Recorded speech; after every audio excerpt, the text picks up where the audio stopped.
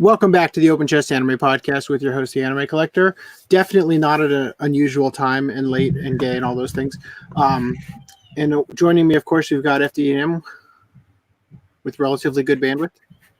Yeah, as far as we know, currently. All right, right on. And RHYS. Hi, I'm here. All right. Happy. So this has been a doozy of a podcast. It just started. Well, prepping for it because I went to see the Wonderland last night, so I had to do a whole bunch of the podcast stuff yesterday as normal, and it's just been a doozy. We'll get into that a little bit more as we go on. So let's jump into it. Of course, I didn't pull up the screen share already, like a total idiot. There we go. Right on. Okay, so first things first. I recently was a guest on the Real Sharks podcast. If you click this link, it will take you here and you can listen to it. Although I will say, my perspective for a lot of this is going to be identical to what you will eventually see in the Dragon Ball Super Broly first impressions video that I'm working on. The reason being is that I was working on it when we decided to do this, and I finished watching Dragon Ball Super in order to, have seen it and get all the footage I need and everything. And that's what we talked about. So you guys can check it out. I encourage you to, but I'm just letting you know it's going to be a recap. If you want to do the first impressions first, where you'll get to see the video with all the edits and cuts and stuff in it, which I think would be the better way to view it. And then go into this because Rob had an interesting take on the what's his name? Jiren's universe and what they represented. It was pretty funny, actually. So anyway, you guys can support us on the Open Chest Anime Podcast Patreon.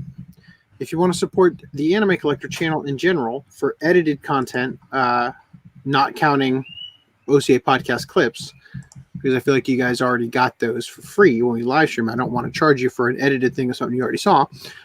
You can do so on the Anime Collector Patreon. And then, of course, you got Stealth Weeb, which, I was supposed to get Watanuki shirts from Inu X Boku up there, but I just did not have enough time. I will get them up there. Actually, I don't know what some of them said because they're kind of hidden. I might have to look at the manga to see if they show a little bit more on what it is. But, there's a couple of them for sure, which we will show in the Twitter moment.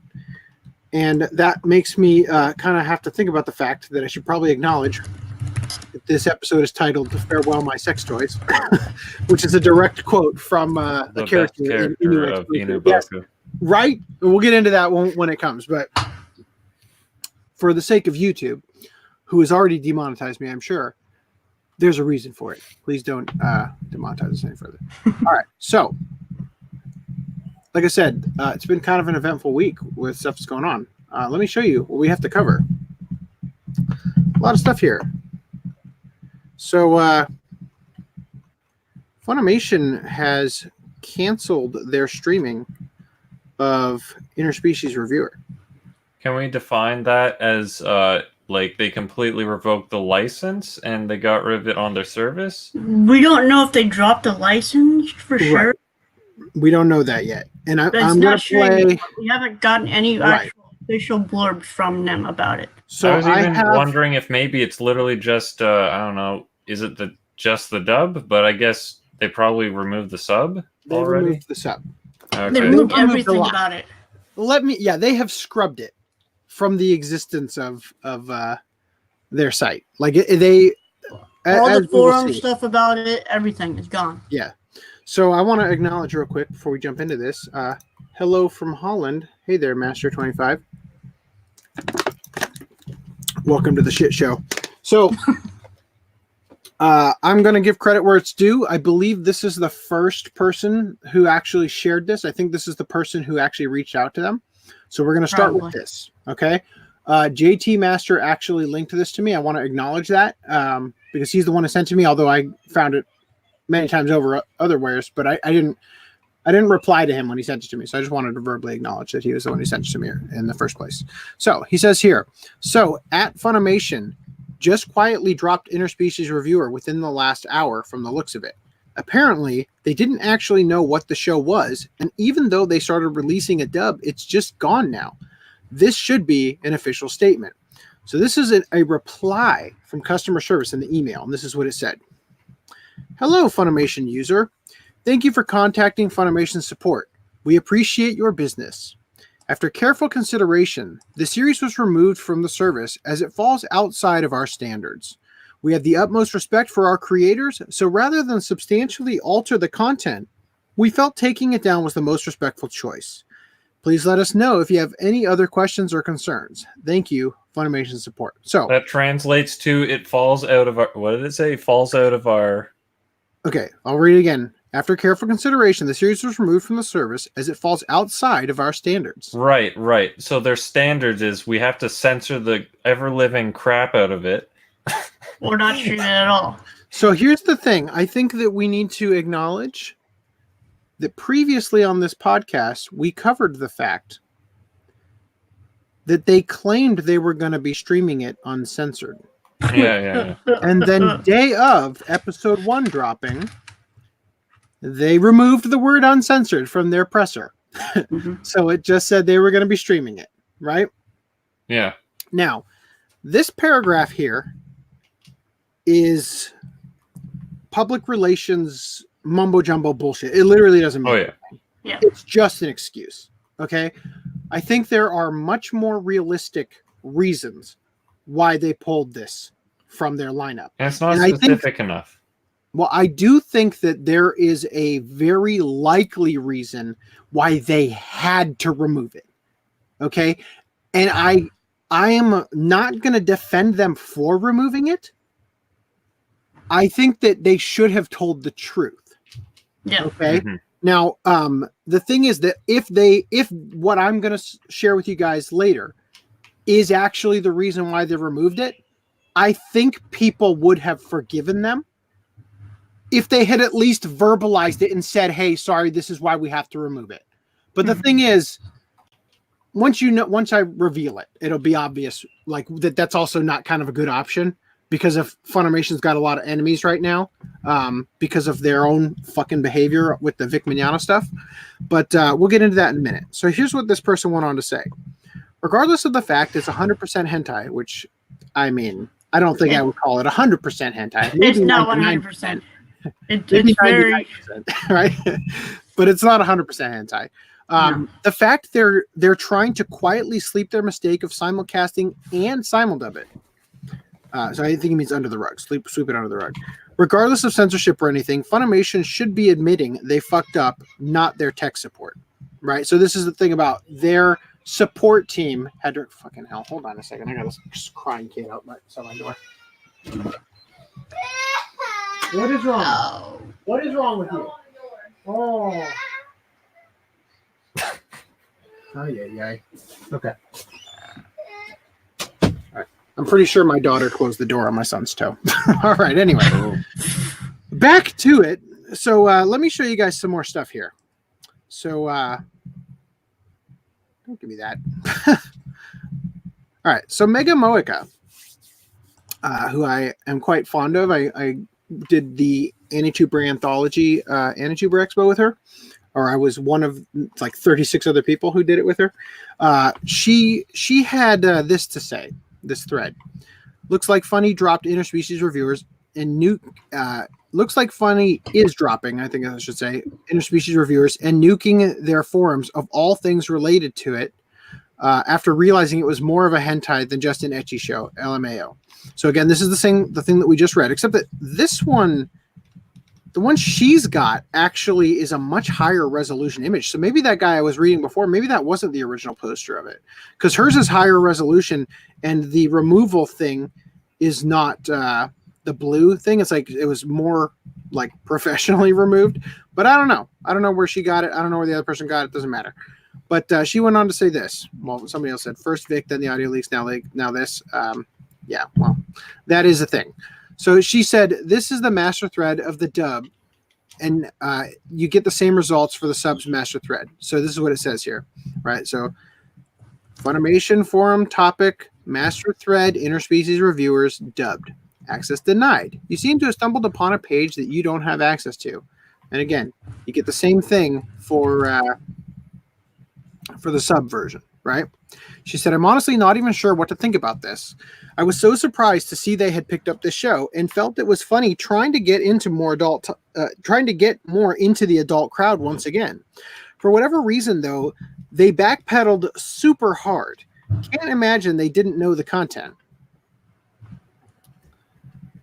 So Versus Seed asks, can the content be any lewder than what happens in prison school? Yes, it can. Believe it or not. Yes, but see, so I'll just say I scrubbed through because I was reading a lot of forum posts that said, well, after seeing episode 4, I kind of understand why. I scrubbed through episode 4, and I thought it was way tamer than I was expecting it to be. Did you see the uncensored version? I did. I actually got the uncensored version that was subtitled. The ATX one? Yes. Oh, and that's also worth noting. This is something that should be understood. ATX is like Asia's version of HBO. Okay? So when you think about this show airing uncensored, it's not like it's airing uncensored on Cartoon Network. It's airing on HBO. You know, the equivalent of HBO, where you see things like Games of Thrones and you know, Westworld and shit, where there's like nudity in every fucking episode, right? Of Westworld, right. I think. So it makes sense that it's going to be uncensored on a platform like that. And it's actually, for as far as I could tell, I was shocked how tame it turned out, because I think that the discussion surrounding it made it seem way worse than it ended up being. Right. Now, granted, it's definitely not something I would let my kids watch. Don't get me wrong. But I thought it was really tame and also quite unappealing sexually. Like the stuff that they were doing on it just wasn't hot, right? It wasn't kinky. The thing that I felt, the part where it was closest to crossing the line in episode 4. Now, people had said episode 4, but then I didn't check out episode 3, and then I started to see people also talking about episode 3. So I don't know about that one. But the salamander girl. Yeah. They're like cooking the meat on her. Yeah. I don't know what the censored version showed, but holy shit. They placed the meat on her nipples. And then when they it forms like a cast of her nipple. Yes, it forms something that is very clearly a nipple. Then you see meat that came from another body part that very clearly is that body part, right?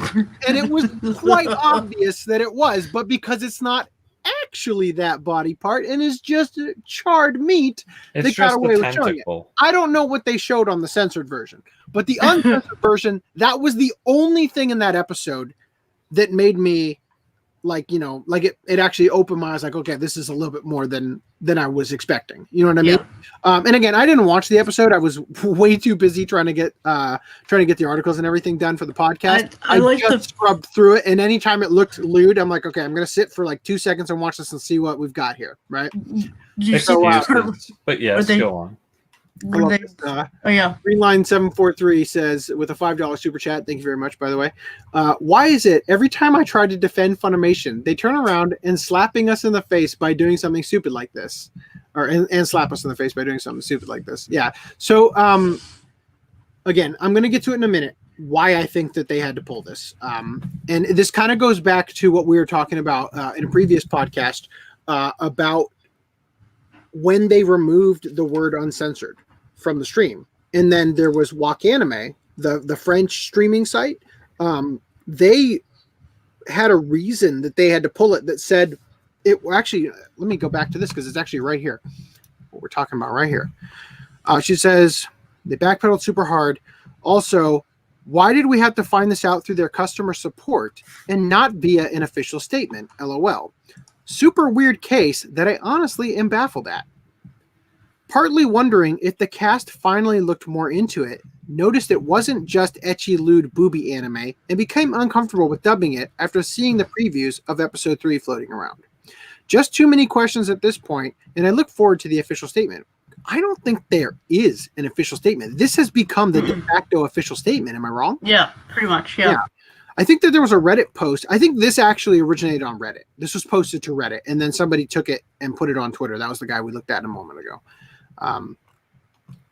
And this has de facto become that statement, right? So This got weirder to me since I see it popping up in unmentioned. I'm guessing this is retweets, like retweets where people aren't adding groups or whatever, like her or somebody else. I don't know. Censored version of the show weren't pressured from Funimation. It's more the studio animating it didn't want streaming of the uncensored version, so maybe it's a studio issue. Article over this from One Angry Gamer. This is the image she's showing here. This is the thing we talked about. Yes, Wakanim broadcast the first episode uncensored, but the rights holders did not appreciate it because the feedback was negative. The feedback was negative. In Japan, only private channels can do this. So Wakanim and the other streaming services will offer the censored version, as is often the case with other anime. But then Wakanim went on to say, right, as we talked when we read the article, that rather than saying that, they said that they had to not air the episode because it was illegal, right? And that caused all sorts of speculation on the content, right? Which might have actually been, see, this is the thing. I'm pretty sure ATX has the exclusive streaming rights for the uncensored version. That's the legal business. Like they made that business deal so that they would have the exclusive rights, so that if you were going to watch it, you had to watch it there. That's a method, obviously, so that ATX gives them money to have that exclusive right, so that people have to go to them, and it can boost their sales of their service to get more people to watch it on ATX, obviously, right? So I think that explains why they might not have actually been able to show the uncensored version. There might have been a misunderstanding with when the original rights were given out that ended up like, oh shit, no, we aren't allowed to share this, right? And that's why that happened. If we're giving them benefit of the doubt and playing devil's advocate here, right? If there was any part of this whole thing that went down that I thought might be legit, it would be this part, because I was more surprised to hear that it would be airing uncensored. They have had some exceptions in the past where sometimes they do that, but I'm after hearing, oh, it's not actually uncensored, I'm like, okay, whatever. I kind of expected that anyway. But, the thing about it being censored is that it's Shimonetta Censor Circle censored. Like, you're still seeing literally the same shit. Or is there like blacked out scenes? Is that something that they did? Reese, you've been watching it, right? Reese? No, I've not seen the censored part. Okay, so you haven't seen it censored. So, but from what I've seen, because I actually downloaded the first episode of the Funimation broadcast, which, by the way, I should note. VLC player has frozen, so just give me a second. Forced to quit that shit. It froze when I was done going through the episode 4, and when I tried to reopen it, it hadn't fully quit yet. So okay, I'm gonna pull it open real quick, and I'm gonna just show you guys something. Whip it out. Well, I'm gonna show you the opening of the episode. You're not. There's no easy way to explain. I'm just gonna show you. I love the opening. It's not that. That's not what I'm showing you. No. But I love the song. It sounds like "In the Navy" "In the Navy." Okay. All right. So let me show you how this opens. Okay. Let me show you how this opens. Kadokawa splash screen. Yeah. Funimation splash screen. Yeah. Watch what happens. The following program contains intense sexual content and is intended only for mature audiences. Viewer discretion is advised. This is episode 1. Yeah. So you're saying they're aware? Yes. The statement, Funimation must not have known what they were getting themselves into. No. Now, I watched the Fan versus Pro podcast that Justin Savakis did, I think not last night, but last week. And it was on this topic. It was on Funimation. And I think it was only 2 days ago. Was it? Because they did one last night. And I know that because while I was watching The Wonderland, I got the notification that they went live in the movie theater, right? But because they usually stream Monday nights, but yeah, you're right. It might have been only like they might have gone out of their way to do an extra episode to cover the controversy, right? But Justin Sudeikis talked about a couple things that were really interesting, and I thought, like, I mean, a lot of it's kind of common sense. Like we sort of already knew this, but we sort of got more of a conversion, like a confirmation rather. So hold on, I just want to address these real quick. Greenlight 743 says not taking it down, but by licensing it in the first place, or by not paying attention to the agreement, as you said, right? Okay, so here, let me explain this. I want to get into this. So real quick, I just want to show one more thing from Megamoika's thing. I want to show you guys this real quick, what she had to say here. Go out, get out of here, VLC. Okay, so she said, oh, fucking hell. She said, what a statement from her. Partly wondering if the cast finally looked more into it, noticed it wasn't just lewd booby anime, and became uncomfortable with dubbing it after seeing the previews of episode 3 floating around. Okay. So this is something that Justin Sudeikis had to say on the Fan vs. Pro podcast. He said, when they were making Kite, when that got released over here, they censored it. They took out all of the hentai scenes for the first Media Blasters release. Right? He said that when they dubbed that, they had to show the voice actors the fully uncut version with the lolicon sex scenes and everything, because the voice actors needed to know that their name would be attached to something like, oh yeah, I worked on Kite. Like you look at the IMDb, oh, they dubbed this character in Kite. Oh, Kite, that thing with the lolicon sex scenes, right? Regardless of whether the version they were in actually had those scenes in it, they had to show them this is what you're going to be associated with if you take on this job, right? And later on, they actually released the uncut one that had the lolicon scene taken out, and then the director's cut uncut one that had arguably everything in it, right? So I believe they did actually dub the rest of it. I don't know if they used the same cast as the original one though, but brought that up, and I thought that was an interesting idea. And he also brought up something, like I said, that we already kind of knew, but the confirmation from somebody in the industry was kind of nice to hear. He said that Funimation's licensing department is completely separate from their dubbing department, and the licensing department is in Japan, because the way Japan works, they do a ridiculous amount of in-person meetings for business deals that could have been handled over an email, right? But they literally get on a train, go an hour out of their way, go to the place to talk and just shake a hand over something, because it's just a part of their business etiquette. It's a Japanese thing, right? So they've got an entire branch in Japan specifically for licensing agreements.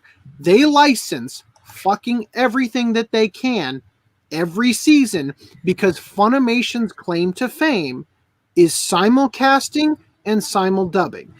And he went out of his way to bring up, he said, they've picked up things that otherwise would not have gotten picked up, especially not by Funimation, because they were just grabbing as much as they could, right? So stuff gets dubbed. He specifically brought up handshakers. Like, did anybody even buy that?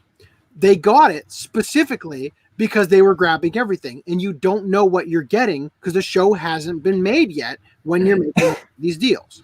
Now, he also said that according to him, and I don't think he's actually read it, but from what he understood, the manga for Interspecies Reviewer is extremely tame in what they actually show. It's the same subject matter, but they don't show fuck all. I think that one's actually licensed over here and released. Yeah, Yen Press has it.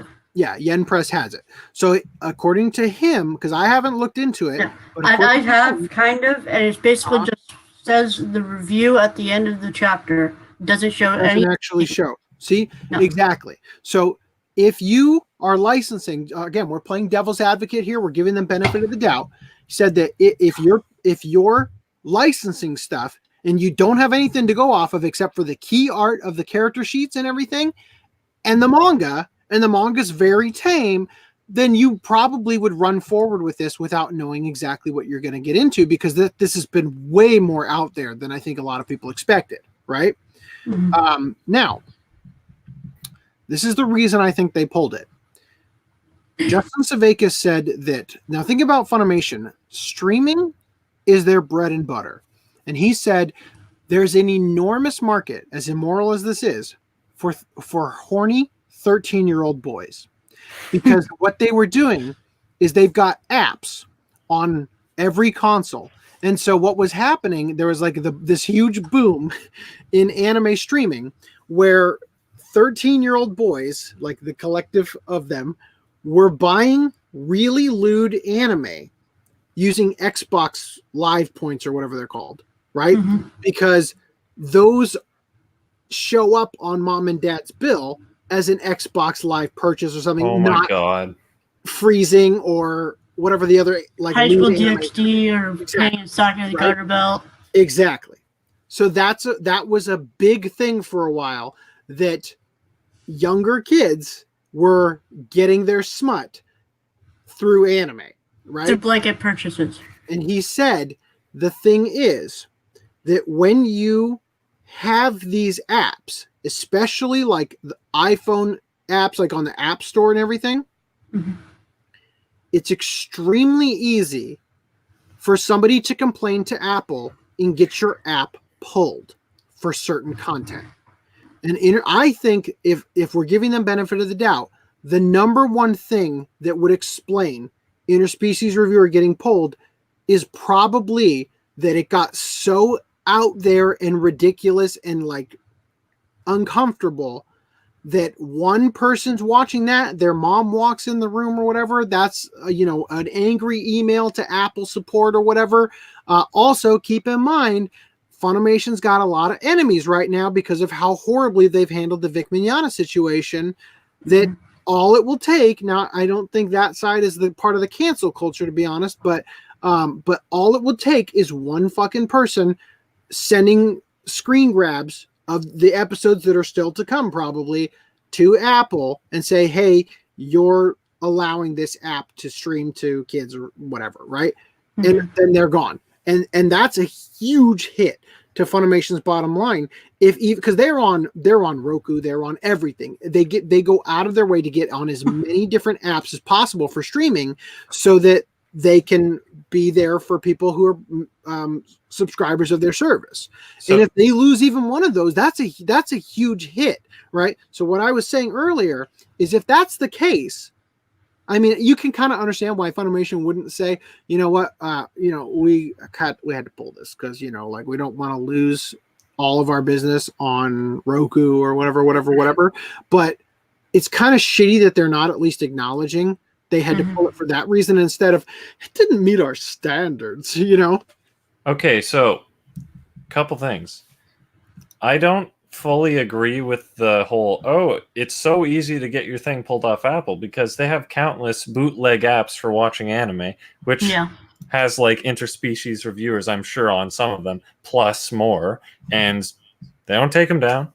You can report them all you want, and Google will just be like, okay, we'll look into it maybe, or something. So there's a difference there. Then why don't they, if like say the Roku dealership was in jeopardy, well, why don't you like make it console exclusive or something? Well, not exclusive, but it's like a de-exclusive for the Roku. Take exclusively that show off of the Roku platform, right? Or something. So two things. This is what I think. Again, I think that we're playing devil's advocate here. If we're going to try to make sense of the ridiculous decision that they made to just pull this and try to do it like nobody was going to notice, and the official statement de facto has become the tech support response, right?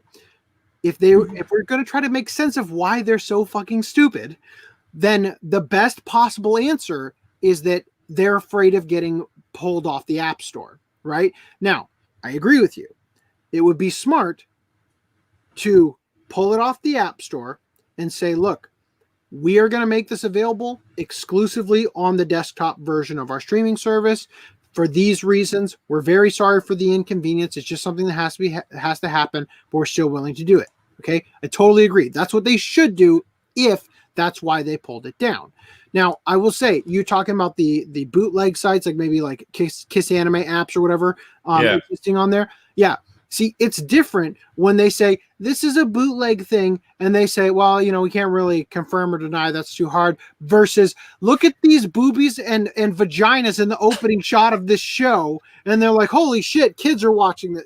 That's different. That's very different. It's really easy to get that stuff pulled down. Justin Savakis had some anecdotal stuff about hearing this happening with other services and stuff, and it being extremely easy to So what you're saying is, if you want to get those Kiss Anime and stuff apps taken down, you have to say, you have to go. boobies. You have to go and grab the Interspecies Reviewer episodes on there, and you're gonna have to report them with that to see if it would happen.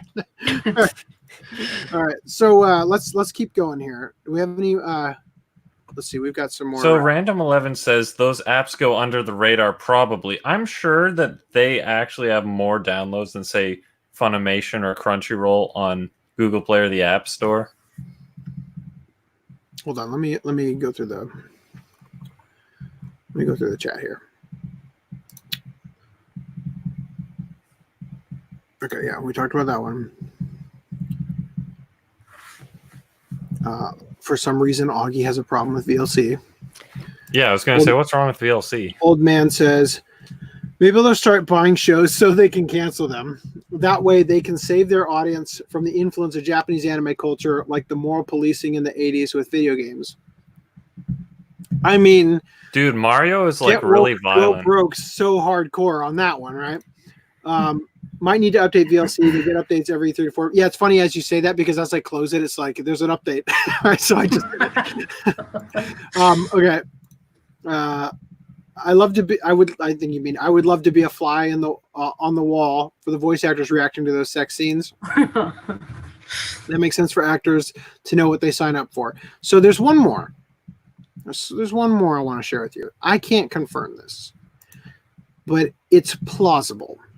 So Rakeda made a video that people are saying he is now an Anituber for, just because it's funny, where he claimed that Monica Rial was cast as one of the prostitutes.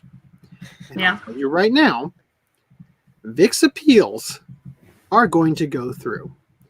And the case that they are going to use, because it's been the public plan from the fucking beginning, is that they have compiled scenes from, in fact, I've sent some of them to Ty Beard myself, from Prison School, where Jamie Markey voices a character, from Panty and Stocking with Garter Belt, where Monica Rial and Jamie Markey are the main characters, and shows like that.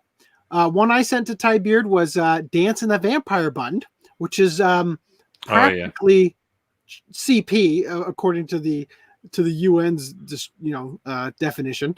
Well, they're vampires. Monica Rial plays the 5,000-year-old lolly vampire who's naked all the time, right? Yeah. So that's the plan from the beginning. It's funny how they released that, but Sugumamo is a problem. What's up? It's funny how they released that, but Sugumamo is a problem. Yeah, well, we'll talk about Sugumamo again later on here. But so they're going to use that stuff to attack Monica Rial's character. Why did they just not cast her in the show then? Well, hold on. We're not talking about Interspecies Review right now. We're talking about Vic's case. Okay. Which, by the way, I skipped the fucking. Something on that. We'll come back to that. There's a small update. It's just a little thing. I just forgot it. Anyway, so they're going to use those shows and the lines that Monica Rial and Jamie Markey have had to say for their job at this company to prove complete fucking bullshit on the obvious made up stories, but even if they are made up, complete bullshit on the sense that she claims that the jelly bean story was traumatic and sexual in some way when she plays Panty and Stocking, right? But if you're playing a fucking prostitute and Interspecies Reviewer, slam dunk case, give Vic $1 million. Am I right? So that's Rakeda's theory. I don't know that there is any credibility to that whatsoever. Right. It's plausible because Funimation's relationship with Okratron 5000 and the fact that Chris Sabat puts Monica Rial in fucking every show, it's possible. but it would be the stupidest fucking decision ever for her to say, yeah, I'll play a prostitute in this show, considering what's going on with the Vic That would be Mignogna so character. funny. Oh god. But if that does end up being the reason, that'd be the funniest thing ever. And I hate to say it, but given how fucking stupid Funimation's been about how they've handled it, it kind of seems like that might possibly be it. Because that's the, oh fuck, what are we doing? Slide it under the rug, pretend it didn't exist, delete all the forum posts about it. That seems like why else would they do that? If it was something, innocent, like what I suggested to play devil's advocate, that they're afraid of getting the app. They'll be upfront about it. You could be a lot more upfront about that. You could just say, look, we're still going to release the show on Blu-ray. We sort of have to age gate things a little bit more than usual because it's a lot more risque than we were led to believe when we made the business deals. I'm pretty sure fucking upfront about it. Not it doesn't meet our standards, Anyway, you guys have anything you want to say before we? I believe the character that she supposedly Montreal supposedly played. She is in episode 1. If you have the English dub for episode 1. So I do have the dub for the English dub for episode 1, but the credits, which is what I downloaded it for, I was hoping it would have. They don't put the credits on. That's all in Japanese. Because it's the simul dub. They haven't had the time to do the post processing and fix all this. Well, they didn't get the clean opening or in any credits. Exactly. So they haven't made it. Yeah. No, I get it, but I'm just saying, I got it for that. I knew it was a real long shot, but if I have to sit down and watch it, I will. And see if I hear her voice, because she's got a really obvious voice when you hear it. Yeah. I sent a link in the group chat with the character that I think she is. Oh, in the private chat? The link in the chat and the Facebook chat? on the group chat and Facebook. The one that the Augie says check chat, because that's. Oh, did you send it earlier? Oh, okay. Yeah. Wait a minute. I'm pretty sure that's her. Okay, hold on. I looked at. I'm looking at the picture of the girl wearing the Slipknot hat. That's not the same thing. Oh no, that's not it. That's from Keep Your Hands Off Azakin. Yeah. Yeah. Okay. Here we go. I just plugged in Monica Rial interspecies reviewers into Google, and it gave me a Twitter post about when they said. Okay. Okay. Is this a prostitute character? Yes. I'm pretty sure 90% of the characters in the show are on the picture. Yeah. So okay, let me. No, she's a librarian. Yeah. The chastity belt. She's the school nurse or some shit. So is this Slipknot hat something that I should be making? Is that no? I definitely get sued. I saw Slipknot was trending on. Slipknot without an I or an O isn't Slipknot. It's Slip. Oh, so Slipknot. It's got the same kind of. But it is the same font. I saw Slipknot was trending on Twitter right underneath the Iowa caucus. I was like, oh, wait, why is Slipknot? Iowa, right? Because they're from Iowa. Yeah, their second album was Iowa. But yeah, they were just trending because they announced their new set list, and then I was kept scrolling down. I was like, oh wait, Slipknot wasn't. How did I miss that in Azakin? It's like shit. Were you reading the subs? Oh yeah. Your eyes were. I guess that's why. At the lower third of the screen. Yeah, okay, so let me go through some of these chats before I jump into this next article about the same thing. So. All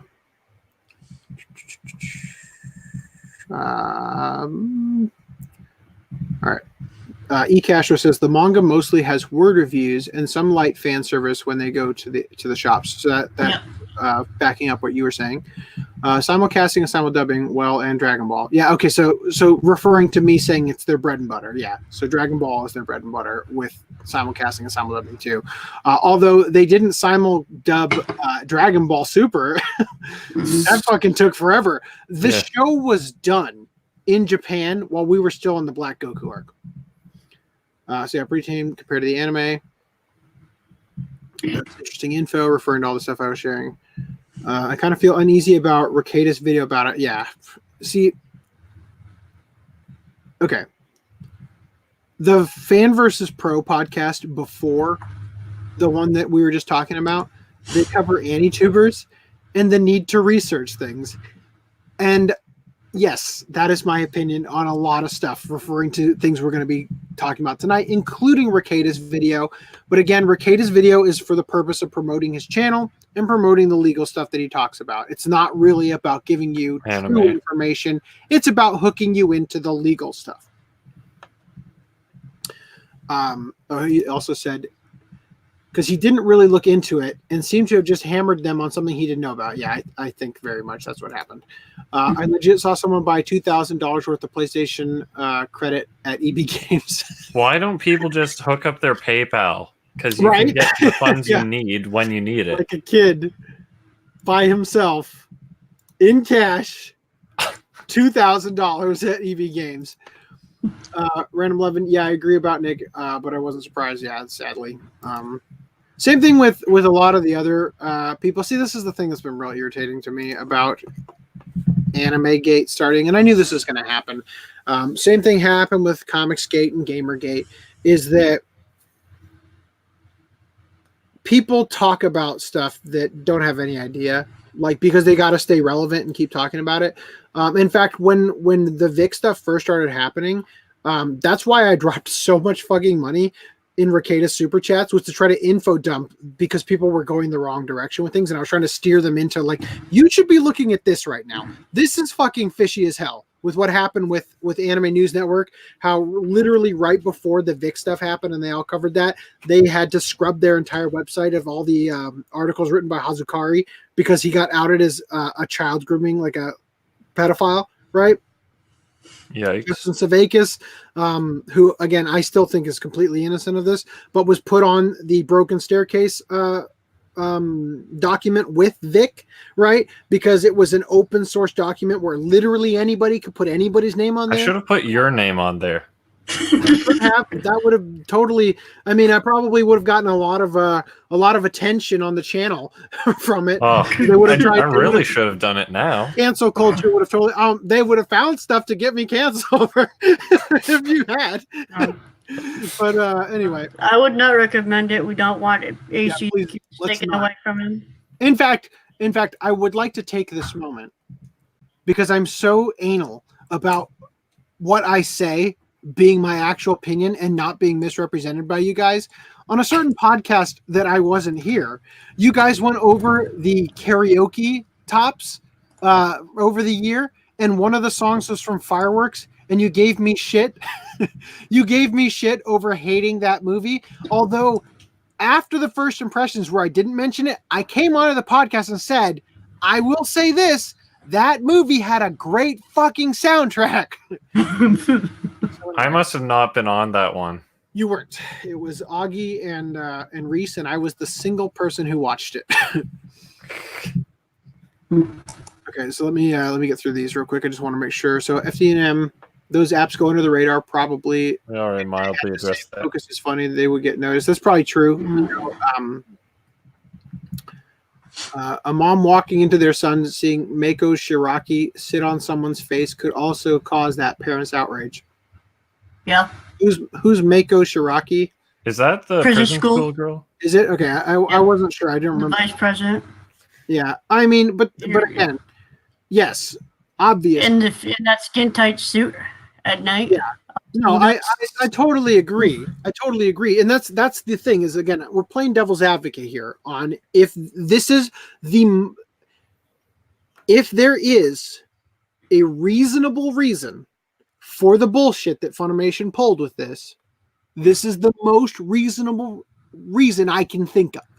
Mm-hmm. It's not guaranteed to be the reason, but it's better than what everybody else is doing, where they're just like, they hate fans and they hate fan service and they just they hate fans so much that they're against trans rights.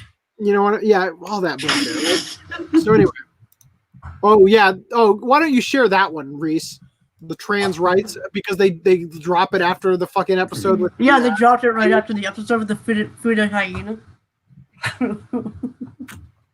What a fucking world we live in. That's hilarious. Okay. Apple was going to take down Tumblr because Tumblr supported porn. Like it allowed porn on the site.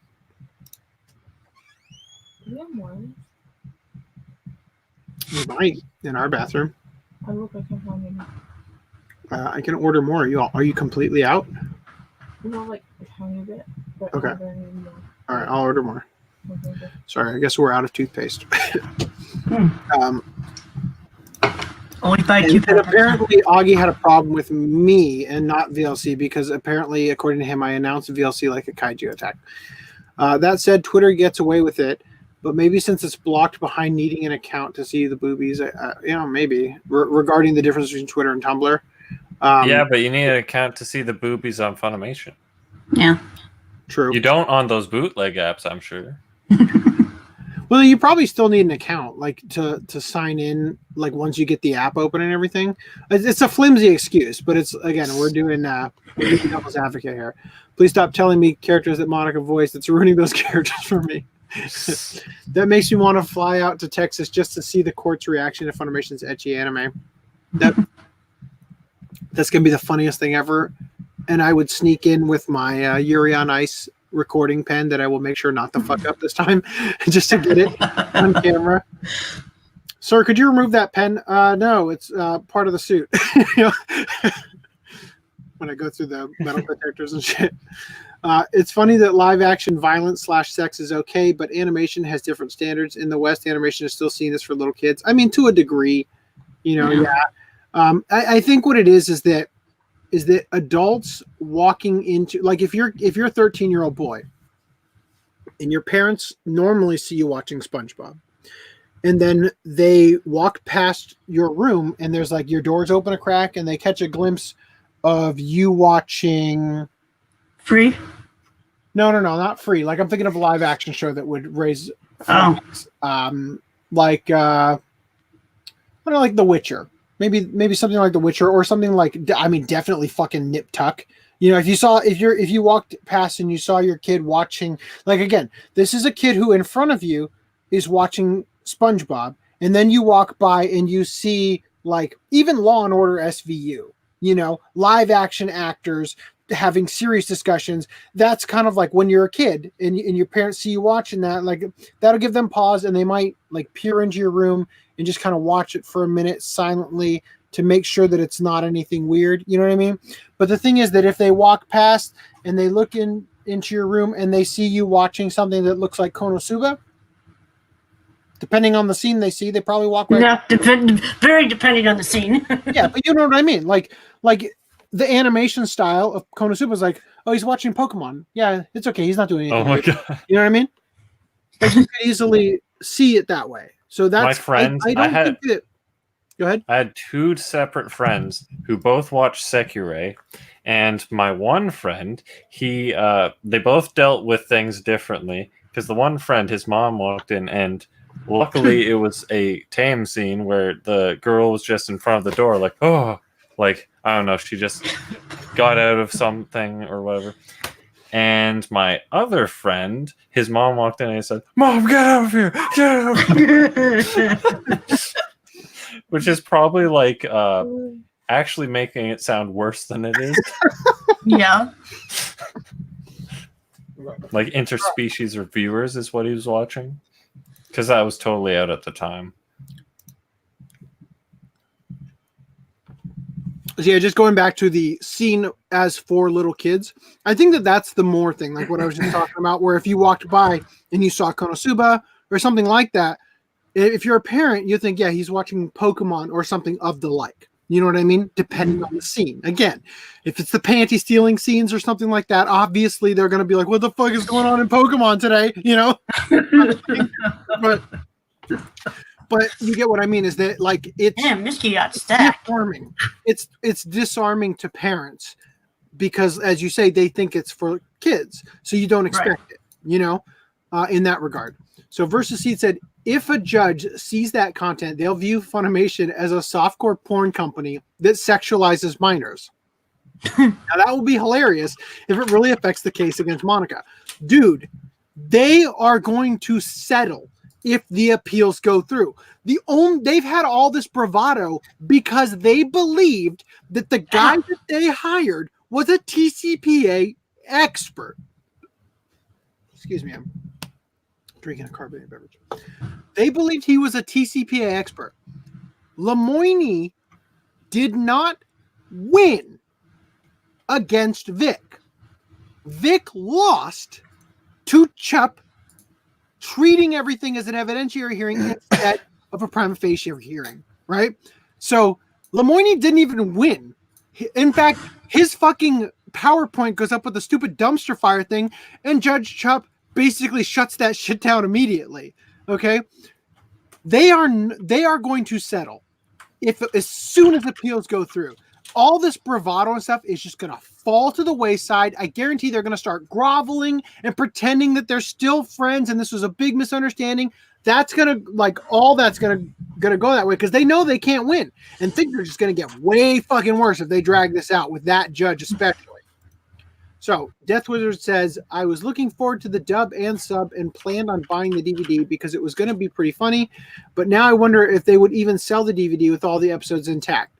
So there is some good news that I will share with you in just a minute.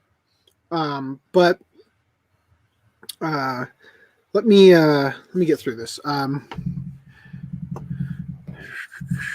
lock the door whenever I watch anime just in case. Yes. The universal law is that it's completely tame until somebody else walks in the room. That's the rule. That's how anime works. You just always have to be safe. Better safe than sorry. You spend your whole day alone, you're watching Attack on Titan, but when your parents get home, you just turn on that one episode of oh shit! Episode shit. No, I'm not watching this all day. No, I am. Sometimes, I started going to a men's group, and I won't go into too much details about it, but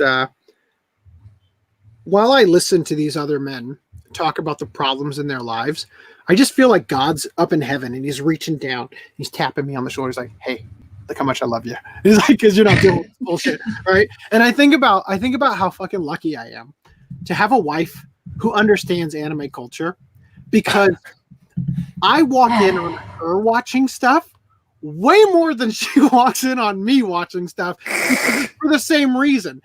For example, we watched Inu X Boku.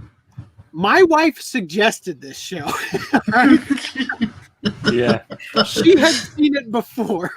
Oh. So, anyway, I want to get back to another thing here, but adult anime fans should not be penalized because kids are watching things they shouldn't. This is a job for their parents, not the anime industry. The same for video games. Yes. Say it louder for the people in the back. Yes. So here's the number one thing that needs to be understood right here. Okay.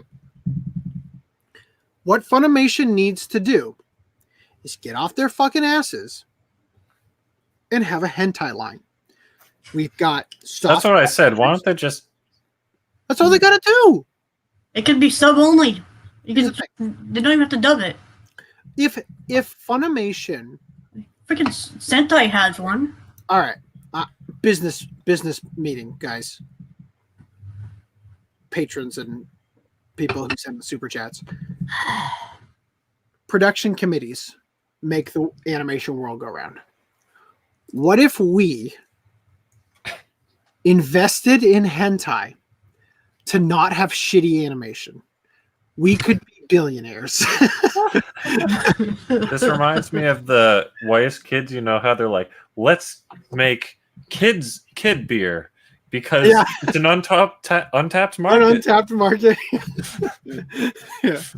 My favorite YS kids, is grape them in the mouth. Yeah, that one's great. Yeah. It's grape. Like, look what she's asking for. What she's asking for? Look what she's wearing. It's purple, right? Okay. All right. So, all right, let me just get through this. Also, Lemoyne Squad coming through. Lord, I remember having to quickly click out of a browser when I was marathoning Kill la Kill back then. Yeah, seriously. But again, I'm so blessed that my wife and I watched that show together, and we both liked it, except for it was a little much in the terms of how ridiculously high energy it was for how tired we were at the middle of the night when our kids were asleep and we could watch it. So we didn't get past the first 5 episodes. I want to go back and finish it, but I'm just saying it's a little difficult. Gentleman's Club. It's got a pretty nice Blu-ray box out right now. I've got it on Blu-ray, actually. I got the whole thing. A really nice Blu-ray box that has a typo on the disc. Well, yeah. maybe any all right. future reprints. Okay. I'm caught up. Thank you, kind viewers, for waiting for me. Okay, interspecies reviewers uncensored version pulled before airing. So this is going to be a little bit of a recap, but there's some other stuff in here that I think is worth hearing. So, the international airing of Interspecies Reviewer, also known as Ishuzoku Reviewers, is already receiving some fairly positive feedback from viewers. However, some people noticed that while Funimation originally promised to air... Wait, hold up. I'm sorry. I clicked this link from Megamoika's thing. This isn't actually the one I'm supposed to be reading. I think we went through that last week. We already went through that one. Yeah. Okay. So if you guys are interested in hearing a scene, to know, again, this is towards the argument that Funimation definitely knew what they were doing. Buzz Aldrin's furry grandchild, Rin Aldrin here. I don't know. Citation needed. Shared this. It said, "I would like to say again, this entire scene was dubbed, and no one at Funimation realized the show might get very not safe for work." Now I'm going to warn you guys. There's going to come a part in this. I'm going to have to be paying very close attention. I'm going to need to scroll down very fast. Wait, is this the part where they showed the spandex? Yes. Oh God! Yes.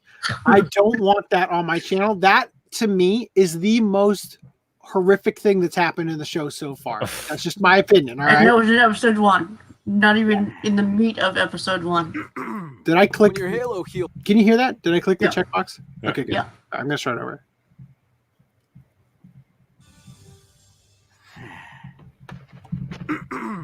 When your halo heals up, you'll be able to go back to heaven, right? Huh? Well, yeah. So, when it's all better, then you can take the two of us lads back to heaven with you. And until then, we'll help you as best as we possibly can. Seriously? Thank you both so very much. I'm in your debt. Tell me, why go to heaven? Well, because we're dying to know. If they've got brothels up there. What? We're on a quest. To have sex with every species of chick there is. Through jungles. And seas. In deserts. On snowy peaks. In dungeons. High and low, near and far, we're out for adventure. And if we find hot chicks out there... Heaven, hell, or high water, we'll bone them all. Uh-huh. Oh man, I'm so pumped for this! The day I make the beast with two backs with an angel is the day I reach paradise, in the purest sense. Going to heaven, huh? More like coming to heaven, am I right? You never know. Maybe God herself will be working up there. Oh my god, dreaming! Don't be an eternity. I've made a huge mistake. I got myself wrapped up with some unsavory folks. Oh, hey, question. No offense, but you're a guy, right? And I think that's enough. Yeah. All right. So I think we get the idea. Yeah. Now, I will acknowledge real quick a translation thing that's kind of interesting to note. When he says going to heaven, more like, or he says going to heaven, more like coming to heaven. That's a reference. The reverse in Japanese. Right. Well, that's a reference to the fact that in Western lovemaking, people go, "I'm coming." In Japan, they say, "I'm going," because it means I'm going to heaven, right? Like anyway, that's a reference to that. I'm on my way. Yeah, I said reverse because I remembered your quick educational lesson before. Yep. I'm always quick to share knowledge. Knowledge. Yeah. Knowledge. All right. So I saw this about physical releases, my dudes. Well, this is not about that, but I take that into consideration. Dak Attack said at High Dive Official, "You should pick this up since Funny is being a bitch about it." Oh, he shared Mega Moika's post. To which High Dive said, completely disregarding the fact that they just cussed out Funimation. Says, we can't make any promises, but we can always ask and see. Thanks for Thanks for letting us know. Oh my god. So, I mean, so Sentai has their line called Soft Cell Pictures. Is what puts out their puts out Which the again should just be called hentai pictures, but nobody else there seems to have thought of that pun. Well, I mean, I guess it's Hentai under film works. section 23, but Oh, right, sorry, that's what I meant. I just remembered something funny though, because you know how they said, oh, Funimation picked up Handshakers, which it was a disaster. Sentai picked up W comma S or whatever Z. WZ. Okay, anyway, WZ, which is the sequel to Handshakers, no dub. Yeah. Okay, yeah. So no. That's the thing, is that with Sentai, they try to get a lot of stuff licensed too. They license shit like crazy just to have it. That's why we've had this explosion of so much crappy anime coming out that Sentai releases for $1 during their sales, right? That isn't any good. But the difference here is that Sentai doesn't simuldub. See, They a do. lot of shows that have No, they do. do they? Yeah. Yep. Okay, well, they don't simuldub the way that Funimation does. Funimation they agree in their licensing to simuldub shit that doesn't even deserve a dub because it's so fucking terrible. Really? Right? And that's what Justin Savakis was saying about Handshakers, right?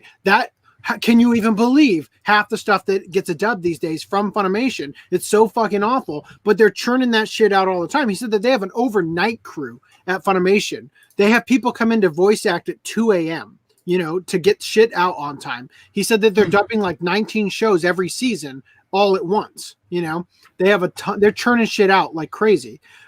So with Sentai, see, the thing is that if Funimation drops distribution rights to Interspecies Reviewer, it probably will get a new cast if it gets a dub at all, right?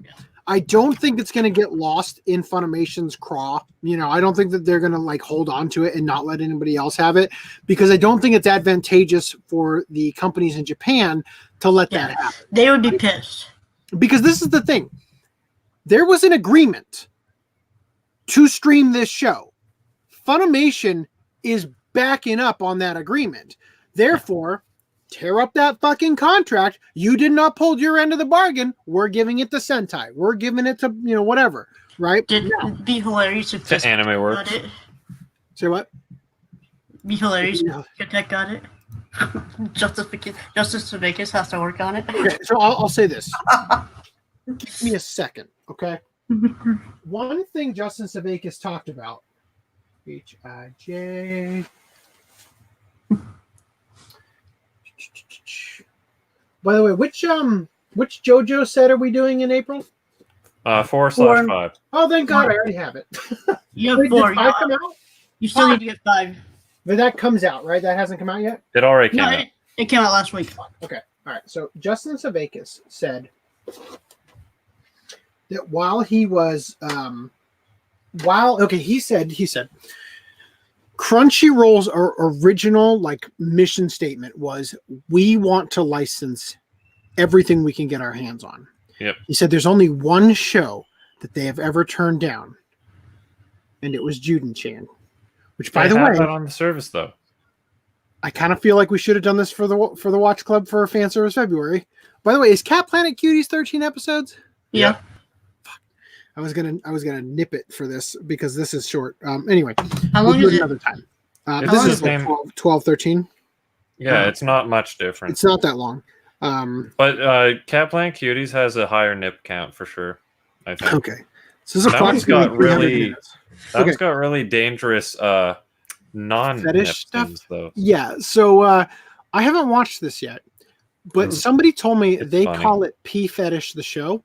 So Okay, I mean, yeah, it happens like 4 times, but I don't well, know. 4 times is 3 times more than warrants the title of P Fetish the show. Okay. So anyway, What? Are you kidding? 1 is enough for the entire show to be called the fetish. You want to know what it is, Brad? My He God, can I literally- please fucking finish? He literally beats the piss out of them. Okay, onward. I don't want to know that. I want it to be a surprise. So anyway, he said that the key art for this that was sent to them, because he said Anime News Network has offered the chance when Crunchyroll turned it down, and he said that the artwork was I think this character had just licked the plug and there was like a string of spit going to it, and he said they passed on it. And I've totally lost my train of thought on why I was going to talk about that. Here, this is Crunchyroll's app. It's on there.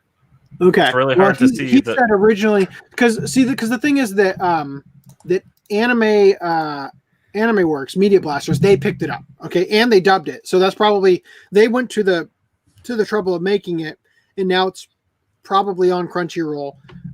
But it wasn't something Crunchyroll had to do the subtitling and the legwork for, because Anime Works did it. Anyway, I don't know. I'm just talking about what he said. Was that the DVD? Yeah, that was the. Yeah. I have the Blu-ray too. Okay, I was gonna say because just for they- anybody who's wondering. they said the DVD had defects or whatever. We went over that before. Juden-chan Recharged. This one has a dub. Then there's the Blu-ray for Recharged too. But the recharge one is broken. Is the broken one. Yeah. Yeah. So you're probably going to want to get the Blu-ray. Yeah. All right. Back to work. So, High Dive is Sentai's streaming, correct? Yep. So, it would be interesting because If they did pick it up. if they said we can always ask and see. So it'll be interesting because the thing is, Sentai's bread and butter, and Justin Zevegas went way. He really went in not detail, but he really emphasized the fact that he really emphasized the fact that fucking the as Augie would call them, the nudie booty shows, they fly off the shelves.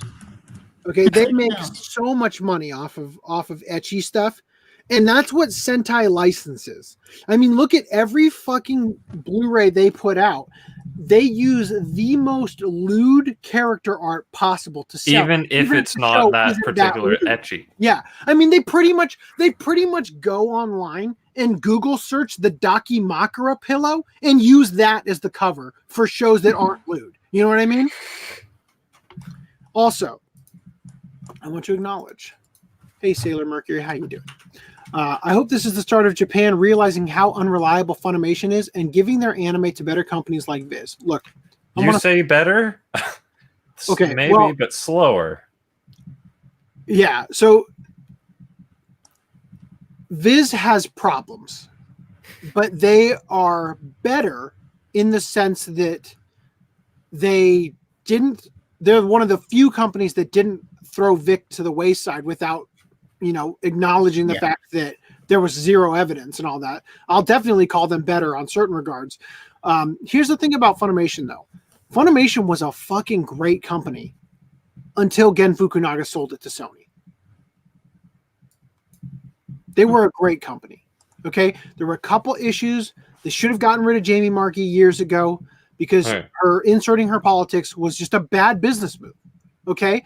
She's of the mind that my side is correct and you Gamergate creep shows are all like worthless piles of scum, and I can deride you constantly, and you're not even worth the money you're going to spend on the prison school Blu-ray, right? Like, they should have gotten rid of her a long time ago. But the thing is, Funimation wasn't a bad company. They were a great company until they got bought by Sony. Sony is a shit company who've been censoring games for ages, and it's coming to roost with Funimation. Things have just gone bad. They're going bad with everything. And I think that what would happen with Vic, all the stuff that's happened with Funimation, this is fucking karma. This is just, bad morals coming back to bite them, with everything that's happened. Now, what's with the title? That's Juden-chan.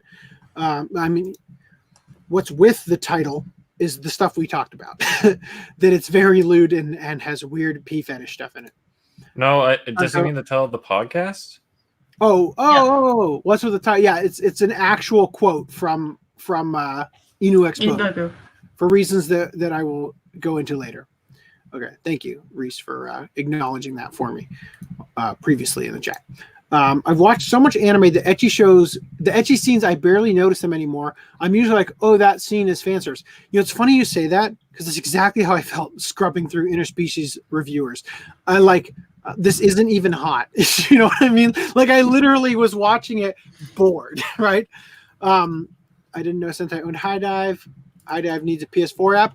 Once again, they're working on it. Has gone so above and beyond with getting every fucking app that they could, because that's where the money is making your service available to people, because people will get Funimation now instead of High Dive because they can watch it on their PS4, because they can watch it on their computer, because they can watch it on their phone, right? Right. That's what I was saying to High Dive, like when it first launched. I was saying, okay, if you're going to be the anime network, launch with an app on consoles and stuff.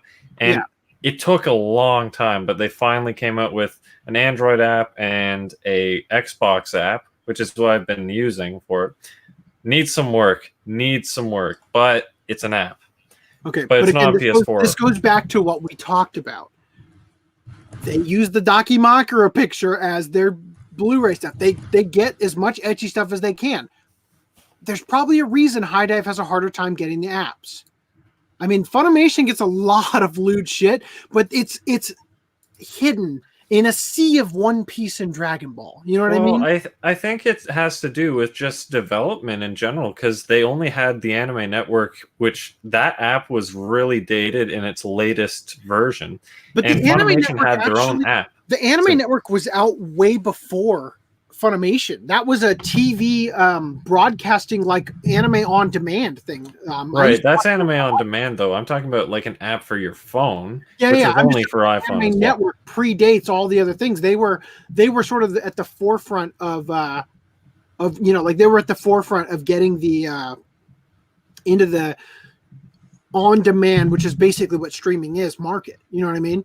Funimation though had a much like they had their app out pretty early on. I want to say around at least 2011, 2013, something like that. I think the reason why is because the Anime Network existed before the big crash in 2008, right? So the Anime Network existed back then. The crash happens, and then Funimation was the only one that really survived the crash. And they had the money to invest in the R&D to get the streaming app launched and the servers and everything that was necessary to get it running smoothly. Whereas everybody else was still picking up the pieces, going around and re-getting investments and, talking to people for investment opportunities to get their asses back into the game. Because John Sarabella didn't go anywhere when the crash happened. The people at ADV didn't go anywhere. Their company went somewhere in the toilet, but they didn't go anywhere. The actual people with the passion for the industry and all that stuff, Justin Savakis, people like them, they still exist, even if the companies they work for went out of business. So these people had to go, they had to start over from the ground up. They could either try to move to Texas, try to get a job at Funimation, and then do something that somebody there already does, which wouldn't have worked, or you can compete. But the way you got to compete is you have to prove to investors, hey, we were successful before. We licensed shows that cost us $1 million that definitely weren't worth that much, but we can do it better than Funimation's doing it. Look at all these boobies, right? Put on our DVDs. here's some free documentaries for you investors, right? I want to see a pie chart that has all themselves back up. Go ahead, Reese. I want to see a pie chart that has all of that listed and then just boobies in one section. Yeah. Here's what your money's going towards. 13-year-old horny kids buying stuff on Xbox Live. Oh, good. So I want to acknowledge that Sailor Mercury said they respect due process. So we're on the same wavelength with Viz. And yeah, I agree. Talking about Viz? Hold on. I had a... No! Fucking... StreamYard is frozen. For some reason, I can't click on this. Can you click on the next one in the list? Respect due process. Where's this one? Here we are. Okay, that's weird. Yeah, I agree. Funny got worse when Gen stepped down. See, the thing is, I think Gen was forced out. Same thing with Kun Gao at Crunchyroll. There's been like a hostile takeover by higher up companies, that have been forcing the people that made the fucking anime industry work in the West step down. You know, pre-Sony Funimation was passable. Okay. Do you see Funimation getting worse and worse in the future, or will they turn around? No, they are going to burn. And then they're going to get bought up by Gen Fukunaga again. Yes. I predicted this when Sony bought them. They're going to crash and burn, almost like Gen left instructions to everybody who worked there to slowly destroy the company so that he could buy it back from Sony for pennies on the dollar and reinvest all the money he made when they bought it and make it rise up like a phoenix. And if they bring Vic back, which honestly, if I was Vic and they wanted to settle and said, we'll give you all your original roles back, we'll let you redub season 2 of Morosu Mononoke, and we'll put you in this guaranteed amount, this number of shows. We'll give you, even if they did that, I wouldn't go back because I can't work with Sabat. You know, I mean, if you say it's me or Sabat, they're probably going to go with Sabat because he's Vegeta and Piccolo and All Might and Yamcha and Guru and Dende, or what, you know, like, not Dende. Is he Dende? No, he's Mr. Popo, right? Fucking hell, that guy. Anyway. All right, so let's I thought you were actually selling your so farewell my sex toys. All right. I knew this. It's funny because on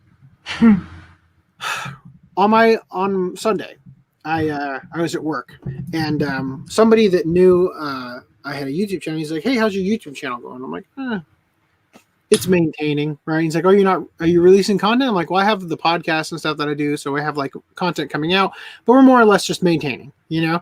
And he's like, "Well, let me know what your channel is. I'll check it out." And so I told him how to get there, and then I walked away, and then I came back like 5 minutes later. I'm like, "Just so you know, the next video that's going live on Tuesday is going to be titled Farewell My Sex Toys." And he said, "My friend, I am so glad you explained that to me." Yeah. So I agree with you, Sailor Mercury. Right now, there are a couple titles that I am getting because I would be really sorry if I didn't get them. Right. That's the thing about Funimation in general. There's so many shows they have that. Oh, fuck. Sorry. I accidentally pulled you out of the stream for a second. There's so many titles that you want. Yeah. Yeah. So, I'll just say there's a couple titles that I'm getting from them because I don't want to have them. Let me put it this way. License and then have them go on print. I want Funimation to suffer for how awfully they've treated the fan base and everything, largely because of Jamie Markey. I think that it's inexcusable that they thought it was okay to put the Gamergate line in prison school for the simuldub. I respect them for taking it out and replacing it for the Blu-ray release, but Jamie Markey should have been on thin ice there, and she continued to do her shit constantly after that. Okay, so they're very much on thin ice already, and I think that they've lost a lot of the ground I would have given them, right? But the thing is, I want Attack on Titan. This next season is going to be the last season. Mm-hmm. If the lawsuit takes forever and Funimation doesn't go up in flames, I'm hoping to get a complete collection of that, dubbed with the art boxes and everything. I'd like to have that. Same thing with My Hero Academia, although if they do go up in flames, I guarantee My Hero Academia will not be completed before that happens. Yeah. Those are the shows right now that I am willing to buy in spite of how much I detest Funimation at this moment, because I want to have those completed collections. But that's it. Other than that, there's so many shows I'm going to pass on from them just because I can't respect them anymore. Or if I do get them, I'll buy them used because I'm not going to give them that money. You know what I mean? Now, the thing about Attack on Titan stuff is like I want to get the sealed versions of those, but yeah. Anyway, so I want to get back into this because we got a lot to get through still. We're still on Interspecies Reviewers. I know. We're on like literally the opening discussion here, and we're already an hour and 18 minutes in. So, Funimation removes Interspecies Reviewer anime as it falls outside the company's standards. I didn't open with this. Yeah. I should have opened with this one. Should have been read before. Oh, no. We're good. Fuck, I'm just so confused because we already went through that other article. Okay, yeah, wow, we are really not far into this yet. Okay, so the company began streaming series earlier this month. Funimation confirmed with ANN on Friday that it has removed the Interspecies Reviewers anime from its streaming platform. The company provided ANN with the following statement from a spokesperson. Does this sound familiar to you? After careful consideration, we determined that this series falls outside of our standards. We have the utmost respect for our creators, so rather than substantially alter the content, we felt taking it down was the most respectful choice. That is a verbatim, direct quote of the thing I said was de facto their statement. Mm-hmm. Okay. Now later on, we're going to read something where somebody is going to say, and probably didn't even reach out to them. They probably lifted that directly from the thing. I don't know. It's the same thing. Funimation might have reached out to Funimation and they literally just sent them the exact same boilerplate email. It's possible. Yeah. You know, dear Funimation user, thank you for your patronage. But we, like that, whatever it said, Mm-hmm. and then gets that back. Wait a minute, what? So Funimation began streaming the series on its website earlier this month. The company planned to stream the series with both English subtitles and an English dub. The anime premiered in Japan on January 11th and is slated to have 12 episodes. By the way, the Blu-ray release schedule is already out in Japan. It's coming out in April, May, and June, the 3 volumes. But they aren't going to have subs. Just so I don't care about any of this stuff. Yen Press licensed the manga. It says it describes the story. This isn't important. Okay. The forum comments on that article is on fire, apparently. Say what? The forum comments on that article is on fire. Oh yeah, because they have like a forum for every article. Yes, it's right there on the bottom. How many posts is on there? Is that a lot for? I guess someone by the Twitter handle. How many pages are there? 3, 2, 15. Oh, okay, never mind. Is that a lot or a little? I thought it'd be more than that. Yeah. Well, the thing is that they might be deleting posts. You know how ANN is. Yeah. Yeah. Anyway, all right. So let me just get through this. So Funimation removes interspecies reviewer. This is One Angry Gamer's article. So as I was saying, this is going to seem like a recap, except this time I actually mean it but there's going to be some new information here that's going to be worth hearing. Funimation has reportedly pulled anime series Interspecies Reviewers, which is based on a popular ecchi manga. The reason they pulled it, according to a message from their support staff, the series fell outside of their quote standards. The message from Funimation support was posted over on the R-Anime subreddit on January 31st, 2020. An image of the response from the text support was posted after the user asked why the page for Interspecies Reviewer was removed from the Funimation website. Right, so it says the same thing we already read. It's true that the page was removed. The search engine still showed that there's a page on the Funimation website, but if you click the link for Interspecies Reviewers, it takes you to a 404 page error. And before the typical centrists use the excuse they never had the show on their website, there's a web cache of the show being on their site, which is still active as recently as January 30th, 2020. So it's an archive of it. Although this fucking thing is up here and I can't get rid of it. But yeah, so this shows that it was up. Funimation.com/shows/interspecies reviewer. It had 1,000, according just to when it was archived, 1,395 reviews, averaging at 4.5 stars. And they pulled this fucking show down. That takes some balls. And not in a good way. That is an instant hot take seller. Get show based on best. Yeah. When I say that takes some balls in the closet while their wife is getting banged by the bull. I mean, that's getting shelf space at Best Buy. Yeah.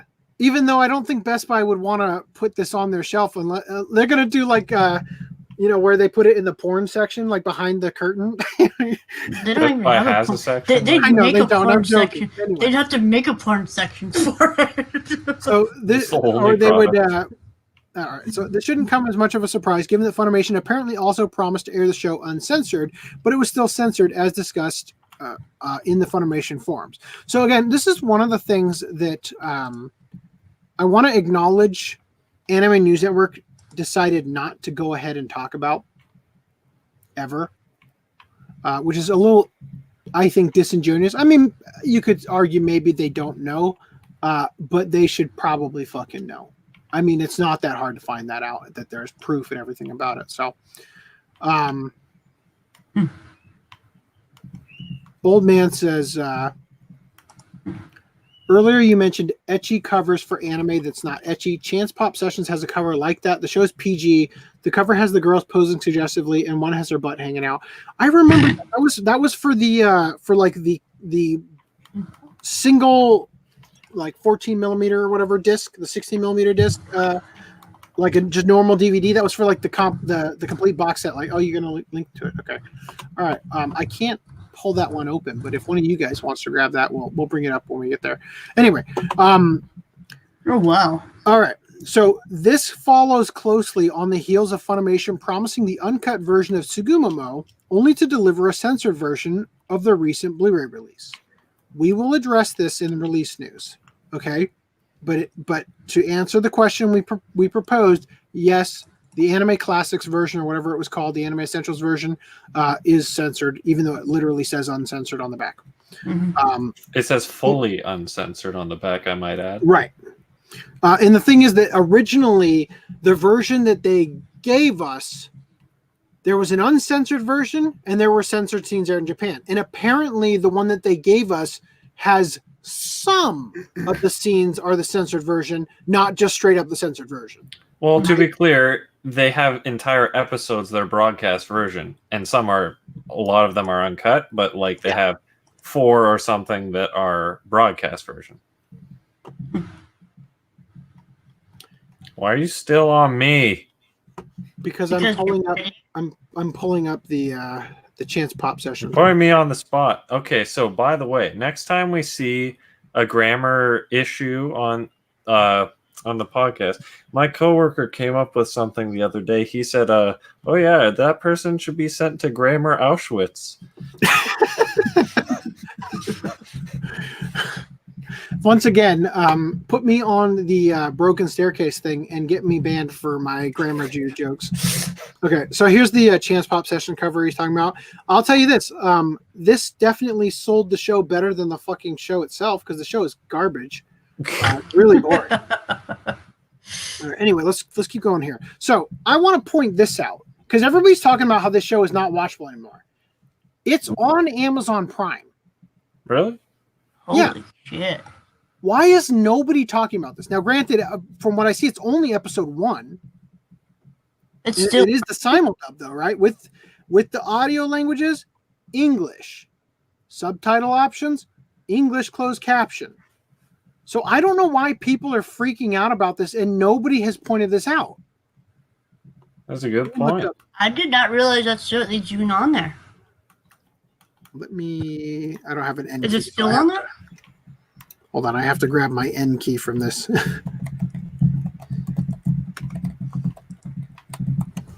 Let's see. Simuldub, right now. $1.99 to buy the episode. Original Japanese version. $1.99 to buy. Oh, it's the censored version. I should acknowledge, just so you know. But I'm just saying that this is the thing I'm talking about. Like that, it's available. What's more purchase options? Can you buy episodes? So they only apparently have episode 1, but this is the one that Funimation dubbed, is what I'm saying. Yeah. So Funimation hasn't scrubbed this yet. Anyway, just saying that's out there. That's Go weird. back to comments. All right. Episode 2 of The Japanese version has two episodes. So Otakusa says episode 2 of Haganai Next Blu-ray is the broadcast version. Is that also released by Funimation? Oh, okay. Yeah. I think I remember this. It's because there's this yaoi visual novel smut game that they play or something, and they had to change that specific picture. Then just use that specific scene from the censored version and leave the rest of it uncut? Or is that just the I'm not sure if there is anything to cut. Okay. But I do distinctly remember season 1 had a nip count, season 2 did not. Ooh.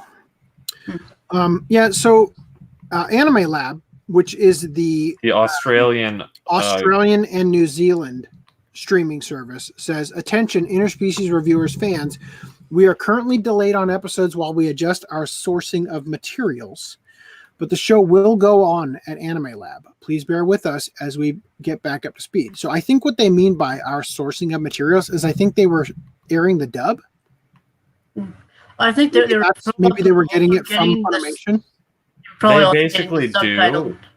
Yeah, they were probably getting a combination of Funimation and a bunch of other licenses. No, actually, that's we're about to talk about this. Actually, I'll just move on to it. Okay, Walk Anim, that's the French one. Anime Lab continue to stream interspecies reviewers anime in select regions. So I want to address this real quick. Sony Pictures Television had announced in September that it and Aniplex consolidated 3 Sony-owned anime acquisition and distribution companies: Funimation, based in the United States; Walk Anim, based in France; and Madman Anime Group, based in Australia, into one joint venture. Funimation moved its streaming content to Anime Lab last month and will close its Funimation Now service in the region on March 30th to give users access to hundreds of more titles in one place. Okay, so that's worth noting about Anime Lab and why they used to get their stuff from Funimation. They're adjusting where they're sourcing it from. Now they're going to have to get it from somewhere else, but it seems like they're still on board to be able to get it. Just they're not going to be going through Funimation again. Okay, so it says all 4 episodes of the series are still available on French Walk Anim service after Funimation removed videos on Friday. The Walk Anim streaming service began streaming the 4th episode of the Interspecies Reviewers anime on Saturday in select regions. The show's first 3 episodes were also still available for streaming on the French, Russian, and German websites as of press time. The company's French account also stated on Twitter that it plans to continue streaming the series. Walk Anim announced on Saturday that it would stop streaming the English subtitles in the Nordic region. There's the grammar Auschwitz right there. I should say they removed the anime from its service on Saturday. The Anime Lab streaming service also announced on Sunday that it will continue streaming the series in Australia and New Zealand. The service said that upcoming episodes will be delayed due to, quote, adjusting its sourcing of materials. Funimation removed the series from its streaming service on Friday, stating, quote, after careful consideration, we determined that this series falls outside of our standards. The company stated it decided to take down the series altogether instead of altering the content. And then we already read this other stuff. Okay, so let's continue. We've got one more thing. Okay, by the way, FDDNM, Random 11 says he has the Blu-ray right in front of him. It doesn't say uncensored. It says completely uncut. Sorry, completely uncut. Oh wait, so you have it.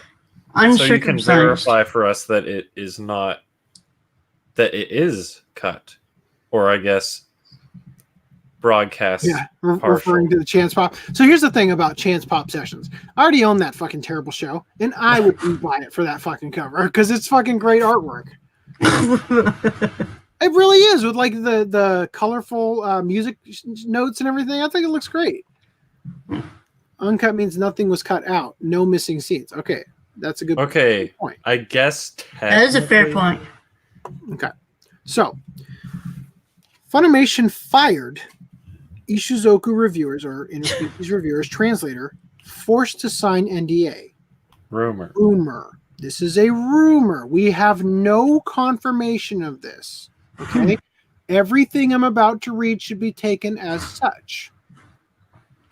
Funimation's forums for Ishizoku reviewers, an anime they are canceling for it being, quote, outside company standards, is lighting up right now.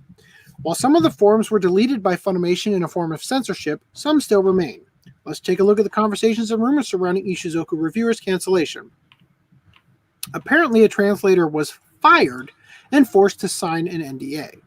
Now, I don't know how you force somebody to sign an NDA when you fire them. I imagine it probably goes with, if you want to get paid for the job you would have done, don't talk about it, right? We're going to fire you. You aren't going to continue to translate this, but here's your paycheck anyway if you sign this document. I'm guessing that's what it was. Assuming this is even true, right? This is a rumor. So the conversation starts with this. Actually, I'm gonna. This is a screen grab. I'm gonna read this one because it's just easier. Okay, this is a direct quote of what that says. It didn't come out. It didn't come to light till today because they want to bury it under the rug. It's Friday night, and they're hoping this will all be swept under the rug by Monday when the news blogs and stuff start reporting again. Guess what else they announced within 24 hours of that being realized that that Interspecies Reviewer was taken off the platform? You guys have any idea? Paranoia Agent, Blu-ray, and uncut streaming rights. Are you saying that Paranoia Agent didn't want to be on the same service as? Yeah, I No, think they wanted all the I'm saying buzz about Paranoia to Yeah. sweep all this out of the way. If they are sweeping this under the rug, well, shit. What do we have to distract people? Holy, yeah, we've got Paranoia Agent. Tease that shit on Twitter right now. In the Well, most to be obvious, fair, I guess we that got fucking Paranoia. post, that fucking post was so fucking obvious what it was, Yeah. right? That little tease post, that was so yeah. fucking obvious. Just a crop. I'm just saying. Again, I'm playing devil's advocate on the other foot here, right? It seems like that might be an attempt to sweep this under the rug. Also, Funimation already confirmed all of this with ANN and gave them the same copy and paste statement anyway. They won't be giving any other sort of answers like every other time, so don't be hoping for anything different. In response, someone mentioned a translator being forced to sign NDA. This is what they said. It's Anime News Network. They probably didn't even talk to Funimation. They probably just copied the Reddit post. Also, Funimation broke their contract with the translator and fired her a couple days ago and forced her to sign a non-disclosure agreement.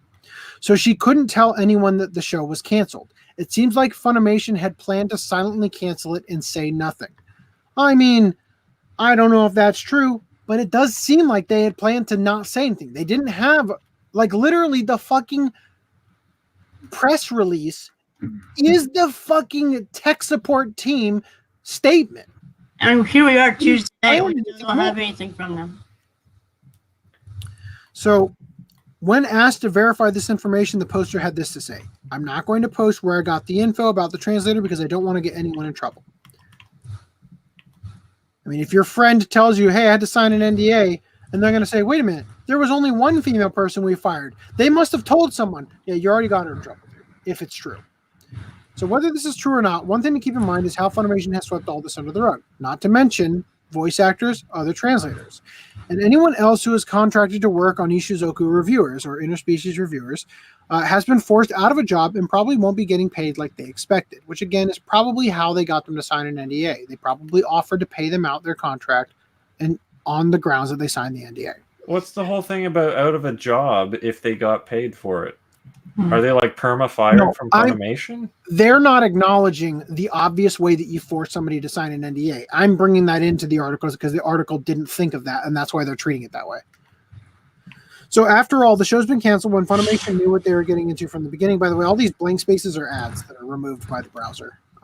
So canceling it midway after some episodes have already aired tells a deeper story hidden behind company standards to avoid going into the details, which again, as I said from the very beginning, that stupid bullshit about company standards, that's PR nonsense. It doesn't mean anything. That is not even close to the real reason why they did it. Yeah.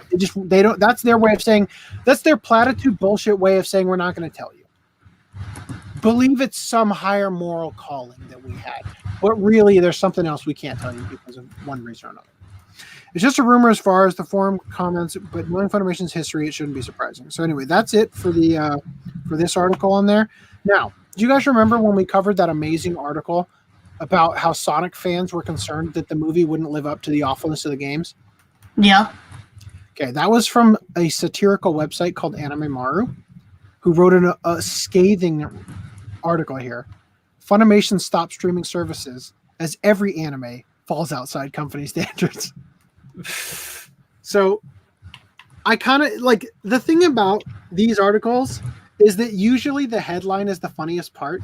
So I don't know if, like, audience, let me know if you think we should read this. I'm okay with skipping it. Although I do think want to for now, for pacing, we should skip it. I do want to acknowledge this other article I saw. Epstein didn't kill himself. He was transported to another world. So I just gotta give them props for writing some hilarious headlines. But again, the headlines are the funniest part of things, with the exception of the cat line in the on the Sonic one. That was hilarious. Anyway, so I'm gonna close this out for now. Maybe we'll come back to it. I want to acknowledge something else here, though. Vic Mignogna's court case. This is just a minor thing I saw here. This person tweeted, "I was informed that my video is being used as evidence against Vic Mignogna. I want to say that I had no problem with anything that happened. I asked him to say the line for me, and I had no issue with the kiss because I knew it meant nothing. Read/watch, you'll see." Right? So this is a Dark Mousy from DN Angel. At the show? Yeah, DN Angel, right? Oh, is that what it's called? Mm-hmm. Yeah. DN Angel. Okay. God, I fucking hate that show. So anyway, this literal show or video here was sent to Ricada by Ron Toye as proof. And so somebody had let her know, and she went out here to publicly state so that this can be used as counter evidence when he tries to bring this up in court, that it's complete bullshit. And she consented to it and everything, right? All right, so I just want to share that with you guys. Now, we have another thing to talk about, My Hero Academia character's name getting changed, but I want to acknowledge real quick that it could be considered a spoiler. So it's a very minor spoiler. It's but, not actually. No, it's not, because the character is a different character than the one that ANN pictures. Okay, that's interesting. It looks just like him, but it's not the same character. Okay. That's good to know. That's good to know. So before we get into that, Augie was hinting that we haven't done pickups, which of course we weren't going to do that until the open discussions were over. I was supposed to get a lot of packages today, and I only got like one. I'm going to just go ahead and search for my tracking real quick on something, because it said, why are you doing this to me? Let me search the tracking number on my computer real quick. Copy. So fucking annoying. Okay. Paste. It's not going through on my phone. Nope. Tracking status pending. That's fucking great. Okay, so do you guys want to... How many pickups you got? You guys have some pickups? I have 4. I have none. I'm going to let you go real quick. I'm just going to run outside and see if my thing has arrived, because I can't apparently check it with the stupid thing not working. And I'll come back. All right? I'll be right back. I will mute myself for you. Okay. Very slow like now. We have Brad's favorite show of all time, Sayuki Reload Blast. I got the Essentials edition because it's cheap, and the lack of slipcover actually goes better with the SD Blu-ray for the Sayuki Complete series. So there's that. The second thing I have is Boruto Volume 4, which is only up to episode 52. I don't know what episode they're on, or if it's... I'm assuming it's still airing currently. It's like 140 something. Yeah, I'm pretty sure I'm not going to start watching when there's like 100 episodes that I'm probably going to impulse be like, okay, well, what happens next? Because I want to watch it dubbed, you know? And then we have Gridman, the limited edition. And there's something about... I don't know if the font doesn't even look any particularly like... special, but something about every time I see Gridman, it looks so clean and nice. Something about it. And the thing I like about this box specifically is not this part, but the people. Where is it? It's like made of a different material, and it's there we go. It's glossy, but when you feel it, it feels like a coating of like glass or something hard, even though it obviously isn't. But I really like that for some reason. What's on the back side of that? This. What's that on is the the back. What's the on the front other side? side. Oh, The okay. front side. And it also has some gloss on there. which I can't get the angle of. I've seen that picture. That's what's the back, and I remembered that. Wait, that's a cover. That's the cover. That's the cover. That's the cover for the standard edition. Oh, really? So Well, I it's guess you get both. so it's like, are they doing the thing, the Aniplex thing, and having the art boxes and kind of in the Japanese backwards style now, or like, but no. I guess you can think of it either way. You can be like, I like that cover better, therefore it's Japanese, or you don't. And then, as you can see me flipping open and closed, I have JoJo Part 5 finally. Nice. I was really mad, though, because the price dropped like 3 days after I got it. On Amazon or Right Stuff? What was that? On Amazon or Right Stuff? On Amazon, because I never buy from Right Stuff besides special sales. But usually Amazon will honor something like price guaranteed if it's like a day after you after it's released. But it was like 3 or 4, so I'm just sitting here like, I'm glad this was overpriced when I bought it, and that now that I've pre-ordered it, that I get punished. It's nice. Oh, hold on. That thing you're holding, is that a Blu-ray set or a DVD set? Blu-ray. Why is it listed on Right Stuff as a DVD? Well, there's 2 versions. There's 2 versions. We kind of discussed this in the Discord. It has... Okay, keep that up. I'll grab mine. Hold on. Look up JoJo and then put 5 at the end. So you'll see that this image, the character is closer up and his skin is more orange. Yeah. Oh, yeah. We did talk about that. You're right. Because it doesn't have the the Discord quality. But yeah. Okay.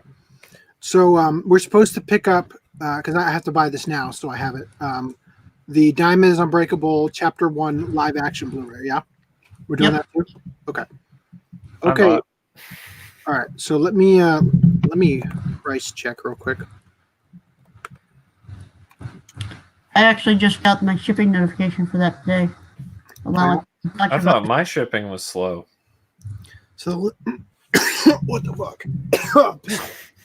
Oh man. Tiny piece of pepperoni just came off the back of my throat. That should be edited into something like Anime Collector being destroyed by wokes or something, and they just play. Put it on Pornhub. Man chokes on meat. Man chokes on deep throats, pepper and chokes on raw meat. So, good to see that Amazon has the Malaysian knockoff of JoJo set. I find that Amazon.com has significantly more bootlegs than Amazon.ca. What the fuck? The price is way cheaper on Amazon. Yeah. It's a full $10 cheaper for the limited edition Blu-ray. Really? And it's limited. Okay. It's JoJo's Bizarre Adventure Diamond is Unbreakable Part 2. Part 2. Oh, yeah, because the other one has Joseph on it. Yeah, okay. Yeah. All right, let me check out the... Sorry, I'm sorry to waste your time, guys. By the way, I am going to read that article because Sailor Mercury requested it. JoJo's Diamond is Unbreakable, Chapter 1. So how do I just search for that? Not it, man. JoJo Man. Diamond is Unbreakable. JoJo's Unbreakable. No, I don't want JoJo Siwa. Yeah, that's way cheaper on Amazon too right now. All right, well, I'm going to order that. All right. It'll be released February 11th. Pre-order, add to cart. February 11th. This is nice because then I'll get these in the next 2 days. Oh, that's when it'll be delivered to your house? That's the release date. No. Well, I'm sorry. I meant I'm going to get... I'm not going to wait for Right Stuff to ship me the other thing, is what I'm saying. I ordered some stuff off Right Stuff that hasn't gotten here yet. Actually, only one other thing. I ordered Gridman. It's not here yet. Well, I don't know if you Audrey heard, but shamed me for not having it publicly on Twitter, so I had to get it. Well, I have it as one of my pickups in case you didn't hear. I know. I saw you were talking about it. Okay, so let me do my pickups real quick. Okay, so there's like nothing here. I paid about $5 for the 12 Kingdoms set 3 that somebody linked us all in on Twitter from the eBay listing. Now, you have this, correct? Yes. Can you Yes. grab yours? Because I want to check, because I bought this thinking there's a good chance it might be a bootleg. Could you go grab yours real quick while I show my other pickup? My other pickup with no slipcover is Parasite. I've been dying to watch this ever since I saw that trailer for it, and I just knew that it was going to be fucking great. And everybody who's anybody has put this as their best movie of 2019, including Justin Sudeikis, and they were like raving about it briefly on their podcast. What? About Parasite, the live action Korean film. Oh. Nothing, not Not the affiliated live with action Parasite. anime Parasite movie. Yeah. They weren't talking Yeah. about the Parasite that was in theaters or something? Or am I on crack? No, that was from 2019. Yeah, that was it. Probably. So do you have your set up? Yes. Okay. So does yours on the inside look like this? It looks like this. Oh, wait. It's not that in frame. So it does have like a blank, like it doesn't have a reverse cover or anything because it looks so bland. Like the Yeah, that sounds like something Anime Works would do. yeah, exactly. So it's funny. Well, that what about your Anime Works, center the punch? the more it looks like a bootleg, the more likely. What about it's your Anime center Works. punch? Let me click on your thing so I can see it real quick. No. Did you check the Show me date on yours. them? Yeah, I'm looking at yours and looking at mine at the same time. They do look to be the same on that one. What's the other one look like? Because the other side has a different one on the. Yeah, it's identical. You also get yours from eBay, or Yeah, I got the. And put it in this. I haven't. I'll have to have us do that. Well, I think another whoever it was saying that there was a defect on set 3. oh yeah. The, Oh, the maybe thing that's is, what it these sets are probably significantly devalued because the Right, disc of course. effect. Here's the thing. I already have set 3, but I had it sealed. That's why I wanted to get it again. So Yeah, but no one's gonna want the sealed one. Yeah. it's for me. I don't want to open it. I want to have one that I can watch on Blu-ray without having to open the other one. All right, so those are my pickups. I'm going to do the Anime Maru article real quick because it will be a quick read if we go through it quickly. But the thing is that, like I said, I hope it's funny the way that the Sonic one was funny in the middle, because otherwise it's just going to be kind of like it's a bunch of stuff that's irrelevant because it's not true, right? It's satire. So, Funimation confirmed with Anime Maru on Friday that it has removed all anime from its streaming platform, stating, "Earlier this week, we have determined that the series Interspecies Reviewers falls outside of our standards, and we have removed it. After further reflecting on these standards that we suddenly realized existed, we have come to the conclusion that just about all anime fall outside of our standards, and we will cease streaming services immediately. Anime kind of sucks, apparently." Sources close to Funimation report that the incident with Interspecies Reviewers has led to an audit of other shows streaming on the website. This audit includes a thorough screening process not previously used by Funimation, which includes reading each show's plot synopsis on LiveChart and searching the name of the show on Google. Funimation's statement continues. "If some ecchi sex scenes and breast fell outside of our company's lofty standards, then surely so too must yet another generic isekai like Infinite Dendrogram or Bofuri, or shameless mobile game shills like Magia Record and Fate Grand Order. If you look closely, Plunderer has some big titties as well, and 22/7 is a few years too late to the idol anime party." The statements continue to explain that for years, the company has been aimlessly licensing as many shows as it could possibly get its hands on, not realizing that anime in general, quote, kind of sucks. "Honestly, we didn't realize we were an anime streaming site at first. We kind of just have been going with the flow." Oh my god. The statement concluded with a message of regret that it took them years to realize that seasonal anime, quote, was trash. Just like how it took them 3 episodes of subbing and dubbing to realize that Interspecies Reviewers was about. The future of Funimation is now uncertain. Sources have indicated that the site intends to become an anime meme aggregator site. Others claim that Funimation will dedicate itself to streaming the one show that people subscribed for, My Hero Academia. which is a great fucking segue into the next thing we're going to talk about. So let me just address some stuff here. So, Let me first just of all, undress you some got things called here. out, Reese. You got called out hardcore. It must be Reese that's making that noise. If AC's mic is muted right now, so whatever was happening that was you. I don't know. Right. I was enjoying it. So Sailor Mercury said, I heard Parasite was great and you see it myself. I'm looking forward to seeing it. I don't know when I'm going to have time to, though, because I can't open it until I get that fucking slipcover. And Amazon is almost certainly just going to send me another copy without a slipcover, and I'm going to have to send that one back too. All right. So I kind of wish it was a live action Parasite. Wait, there was actually a live action version of Parasite? Yeah, There is. released by Funimation. But it never. Funimation released them. No way. I got to order that on Amazon right now too. Okay. I'll get to that later. I'll link you the Amazon link. Thank you. Do the Epstein one. I want to. I checked it out. It's funny, but it's not. It's too outside the scope of what we're doing right now. Maybe for the next podcast, because we got a lot to go through still. We're on the second subject so far of the night. I love this. Even for a parody, they were spot on about Funny taking 3 episodes to figure out what was clear from episode 1. All right, so yeah, let me get into this. Okay, so to answer your question, Random 11, the spoiler is for the manga, but again, it's such a minor spoiler, and it's only a spoiler to me because I'm behind. I don't know. Maybe it's not. I'm sure I'll forget it by the time it's actually relevant. Yeah, it's such a minor thing. It's a character's name. Okay. All right, so let me get into this. So let me read to you guys this article here. My Hero Academia character gets name change following controversy. Dr. Daruma Ujiko's full name references real World War II victims. I like how I pay Anime News Network to have an account, and I'm not getting the fast. Oh, maybe I ran out of that thing actually, because I'm noticing all these fucking ads that haven't been on the podcast for a while. Anyway, I got to deal with that on my own time, I guess. I kind of don't want to pay them again, and the site's been more or less okay, so maybe I won't. Anyway, back to this.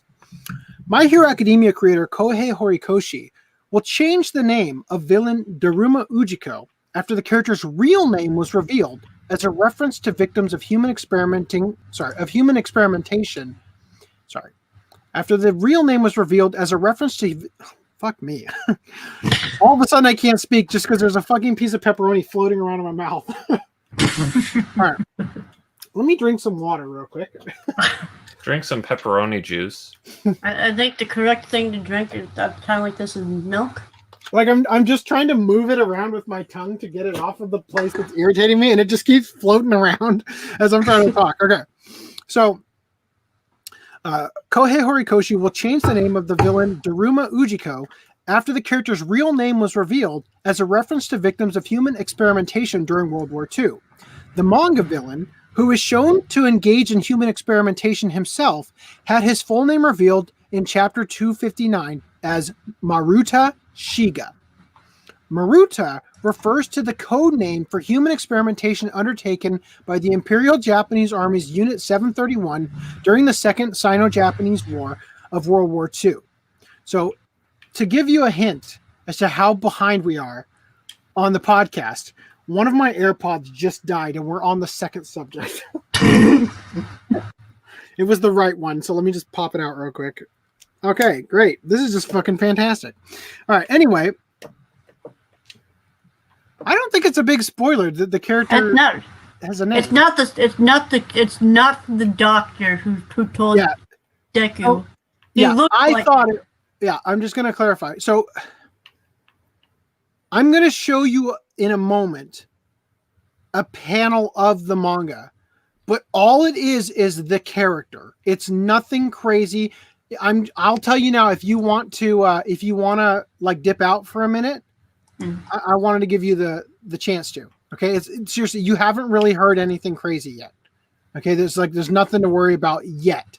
But if what I'm about to go into, if this is bothering you, you'll probably want to dip out. Okay, but I didn't think it was that big of a deal personally. I just wanted to give you guys the heads up. And actually, before you dip out, there's some interesting stuff that you might want to stick around for before I get into the actual spoilery stuff. Okay, so all right. So here's the thing. The Chinese victims of the experiments were called maruta, the Japanese word for logs, as a reference to the facility's cover story that it was a lumber mill. Victims, including children, the elderly, pregnant women, and the mentally handicapped, were purposely infected with diseases, dissected, lobotomized, and amputated while still alive. Readers shared their shock at the reference. Horikoshi made an apologetic statement on social media on Monday and stated he will change the character's name. So this is what I guess he said. Many have pointed out that the character name Shiga Maruda in this week's Jump chapter has brought up recollections of acts done in the past. I did not intend for that name to be associated as such. I take this matter very seriously and will change the name. So I'll say real quick, I guarantee you that choice of name was intentional. But what people don't seem to fucking understand is that this is a villain. Yeah, that's like trying to villainize him as a character. Okay, so let me, this is not going to be a spoiler, Random Lemon. Let me show you, I'm going to make my case for why Horikoshi is one of the greatest creators for naming characters. I want to teach you a little bit about how Japanese works. We're on the same page. What's up? I'm looking at this doctor's character's page on that too. Okay. So I want to show you something. Let's take Bakugo for instance, because I think he's got a great one. So here's the kanji for Katsuki Bakugo, which is written backwards, last name first, right? Bakugo Katsuki, right? Now, in Japanese, there's 3 kana writing systems: hiragana, katakana, and kanji. Hiragana is a simplified alphabet that is used to write Japanese words. Katakana is an alternate form of that same alphabet to write foreign or non-Japanese words. For instance, karaoke, like I said, like that's a word that you think is Japanese at first, but the okay part of that is orchestra, right? And it's because in Japan they pronounce it karaoke, just like karate is pronounced karate, and kara means open or empty, right? Karate means open hand or empty hand, like a karate chop, right? Karaoke is empty orchestra without music or without singing. So you sing over the empty track, right? So another Japanese word, gasoline becomes gasorin, right? It's written with katakana. Their word for part-time job, arubaito, is the German word arbeit, right? Now kanji, so hiragana and katakana are phonetic, meaning that each symbol represents a syllable, okay? Kanji can represent multiple syllables, entire words, or in concepts or ideas. So I want to show you what Bakugo's name means. And you tell me if this guy isn't fucking brilliant for choosing the kanji extremely specifically. Okay? Now, real quick, above, let me see if I can zoom in. This is called furigana. This is hiragana that's written above the kanji because kids don't know all the kanji because there's over 50,000 of them, right? So when I try to copy this, it's going to copy the hiragana too. I'm going to take this into Jisho, and I'm going to just remove the hiragana, okay? I'm getting rid of ba, ku, go, u, bakugo, ka, tsu, ki. Okay, so this is Bakugo Katsuki. So I'm going to just copy this so I have it in my clipboard. Now, I'm going to show you what Baku means, what this kanji means, and you tell me if this is fitting for this character. Bomb, burst open, pop, split, from the word bakuhatsu, which means explosion, detonation, eruption, second formation, eruption of discontent, outbursts of violence, outpouring. Does this fit the character? Fucking brilliant. Brilliant, right? So kanji has 3 ways that it can be pronounced. There's kunyomi, onyomi, and nanori, I believe it is. So kunyomi is the Japanese pronunciation of kanji, right? Onyomi is based on the Chinese original pronunciation because all kanji is based on Chinese characters that they borrowed the system to use in Japan. And nanori is specifically for Japanese names. So that's why in anime, sometimes you'll see a character read another character's name off of like a paper where it's written down in the kanji and they mispronounce it. And the main character or whatever says, actually, it uses the lesser used form and it means this or whatever, right? Excuse me. I've already been talking for fucking 2 hours just about interspecies reviewers. This is a little tricky. So let me show you what the next part of Bakugo's name means. So we did Baku. Next up is Go. This is his last name. Australia. Yeah, I don't know why. That's a little weird. It means overpowering, great, powerful, excelling, and for some reason Australia. Strong, hard, manly, right? Large, huge, tremendous, right? So Ego. his name means basically strong, powerful explosion. Okay? That's his last name. Let me show you what his I just copied instead of pasted. Let me show you what his first name, Katsuki, which by the way, Katsuki, that is a Japanese name. Mm-hmm. But the word Katsuki literally means will to win. Okay? Let me give you, I just got to get rid of Katsu right there. Okay. So this is the kanji for Katsu. It means victory, win, prevail, excel. Victory, triumph, conquest, success, winning, victory, right? Now let me show you what the other part of his name means. Self, oneself, by oneself. His name literally means, Katsuki Bakugo means to win by yourself without the help of others. And With explode. Explosion, right? An outburst. That's just one character's name. Name another character from the show. Let's do Todoroki. Let me show you what Todoroki's name means. While I 100% agree, it represents the character. But the thing is, when you think about in-universe, it's like, oh yeah, their mother just so happened to name them about their exact traits of where they are right now. Well, it's a pun, is what it is. That's the thing, is that these are names. They're just names.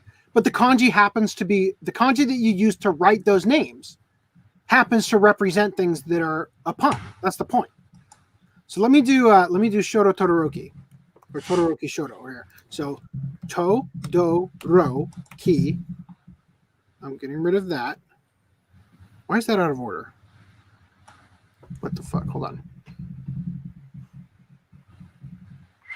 Oh, the furigana is a little weird on it. He's Okay. voiced by the sex toys guy, apparently.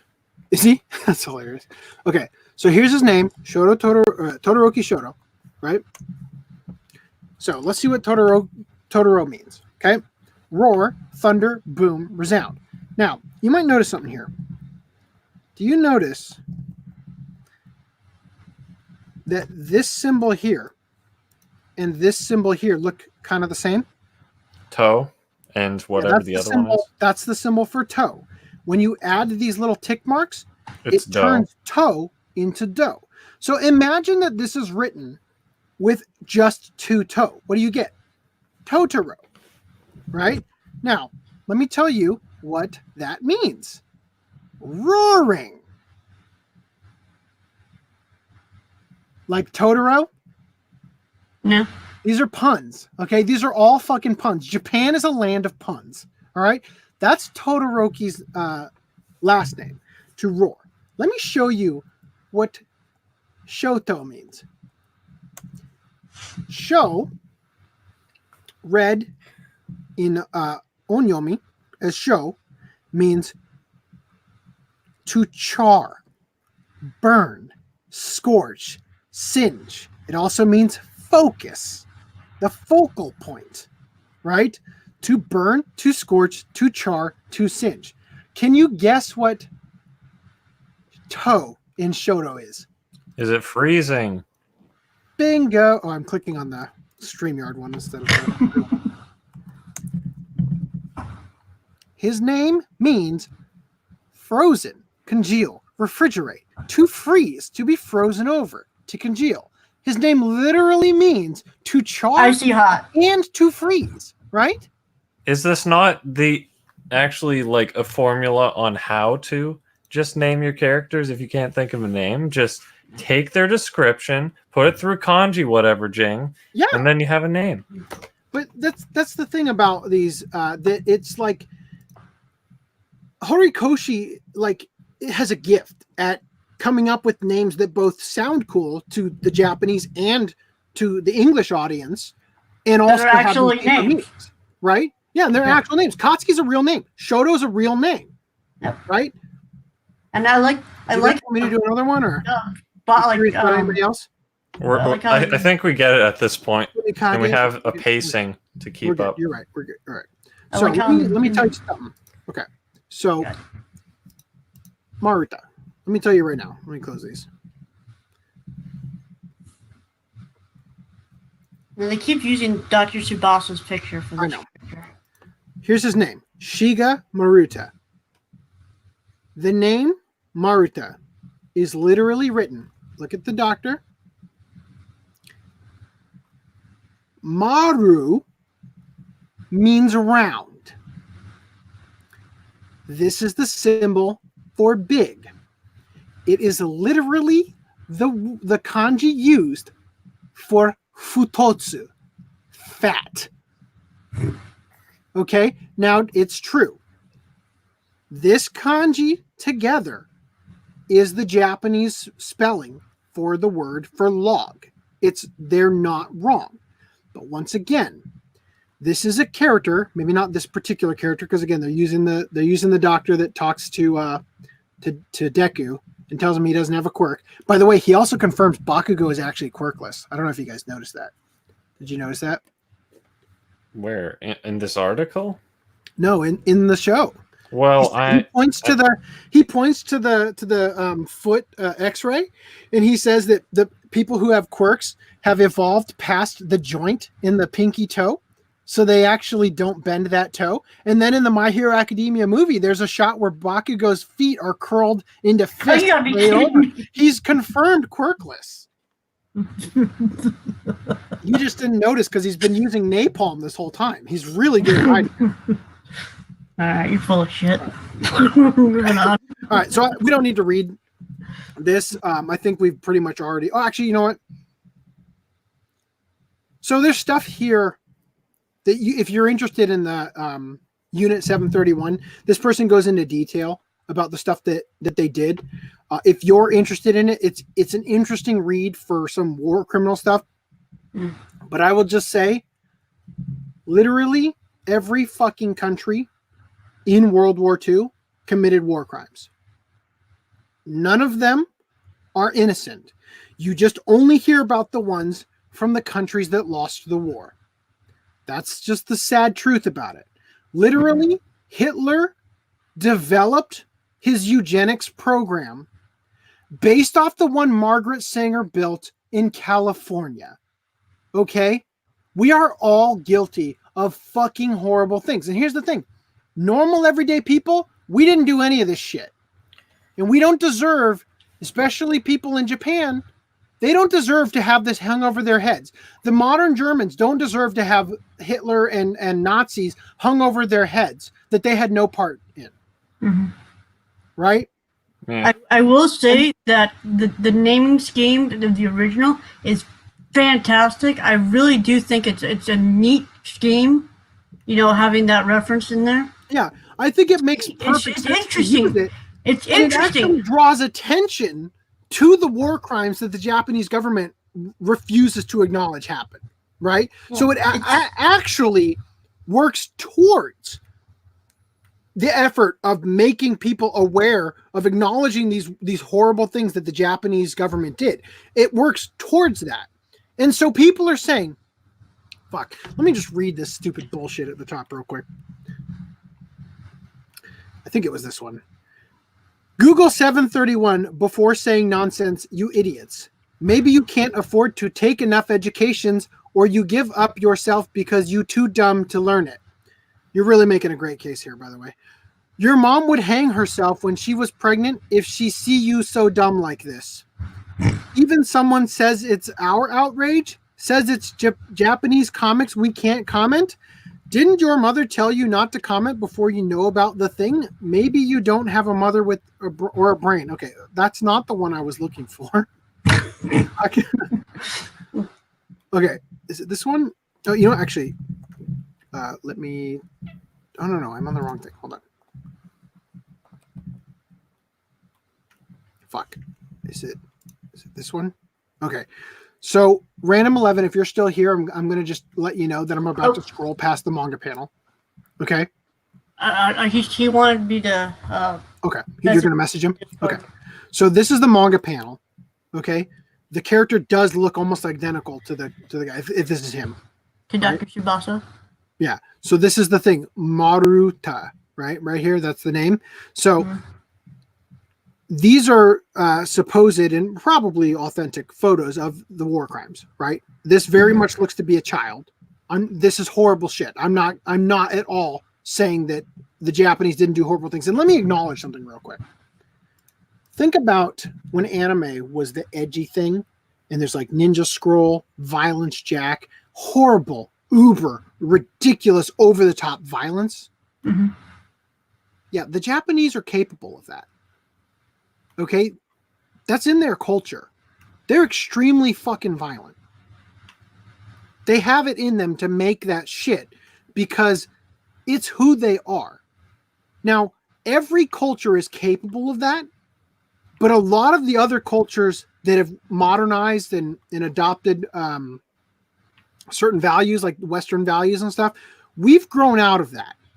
We've grown into like that more liberal artsy type of thing, because the thing is that again, I always say this, the definition of liberal arts are arts that you have the liberty to pursue because your immediate needs are taken care of. You have a roof over your head. You have a reliable food source. You aren't spending all your time plowing the fields, so you have the opportunity to look into science, astronomy, sculpting, artwork. You can do other things, right? Now, Japan, up until, World War II, they were still developing into, like, they were modernizing, right? They hadn't shed that culture off of themselves quite yet, the way that most of the rest of the westernized world already had. So even into like that, like going into the 80s with anime and stuff and doing that super uber violent stuff, there is a big vein of that super hyper, like ultra violent, like Clockwork Orange level shit in people in that culture, especially because there's such a repression of expression in Japan that there's a lot of violence in certain people's minds, just like in any culture. There's sociopaths, there's axe murderers and shit, so that stuff exists, in every culture. But Japan has a big problem with it, which I think has gotten a lot better in recent times. But I'm just saying that, like, this isn't surprising, the war crimes that they committed. And I'll just say the Nazis did way worse shit than this too. And I mean, America in Vietnam did some pretty fucked up stuff too. Okay. Anyway, so let me go to this. I just want to point out one thing that really, I want to point this out, and then we'll move on from this, because I think we've already belabored the point. So he said, this name reminds East Asians of the Holocaust by Japanese during World War II. Victims of Japanese occupation are still alive. My grandparents sleeping in the next room are one of them. This is not that old history. Please change the name. Please. It is so cruel to us. It is so cruel to my 1,000-year-old grandparents who definitely actually read My Hero Academia. Mm-hmm. Like, seriously, dude? This is, I think that this should be embraced as a way for popular culture to comment about this. And I think that he was way too quick to, first of all, he didn't actually apologize. He said, I'll change the name. I'm going to leave it at that. And I don't think he should change the name, and I don't think he should apologize. I think that people should stop being so sensitive. This is in the past. And him keeping that memory alive was a good thing, especially because it was a villain character, not a hero. I think, how are people so sensitive that they didn't stop and think about that for a second before letting this just overwhelm them, and their 1,000-year-old grandparents in the next room who don't even read My Hero Academia are so offended by it? You know what I mean?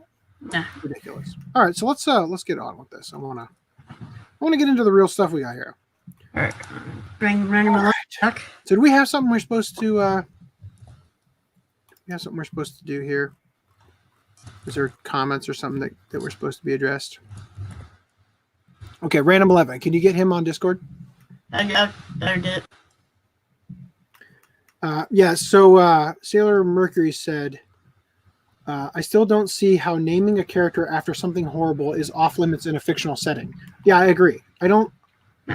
It's stupid. That's incredibly stupid. I mean, it just means log. I mean, yeah, it means log, you know? And I think he's lying when he says it wasn't my intent. I think it absolutely was his intent, but I think it was a valiant effort, right? Not only because it brings attention to it, but also because it makes the character that much more dastardly. Yeah. You know, like you name a character something like that, and all of a sudden shit gets way more real. You know, it's like you inject a darkness into the character. I mean, it's like naming the villain Hitler or something. Well, it's like naming the well, that would be a cop out if you ask me, but okay. Or something like that. You know, like maybe like what? Let's say what Adolf translates to in a different language and name him that, or you know what I mean? Like something like that. Yeah, I think FDM's right. That would be a cop out. Like that's so obvious. Super Hitler or some shit like that. You know what I mean? Mecha Hitler. Where's Mecha Hitler from? Naming the character in Street Fighter Akuma, literal the devil. Demon. You know what I mean? Right. Doing something like that. That's the purpose of using that name. You know. Right. All right. Anyway, let's get on to this. We're going to be on this forever.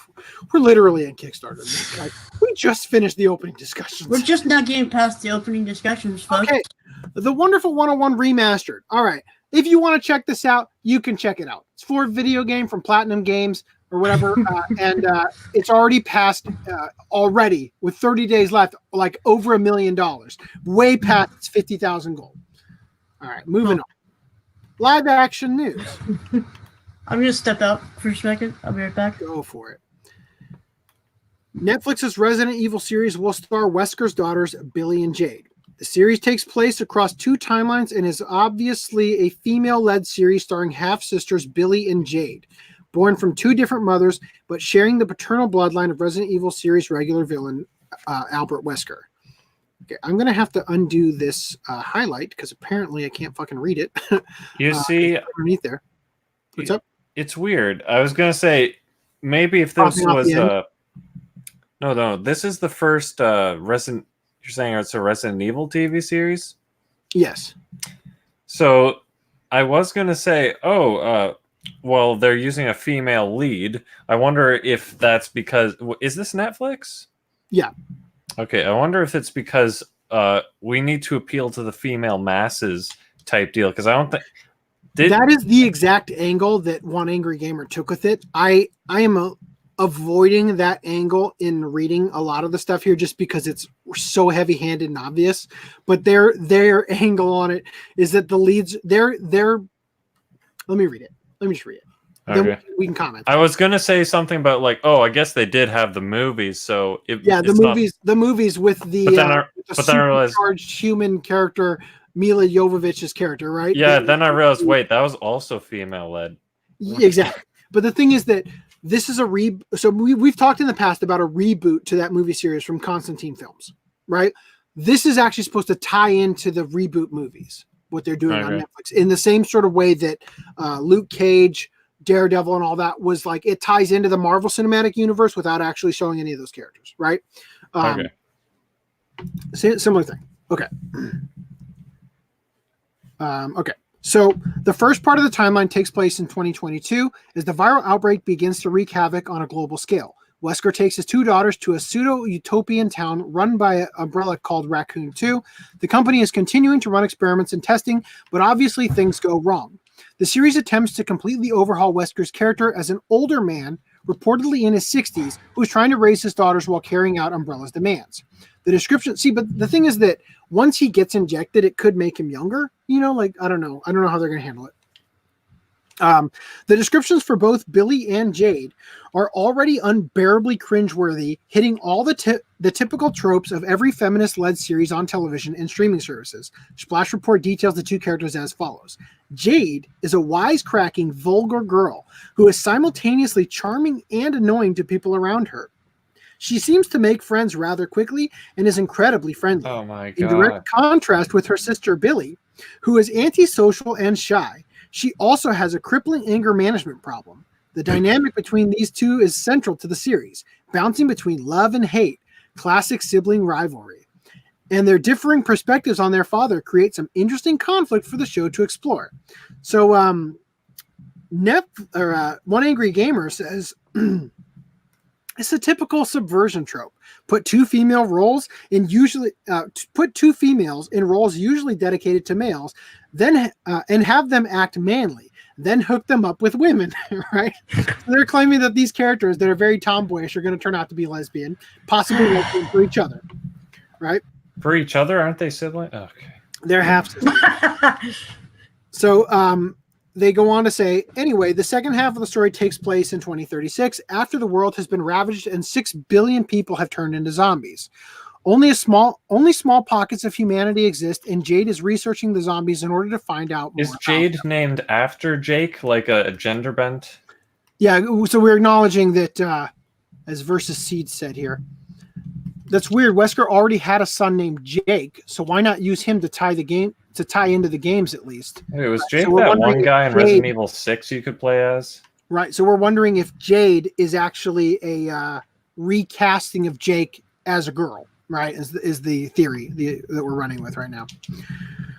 There's a boss battle against a giant caterpillar zombie and a group of survivors who come to Jade's aid, but apparently there's also evil. They are also evil. All right, anyway, so we're going to move on from that unless you guys have anything else you want to say. No. All right. Netflix is making a live-action US-made One Piece series with original creator as producer. We covered this in July of last year.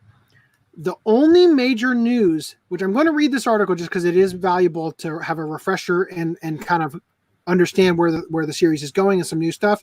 But the only more like recent news is that Oda is going to be an executive producer on it. And as we're going to read in this article, that might not mean anything. So after years of silence, the live-action Straw Hat Pirates finally set a course to their debut. It's been less than 2 weeks since Netflix unveiled its streaming partnership with Hayao Miyazaki Studio Ghibli, which again is only for every country besides the US and another country, I forget which one. But the company has already, maybe Canada, I don't know. But the company has already dropped another huge announcement for anime fans. It's creating a live-action US-produced version of One Piece. Eiichiro Oda's pirate adventure manga was more or less an instant hit when it debuted in 1997, and the anime adaptation, which premiered 2 years later, has become one of the most beloved and successful anime series of all time. Word of a US-made live-action One Piece first came all the way back in 2017, but with the complete lack of public updates on the project, you'd have been forgiven for assuming it had died on the vine. On January 30th, though, Netflix broke the big news that it will be carrying the live-action series, with the current announcement listing it at 10 episodes. The brand new official Netflix One Piece Twitter account has already posted a statement from Oda himself in multiple languages, which we're not going to click on the tweet because it's translated right here. It says, I know I announced the production of this back in 2017, but these things take time. Preparations have been slowly progressing behind the scenes, and it seems that I can finally make the big announcement. Netflix, the world's leading streaming entertainment service, will be lending us their tremendous production support. This is so encouraging. How far will the story progress over the 10 episodes of Season 1? Who will be the cast? Please be patient a little longer and stay tuned. Eiichiro Oda. As with any live-action adaptation of a beloved anime series, the big question is whether Netflix's One Piece will look or feel anything like the pre-existing version of the story fans already know and love. Oda is listed as an executive producer on the project, but that title is flexibly vague and could mean anything from an intensely hands-on role to a gesture of respect that comes with no actual authority. Netflix's One Piece script is being written by Matt Owens of Agents of S.H.I.E.L.D. and Luke Cage and the Defenders fame, who is also one of the project's 5 currently announced executive producers. The others being Stephen Maeda of Lost fame, Marty Adelstein of the Hannah film, and Becky Clements of the Hannah series. Okay, Tomorrow Studios, which is also working on Netflix injury-stalled live-action Cowboy Bebop series, is handling production. That right there does not give me a lot of hope that this is going to be any good, because that thing looks like garbage with James Cho as Spike with the fucking afro that looks like a wig. John And the Cho. injury. Yeah, John Cho, sorry. Netflix has yet to announce when the live-action One Piece will be streaming. Now, I will say this. When we covered this in July, Matt Owens is a huge fan of One Piece. And he gushed over the fact that it is such an honor to get to be involved in the project, because he has a true tremendous love for it, which is way more than a lot of other shitty live-action Hollywood anime adaptations could say. Right? I think the only other anime adaptation that actually had people work on it that truly loved it in Hollywood was Speed Racer. No. So Netflix has yet to announce when the live-action One Piece will begin streaming. One Piece isn't Netflix's first foray into live-action anime adaptations. In addition to Cowboy Bebop, the company previously released a U.S. set Death Note movie, which is getting a sequel. Fuck yeah. Oh my But the god, structure really? and unique characteristics, I fucking love that movie for all the wrong reasons. But the structure and unique characteristics of Oda's mega hit present their own special challenges. As mentioned above, the first season is scheduled to have 10 episodes, but the One Piece anime has 919 already aired episodes. Even assuming that Netflix's will be an hour long instead of the standard for anime 30 minutes, season 1 of the live-action One Piece is going to be a drop in the bucket compared to the ocean of content the franchise already has, meaning that a lot of fan-favorite moments and characters have zero chance of showing up in season 1. God, I don't know. The breakneck fucking speed that The Witcher went at, maybe they'll get everything in there. Weighing the established fans' desire for the show to hurry up and get a really good and get on. Hurry up and get to the really good stuff with new viewers' need for time to establish One Piece's world and character relationships is going to be a tricky balancing act in terms of pacing, which is something I'm glad they brought up, because that's exactly, I think, what has gone wrong with The Witcher. I think that it relies too heavily on people already having established fandom of it, to the point where I didn't give a shit about any of the characters besides Geralt at the end of the first season. The Japanese language version of Oda's live action message. So this is just the same thing as before, but written in Japanese. Another thing that sets One Piece apart is that while the stories of Bebop and Death Note were finished by the time Netflix decided to remake them, although Death Note's coming soon, which is actually already out by now, new manga installment notwithstanding, there are still new One Piece anime episodes / manga chapters coming out every week. Granted, it's not like Netflix is in danger of catching up to the source material anytime soon. Yeah, fuck that. But adapting a work in progress probably isn't making Owen's job any easier. I don't think so. Just imagine if they had this kickstarted the very first, not the first, but a Netflix series that went on for eternity, just like the real One Piece. And they just have diverging. The actors are going to be so fucking old by the time they even catch up to anywhere close to where the anime is, Because look at Game of Thrones. Look at fucking Game of Thrones. Those kid actors in season 1 are fucking adults by the end of the show. You know what I mean? Fucking Bran, who's crippled in the first season, he just keeps fucking growing. That kid is 6 foot in that stupid wheelchair by the end of it, All right, so let me get through this last paragraph here. Still, One Piece climbed to the top of the anime and manga world despite some long odds.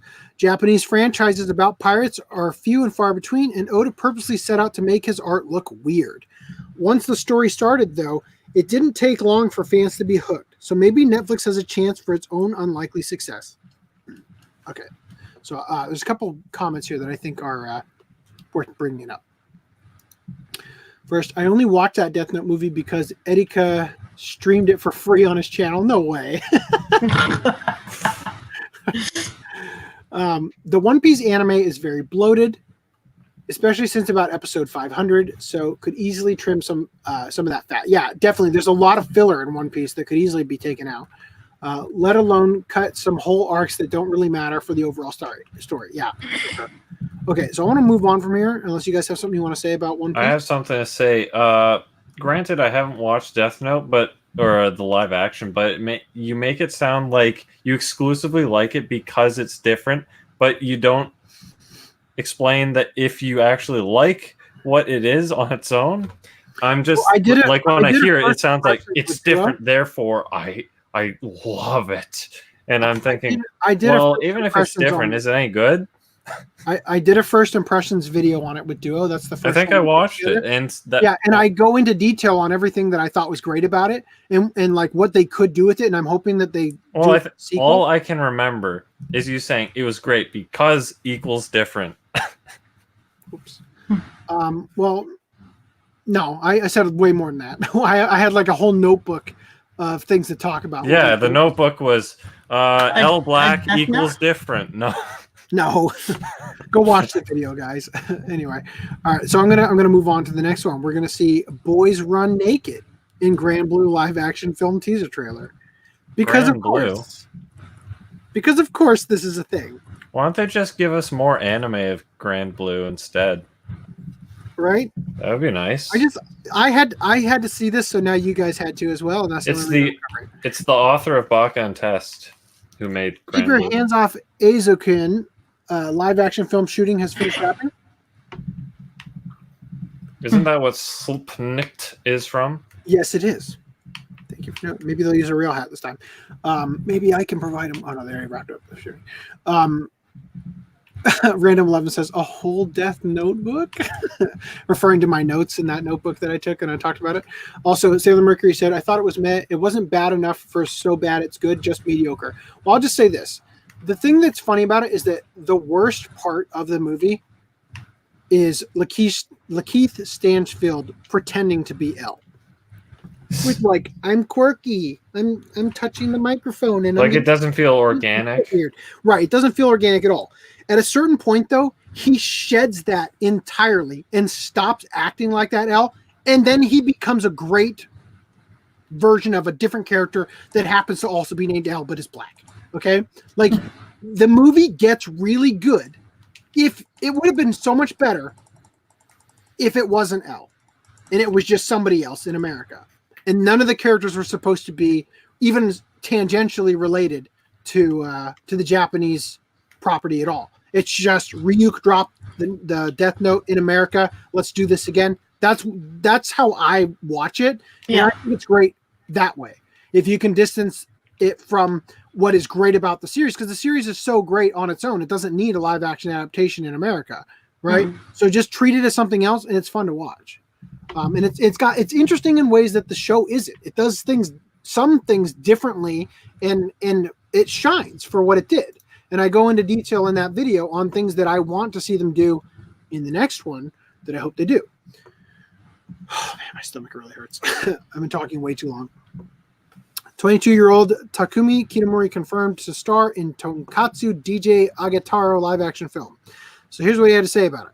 The manga was a hot topic among my music friends. Pop and catchy illustrations and comical laughter. In addition, there was a deep understanding and respect for the DJ legends. And it was also useful for learning. The balance of the gap between humor and sincerity was hilarious.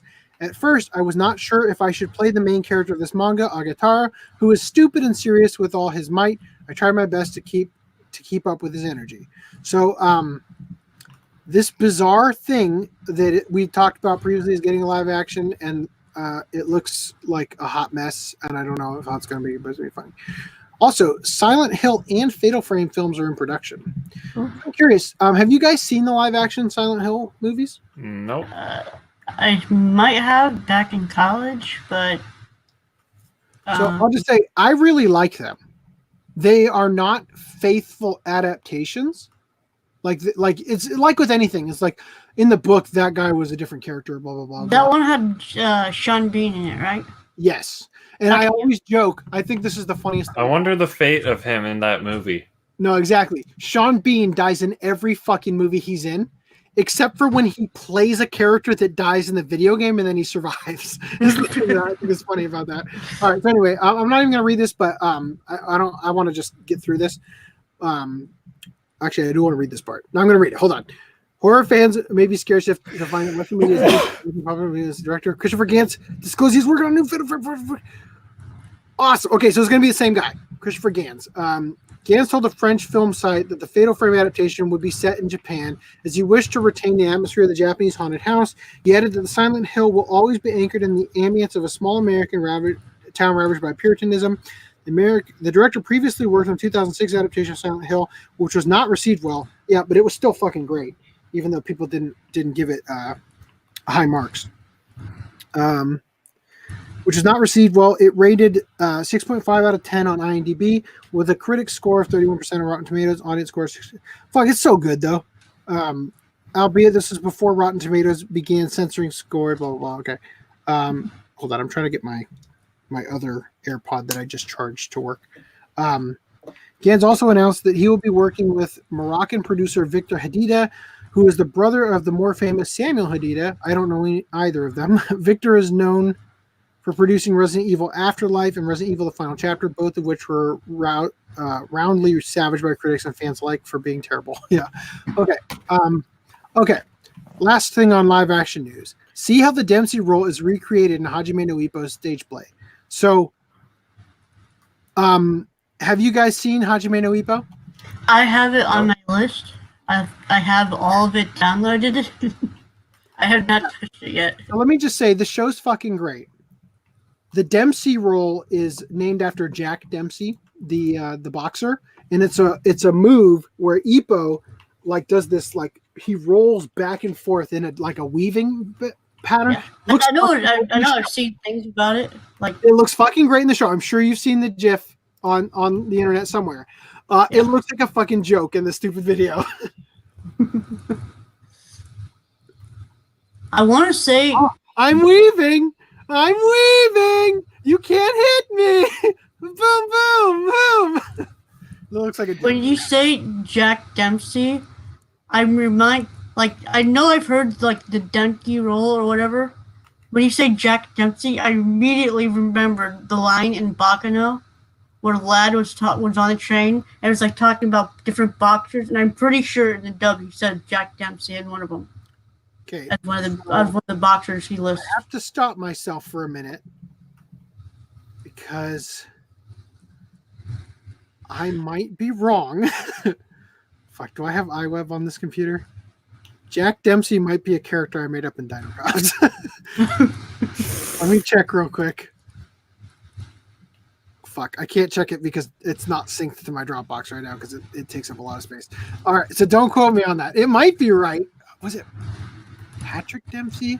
Fuck, I named the character. I used Dempsey as the character's last name. He's the assistant district attorney in the world of Dino Cops. Fuck, I don't know now. Now I'm really self-conscious about this. Let's talk about street news. Probably should have talked about. Well, no, it's all right to talk about One Piece as the live action news.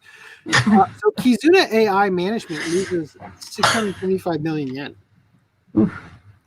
Virtual YouTuber management company Activate has suffered losses of 675 million yen in the third quarter of 2019, potentially triggering discussion of whether or not certain controversies had a hand in this disaster.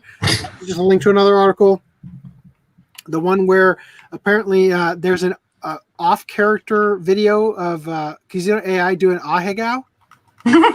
So I don't know. Activate manages around YouTubers, including the much-loved Kizuna AI, as part of its update project. In addition to its net losses, the company's retained earnings have been reported as negative $720 million or yen. Sorry, not dollars. So I want to know, if you lost $675 million, but your net earnings are negative $720 million, why do those numbers why aren't they the same? Were you expecting to lose an extra like 100,000 yen, whatever, or 100 million rather yen? Anyway, in 2018, Activate raised around 600 million yen from the venture capital investors Makers Fund and the gaming company Gumi. It is unclear what effect, if any, the financial losses will have on the virtual YouTubers. Who knows? So it's unclear whether or not why Netflix hasn't gone out of business when they can't possibly be bringing in enough. Why didn't Netflix make a Kizuna Ai series? I'll say this, actually. The thing about Kappa? Something interesting has happened with Kappa. So you know how Kappa was about Protecting content kids. made for kids on YouTube? So that whole thing was about, the Baby Shark YouTube videos and stuff, and Johnny, Yes Papa, all that shit. So all of these kids programming, where they have shitty animation or 3D animation or whatever, all this stuff is popped up on YouTube, and it's wildly popular with kids. It's very colorful and songs and dance and stuff. The ones that were worth a damn have all got picked up and are on Netflix now. Wow. So they left YouTube and are now on Netflix. And that's how those channels have avoided the fact that Kappa means they make no more money, because they can't make ad revenue anymore because of Kappa. Anyway, so that's an interesting thing. I don't want to go more into detail on that. Also, voice actress Minoru Suzuki tries to devour 100+ chicken McNuggets for McDonald's. This is just a thing I wanted to tell you. Thank you for clarifying that they were McNuggets, completely different from chicken nuggets. Well, they are specifically McDonald's brand that she's eating. But she gets to, I think, 45. She doesn't get halfway. And then, she looks like she just wants to die. So if you want to check that out, you can. Giant robots rule YouTube as Sunrise celebrates 30 years of Yusha, which is brave writing, right? Yusha is brave in that show title. So starting this month, the Sunrise YouTube channel will be uploading opening sequences and sample episodes from the franchise's entire run. The franchise's premiere series, Brave X Kaiser, will be uploaded in its entirety in 5-episode increments starting February 1st. The rest, Firebird, Dogarn, Might Gain, Jay Decker, Goldran, Dagwan, and Gao Geiger will each have the first 5 episodes uploaded. Of the Brave series, Gao Geiger is the only one to receive an official release in the US. The others have not yet been localized, though Might Gain appears in Super Robot Wars T, and Firebird has gained notoriety thanks to its hero Katori inspiring this meme. All right, that's it. Satoshi Kon's Paranoia Agent, get away, to stream exclusively on Funimation, Blu-ray coming this year. So, a retailer exclusive steelbook. Right. Oh. I already have the Genio set, but it would be nice to have a Blu-ray of it. Anyway, Pop Team Epic becomes Pop Team Edit on Netflix US. The streaming site omits the second half of each episode. Thank Christ. Oh my God. So here's the thing. That's an awful thing. What? That's in an the awful show. They show the episode plays, and then after the credits or whatever, the episode starts over and plays what on first glance appears to be the exact same episode again, but with a different voice cast. Mm-hmm. Now, if you're paying attention, there are subtle differences. Oh, yeah. It makes the joke, the show's not funny in general, but it makes the joke somewhat almost funny when there's a slight change and they do something slightly different just because they're being weird. They'd have to do that with every single joke for me to care. Yeah, it's not funny. The show's not worth watching. But the thing is that Netflix, the omission seems to only be the case in the US. The Netflix Japan run of Pop Team Epic features the show uncut, albeit with no English subs or captions. It's unclear as to whether or not Netflix just didn't fucking know that they were. I'm going to assume that's the case. I don't know, but yeah. I personally find it a watch benefit the full show on Netflix because you don't have to torturously skip it for an extra time each episode. I skipped the second half of each episode, or I changed it to whichever dub had the female voices because that makes more sense. The male voices of the characters a little weird. I don't want Chris Sabat voicing what's her face. No, don't Justin Briner and Chris Sabat voice the same character? I don't know. They change it every single episode. Like, I thought there was the same voice actors for each character for all the episodes. So in Watch Club no. news, No Game No Life, 12 episodes dub and sub is now on Netflix. Yeah. Well, that's perfect time for the potential watch club. Yep. All right, Ancient Magus Bride English dub launches on Crunchyroll. And the Death Note manga one-shot debuts in English for free. So it's already Not available. very You good. can read it right now if you want to check it out. I think the entire thing is on Shonen Jump. Go to the link. It's not very good. Not very good. Really? They give Donald Trump the Death Note. Do they really? They do. He buys How it. is that not amazing? But he buys. Okay, spoiler for anybody who actually wants to read it. Tap out for like 2 minutes. He buys it. I mean, like the guy who gives it to this kid. He puts it up for auction on Twitter, and it gets to the point where countries were bidding on it. America buys it, but before Ryuk can hand it over, he gets called back to the demon world, and the king leader or whatever says, "Hey, I saw you trying to sell your Death Note. Let's add a new rule. Whoever sells and buys it, die." Okay? Put that in the Death Note. Okay? So he buys it for like, I don't know, $10 billion or something. And Ryuk goes to the White House, hands Donald the Death Note and says, "Okay, so you're gonna die if you actually accept ownership of this." And Donald's like, "No, I don't want to." So it's like, you don't want to own the Death Note for your country to have die of murder. But it's like, no, I don't want to. And you're just like, really? Why even bother? Yeah, that does sound. I mean, they put it in there just for, I don't know even why they put it in there. That sounds like that could have been the greatest manga ever. That would have been so fucking hilarious. Right? Have Donald Trump do everything Light did. You know what I mean? Like, that would have been so fucking funny. You could have done such funny shit with that. Like, John McCain died, right? George Bush Sr., didn't he die? You know? Epstein didn't kill himself. You could have done so many great things with that. That would have been fucking hilarious. That fucking missed opportunity. Every time U.S. presidents are in anime and stuff, it's always fucking horrible. Except for Donald Trump and wasn't Trump in Devilman? And Gantz? Or wasn't Donald Trump in Devilman Crybaby? I don't remember. Oh, he was in Donald Trump is in Kengan.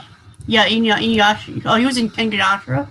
Yeah, well, you just see like the world's elites, and I think it's either Hillary Clinton or Angela Merkel, and then I think you see Obama and Trump are like there. Yeah, I'm pretty sure Hillary is in Goodbye Partner. That one. Oh, really? The third one that has Edward Snowden. Is she like decrying Edward Snowden?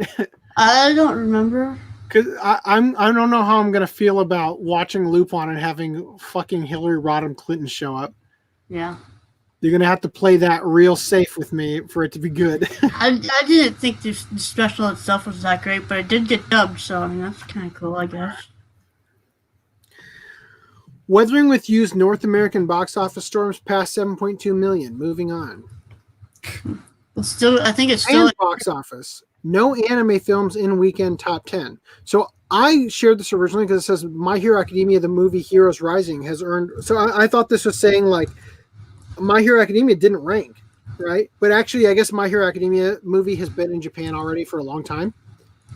I already bought the tickets. Fuck, dude, the fucking tickets for this were such a pain in the ass to buy because I have to buy it for a day that I'm not working. And it's like, okay, so the first day, great. I'm not working that day. I have to get it at a time when Duo's not working either, so we can go see it. Because we went to the other My Hero Academia movie together, and it's kind of like a good follow up to that. And so I'm looking for the thing. It's like all of these are the sub version. Okay, let's see the next day. All right. Okay, dub. The dub is only at 1:30 p.m. every fucking day. And then I'm like, oh shit, what am I going to do? Oh, there's 40X screenings of this. That'd be fucking awesome to go do that. If I'm going to do my first impressions where I actually go to a 40X screening, it'd be so great for it to be My Hero Academia and dubbed and everything. So let's see. 40X theaters. Oh, there's only one in Arizona. And it's in Gilbert, which is like an hour and a half away or something like that. It's like, okay, well, I think I can do that. Oh, what? This show isn't 40X at that theater for some reason? Fuck me. You know? And it's like, oh, there's a bunch in California. There's like 47 fucking 40X screen theaters in California. Let's go to the closest one over the border. 3.5 hours away. You know, it was a pain in the ass. I finally found a theater that has it at a reasonable time, but it's going to be a pain. It's going to be a fucking pain in the ass to get to Duo and get there on time and everything. It's a pain in the ass. But I bought the tickets. Anyway. I was pleased to find it airing on my birthday, having a showing on my birthday, but it's the last day of the showing, so I gotta wait like 2 weeks. I didn't have the opportunity to see it, but yeah. So Cats is number 1 in Japan. Tragic. terrible. Yeah. Also, Parasite. Well, technically, I think it was number 1. Now it's number 2. I think that's what this means, right? This is the new number 1. Hokai. Parasite number 3 now. Kaiji. This must be the live action Kaiji. Yep. Okay. And then Frozen 2, Bad Boys for Life, Kaiji. Star Wars: Rise of the Skywalker, Knives Out, Uso, Hapyaku, Kyomaki, Royal, and Last Letter with the wonderful Oscar-nominated actor. What's his name? From Ava, Hideaki Anno. Damn it, that was going to be way funnier if I actually had that joke ready. Fuck me. All right. Anyway, let me move on to this because we're just totally ruining the flow of this. Made in Abyss anime film, Dawn of the Sleep sold to get 40X screens in Japan. Maybe that'll get 40X screens in the US. Who knows? Tokyo Godfathers hit select theaters in March of 2020. Screenplay for a Hollywood-made Sanrio character film is decided. Now, I put this in theater release news because I don't fucking know if this is live action or not. Sailor Mercury says Japan must be the only place Cats made money. That's a great burn. So Goblin Slayer in that article was about Goblin Crown or whatever it's called. That was like, it's only 60 minutes or whatever, so it's kind of like a moderate length. And I don't think this was the opening weekend for it, but it didn't rank this weekend for the thing. Anyway. Fuck, what's his name is a nice last name. Okay. All right. So screenplay for Hollywood-made Sanrio character film is decided. This film will feature not only Hello Kitty, but also other popular Sanrio characters. So since I have a moment to talk about Sanrio for a minute, I recently took out my Hello Kitty DVDs to watch with my daughter, and she is not impressed. I gotta say, fucking Hello Kitty has one of the catchiest theme songs I've ever heard. Now, when I was a kid, I went to my grandmother's house in Ohio, and it was like snowing outside and shit, and we went to the Blockbuster or Hollywood Video or some movie store, some rental place, and I rented a VHS tape of Keropi, the frog, playing baseball. And I have been looking for that forever since then because I saw it as a kid and I'm trying to find out what it was so I can mark it as watched on Anime Planet. But I'm looking for like a DVD rendition of it. So I'm just curious if anybody knows of that and could point me in that direction. I feel like it's probably on one of the Hello Kitty DVDs, like Hello Kitty and Friends or something like that. Anyway, back to the actual article here. My stupid double-clicking mouse. According to Oricon News, at the press conference for the showcase fair Sanrio Expo 2020, today's Sanrio managing director Tomokuni Tsuji said that they can't announce the release schedule for the upcoming English language Hello Kitty film yet, but he also revealed that the screenplay/screenwriter is already decided and the production has been on track. He said that the film is not only about Hello Kitty and that many characters from the company's popular brands will also appear. Please have Gudetama in it. He expressed his expectations, saying, "We hope the characters other than Cutie Honey, rather Hello Kitty, will become strong." Can you imagine a kids show for Hello Kitty and then Cutie Honey shows up? Will become strong characters that can be accepted all over the world. Back in March 2019, Sanrio announced that it would team up with New Line Cinema and Flynn Picture Co. to create an English-language Hello Kitty film for global audiences. Warner Brothers serves as a distributor. Flynn Picture Co. Bo Flynn of Skyscraper and Rampage is attached to produce, alongside Wendy Jacobson as executive producer. All right, so that's a thing. We'll watch out for that in the future. How awful would it be if Cats was secretly a prequel to Hello Kitty? And that's exactly what Hello Kitty's gonna look like. That would be horrendous. Shirobaka anime film finishes production, will be under 2 hours long, so that's news. Moving on. Harutoshi Fukui confirms Yamada 2205 will be delayed until next winter. Mario Okada's childhood home, used as reference in TV anime Anohana, has gone up in flames. Reese, should I read this? It's up to you. No, I mean you like that show. Do you want to be? I haven't seen the show for like 4 years. Okay. I mean, I watched it and then I bought it, and I haven't seen it since I bought it. As the title suggests, that Mario Okada, who also did, Makia? Mario Okada? Yeah, Makia. Yeah. So Mario Okada, who like is a screenwriter, I think, for Anohana, based the home in it off of their personal childhood home. And sadly, that home went up in flames recently. Now, the pictures of it seems like it could be salvaged, but I mean, when you have to redo, oh shit, they have a video of it? Yikes. I saw when I looked at it before.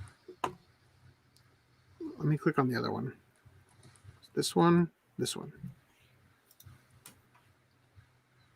So the photos of it, it looks like it could be salvaged, but when you salvage damage this severe, the inside of the house isn't the same as when you grew up in it. You know what I mean? It's going to be.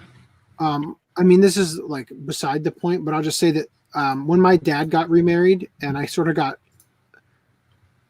the lore of the Anime Collector channel on why I'm in Arizona, that house is not the house I grew up in anymore.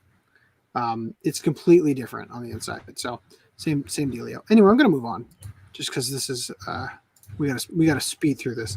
We're already 3 hours in. New anime film adaptation of Tatsuya Miyanishi's Tyrannosaurus picture book slated for early summer 2020. So this very much looks like a design that kind of feels like somewhat what's his name, Akira Toriyama style, which if this is what the fucking book looked like golly, nobody will recognize it. But anyway, that's the thing. We'll keep an eye on that. I gotta keep moving. Uzaki-chan wants to hang out in new TV anime adaptation in July with first visual. So the thing that they went after the Red Cross for using the Butsy anime girl, that's getting an anime adaptation. And it's got a new ad for the Red Cross too. Yep, this one. This is the old one actually. Oh, you got it? Okay. So this is the first time it's gotten an anime? There wasn't one before? Yeah, I didn't know that. Did you? I thought that was assumed. Man. So it says new TV anime. I don't know, man. I gotta keep moving. It hasn't had an anime before. Hello Kitty trains up to become transforming Shinkalian. There's a lot of Hello Kitty news in this week. I don't know why. Shinkalian. Yeah, there's now, just like transforming Elsa Watch, there's now transforming Hello Kitty train. Yeah. Yoshiyuki Tomino designed key visual for Reconquista in G Movie 2 revealed. Who cares about the visual of a recap movie? Yeah. All right, moving on. All right. Manga and gaming news that I will get out of the way. Oh my god. Okay, I really want to get through this. Oshibudo manga author says heroine Mina's name is not a pun of minor. That's it. I'm not even going to read the highlights. That's literally it. Demon Slayer cut through Amazon's top 20 manga list by taking the top 18 slots. So they've overtaken One Piece. So now Silver Spoon, out of nowhere, volume 15 special edition with graduation spoon, is number 19. The quintessential quintuplets is volume 13 is number 20, and then every other volume or every other spot is a Demon Slayer volume. So that's kind of interesting. They are really racking up those points. Nintendo lawsuit takes Mario Kart off Japan's roads. So basically, we talked about this before. There was a 10 million yen lawsuit filed against them. This Japanese go-karting business that called themselves Marika or Marikar, right? Which is like the shorthand for Mario Kart anyway. They changed it to Mari Mobility Company or something like that. And Nintendo had sued them for 10 million yen. And then they won the 10 million yen thing. And then both Mari Mobility and Nintendo appealed to the decision. And in Nintendo's appeal, they upped their claim from 10 million yen to 50 million yen. And the judge, the Supreme Court of Japan, sided with them. So the appeal that Mari Mobility put out to overturn the ruling went from, yeah, you got to pay 10 million yen to now you got to pay 50 million. Now, what they need to do is not use the Mario characters, because what they do is they sold like cheap Halloween store costumes of the characters as well. They just need to start a completely separate business that sells all sorts of costumes but stocks up a lot on the Mario characters and have a separate store that's open right across the street. That's all they gotta fucking do. So additionally, there are plans for an official Mario Kart experience at Osaka Super Nintendo World, which is about to open, which will make Mario Mobility a genuine competitor, which is probably why there's been so much, they've been on this lawsuit so much. Anyway, continuing. Probably never have to talk about that again. Kirito and Joker interact as Persona 5 crosses over with Sword Art Online. Which game, though? Reason. I don't know. I think it's a mobile game. Oh, God. It looks like shit in the stupid thing. See? Yeah, it's definitely a mobile game. Who cares, right? Okay. Konami sort of confirms Silent Hill project in development. Okay, they don't really confirm anything more than what we said, but we talked previously about the artist who is doing this artwork. There's more artwork from that guy that I wanted to share with you guys. These might be new Silent Hill villain characters. All right. Okay, moving on. New Kingdom Hearts mobile game settles on extremely normal title, Kingdom Hearts Dark Road. Why is this relevant? Here's a list of Kingdom Hearts media. Kingdom Hearts Chain of Memories, Kingdom Hearts 2, Kingdom Hearts Coded, Kingdom Hearts Mobile, Kingdom Hearts 358 over 2 days, Kingdom Hearts Birth by Sleep, Dream Drop Distance. What are the other fucking weird ones? I guess that's it. Okay, anyway. Yeah, there's a bunch of weird names. Anyway, moving on. Sorry to really push through this. Final Fantasy Remake trailer unveils a whole lot more, and also Cloud in a dress. And according to everybody on Twitter, apparently Cloud is trans because he wore a dress to save Keith and Aerith. Who knew, right?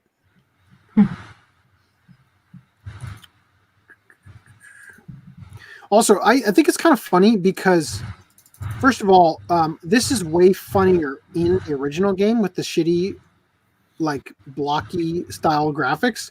But also, they could have made Cloud look way more feminine wearing the dress than they did. It almost seems like they went out of their way to not make him a trap, because his face is so clearly still very masculine because of the fucking hair. Right? Like, this is him in the dress, right? And there's Don Corneo. And then you fucking see him, and it's like, if you don't see that he's wearing a dress, he's still fucking Cloud. You know what I mean? But you can't say anything about him because he's trans now, right? All right. It sounds like you're drumming on your table covered in tinfoil, Reese, according to Random 11. The mouse I have is a Logitech, actually. That is causing that problem. So I'm actually afraid I want to buy a new one. It's a Bluetooth mouse, so I don't have to plug in a USB-C thing to dongle it all up, right? But I'm afraid that if the problem isn't the mouse, that I'm going to spend money on a new mouse and it's going to have the same problem on this laptop because this laptop has turned out to be a piece of junk, which I hope it has. I hope it's the mouse, but I just don't want to play the risk right now. And as soon as I get the Dragon Ball Super Broly first impressions out, I'm taking this thing in for repairs finally. I just want to get all that footage off my hard drive beforehand. Steins Gate My Darlings Embrace localization team, quote, consulted non-binary friends. For Ruka. Now, I'll just say, we didn't really cover this in detail before when we were talking about the Netflix. Was it a Netflix adaptation, live action? It hasn't been confirmed what streaming platform. I think they said it was a Hollywood adaptation, but we speculated that it was going to be Netflix. Is that what we did? So yeah, I'm worried about the adaptation because of this character. Yeah. That's what I'm going to say. Because I completely forgot about it. Yeah, this will be their SJW insert character. Right. This is why they're making it. I'm almost certain. And it's going to be the most pandering, like cram it down your throat thing ever. That it's going to be extremely annoying about. And I don't look forward to it. But it was fun. I'm glad Steins Gate got released on, Blu-ray and stuff before that. I'm glad we got what we have. Yeah. Yeah. I'm blessed. I'm going to count my blessings. All right. I don't even want to read the article. I don't care. 80% of Japanese parents believe gaming time should be restricted. All right. 80% of Japanese parents, step up to the plate and actually restrict your kids. Okay, here we go. I just want to let you guys know. The first 2 hours of the podcast that we spent talking about two separate fucking opening discussions, I had to choose when I was doing this between those two and a bunch of news about the coronavirus. I didn't add any of the coronavirus articles into our discussion, except for this one. Free anime-style adult video game being given away to keep people inside in virus outbreak China. So an erotic game, a hentai game, has been given away for free. Coronavirus outbreak means many can't leave their homes. So sexy visual novel developer, but who wrote this article? AC Basile, you need to add a couple more articles. Fuck, I hate that. Like A's and D's, right? To make this a little bit flow better. So the coronavirus out. I'm gonna do it for him because this is. I mean, Casey Basile should speak English because he's not Japanese, but the Japanese aren't very good at adding articles to their, like the and a. I hate that because I'm talking about a fucking article. This is really uncomfortable to speak. Okay, I'm gonna do it for them. The coronavirus outbreak means many can't leave their homes. So a sexy visual novel developer is going to give them something to do with those idle hands.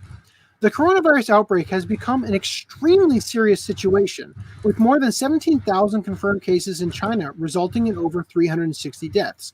By the way, I think it's a lot more than that. I saw a video on Twitter of a guy getting arrested for what they thought was filming, but he was actually streaming video showing the body bags stockpiled at a fucking hospital. And the Chinese government arrested him to try to confiscate that footage that got live streamed to the internet. Oh. Anyway. It was funny. Some guy pulled a prank on an airplane today in Canada. He said, "Oh yeah, I just came back from China and I got the coronavirus." And then the 2 flights were canceled. And then I don't know what they did with him, but yeah, positive vibes. Right on. Okay. So with existing treatments having limited effectiveness, many in afflicted areas, especially the city of Wuhan, where the outbreak was first observed, are being encouraged to stay indoors in an effort to limit the spread of the disease in crowded public spaces. So I just want to let you guys know 2 things. It wasn't first observed in Wuhan. They genetically designed it in Wuhan. Did we talk about this in the last podcast?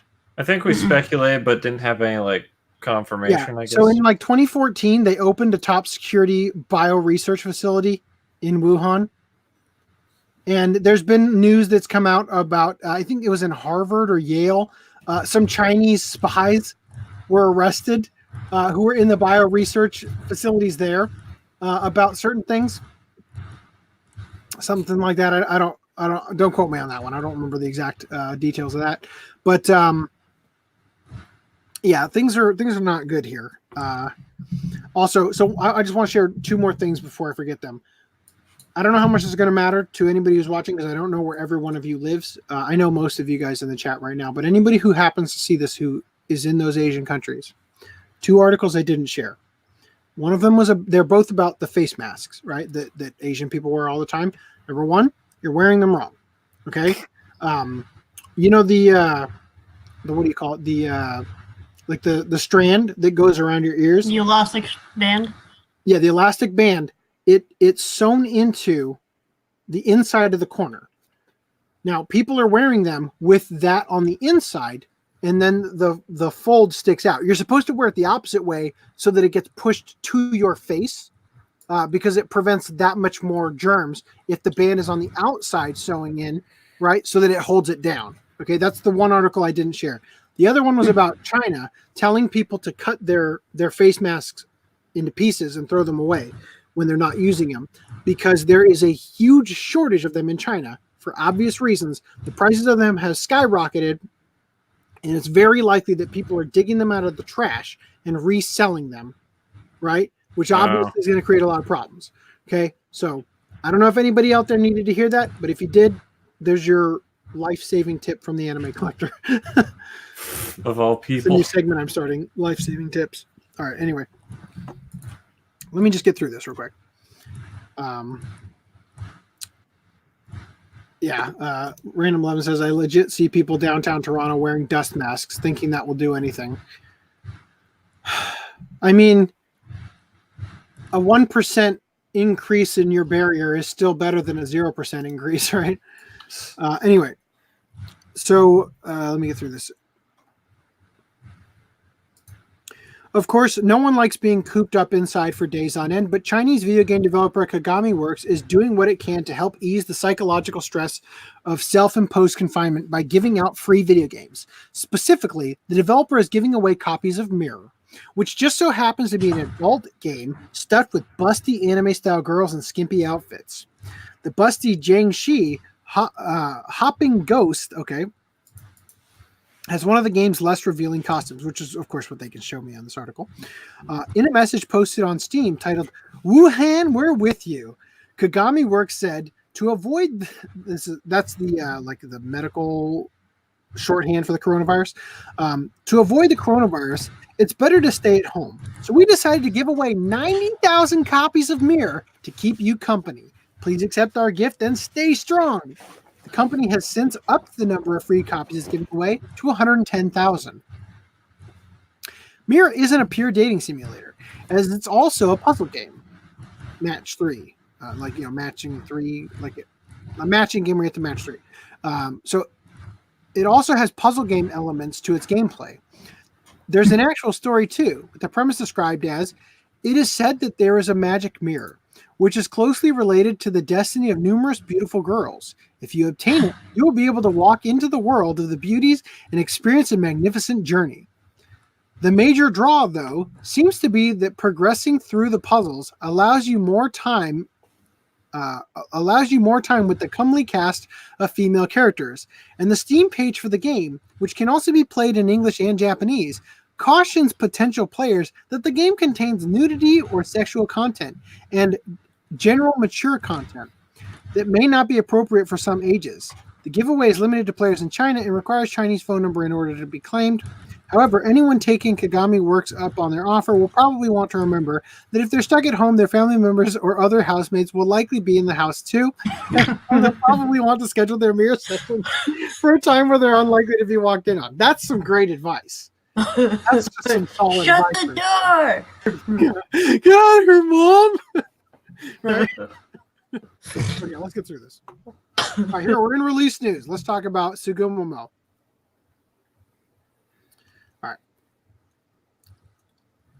All right, let's talk about this.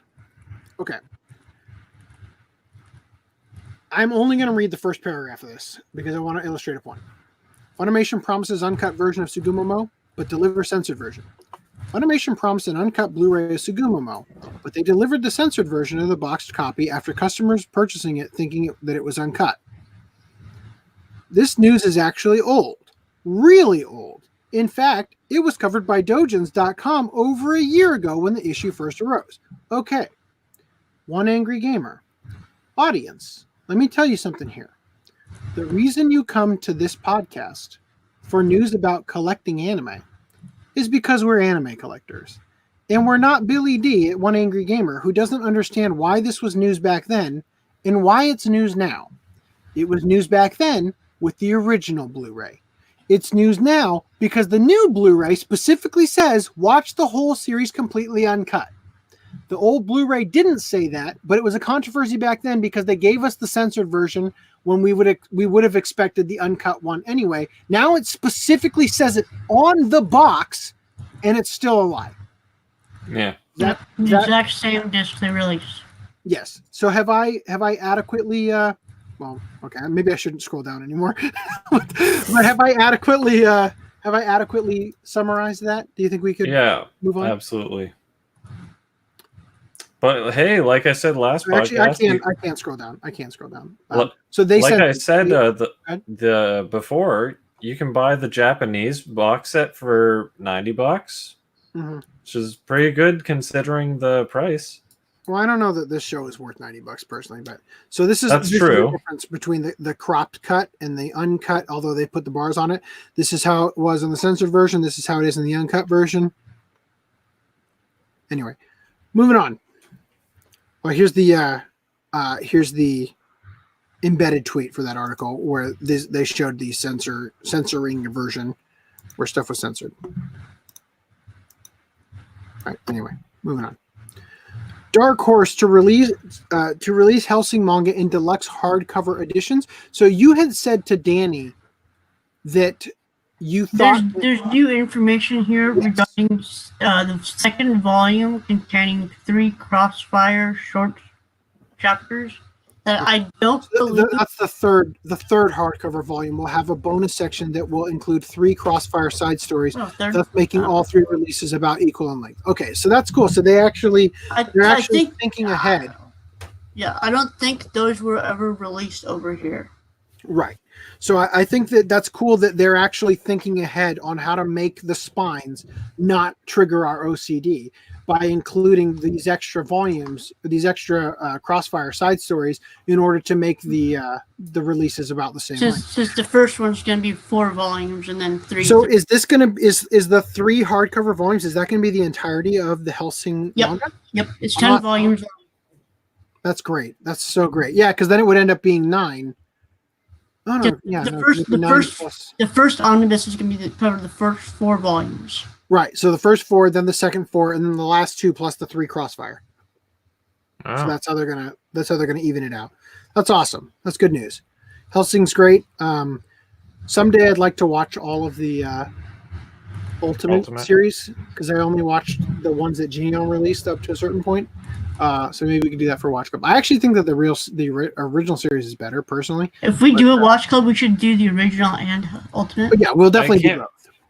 The original seems forgettable to me for now, at least. I think I just liked it more. I thought we'll talk about it if we ever do a thing. Yeah. Evangelion manga to get 7-volume collector's edition this summer in Japan. Yes, but I'm just pointing it out that perhaps this could be on its way here. Also, Megumin and Yunyun strike a pose in Konosuba Legend Crimson Film Blu-ray Digipack art. So again, this is the Japanese art, but this is what we might see on the U.S. release. If we ever get one. Of the Digipack. Yeah, if we ever get one. Good point. Which, by the way, the Ava manga. Oh my! This. Let me.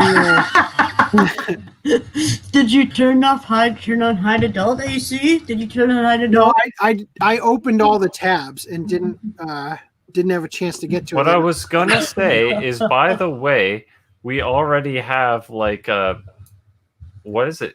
7 volumes of Ava for manga or whatever. We have over here. We have all the original, the main original series. Like they're omnibuses. Yeah. And you can buy them in 7 whatevers. Yep. Premiere Okay. 2027. So Premiere is release date to be determined, but you can pre-order it, and it's only fucking $12 for the DVD. Which is not actually kind of fair. Hold up. Oh shit. Okay, it doesn't say. Oh man, it will be so fucking glorious if this has the fucking that panel at Anime Expo. If that happens to be on here, that would be the most glorious thing ever. It won't be because G-Kids doesn't put any fucking good stuff on their Blu-rays, but that would be amazing if the Studio Trigger live drawing panel I talked about happened to be on here. Yeah. It won't be, but that would be fucking amazing. Also, Nisekoi. And that has the 4 manga OVAs, which have never been released over here. So That kind of fantastic. annoys me because I'm Only not gonna. $198. Yeah, I'm not gonna pay $200 for a couple OVAs. yeah, and which they it's, yeah, should. because they released them all in singles over here. So those who bought all of the previous releases are getting fucked over, and just if they want those. Oh yeah, that too. On the series twice. All right. Well, anything else to say, or can we move on? That's it. We can move on apart from my parting comments of I'm glad I paid the price I did for the UK versions, which also happen to be the French versions, but they have English on them. All right. So there's some good stuff here. Now you can buy a piece of a gut-busting android's abs from Kamen Rider thanks to Premium Bandai. So let me just show you this clip. Actually, you know what? I think it's worth giving you the audio. I think it's worth it this time. Because apparently you can sell fucking anything in Japan. So this is what this is a reference to. From Kamen Rider, I think this is episode 1.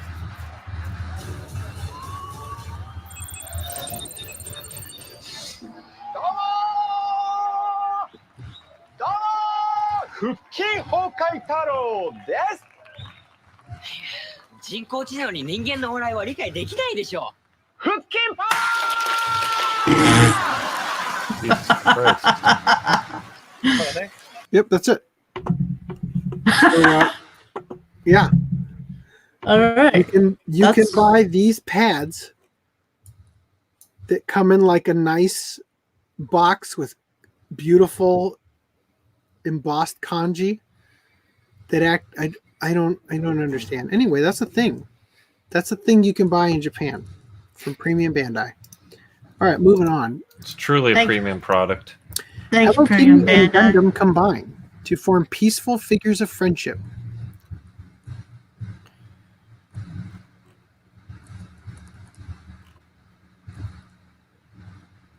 When you think of Hello Kitty, what color is the nose? Pink. What about you, SDM? Red? Okay. That's the correct answer of what you'd think. Both of But them? Hello Kitty's nose is yellow, and it always has been. I don't know. It's weird because they actually did red for the robots here, but her nose has always been yellow. And it trips me out every time I watch the anime because I'm like, is it really yellow? Like the whole time. Anyway. Also, Gundam, Godzilla, and Ultraman get chibified in a new art book. Because why not buy an art book with these characters drawn as chibi? Continuing. Sanrio X Digimon collaboration is Digi-destined for cuteness. Oh my god. That was a. What? Her nose is black. This is fake Hello Kitty. Racist. Anyway, all right, continuing. JoJo fashion collection starring Iggy is anything but tiny. All right, that's actually pretty cool.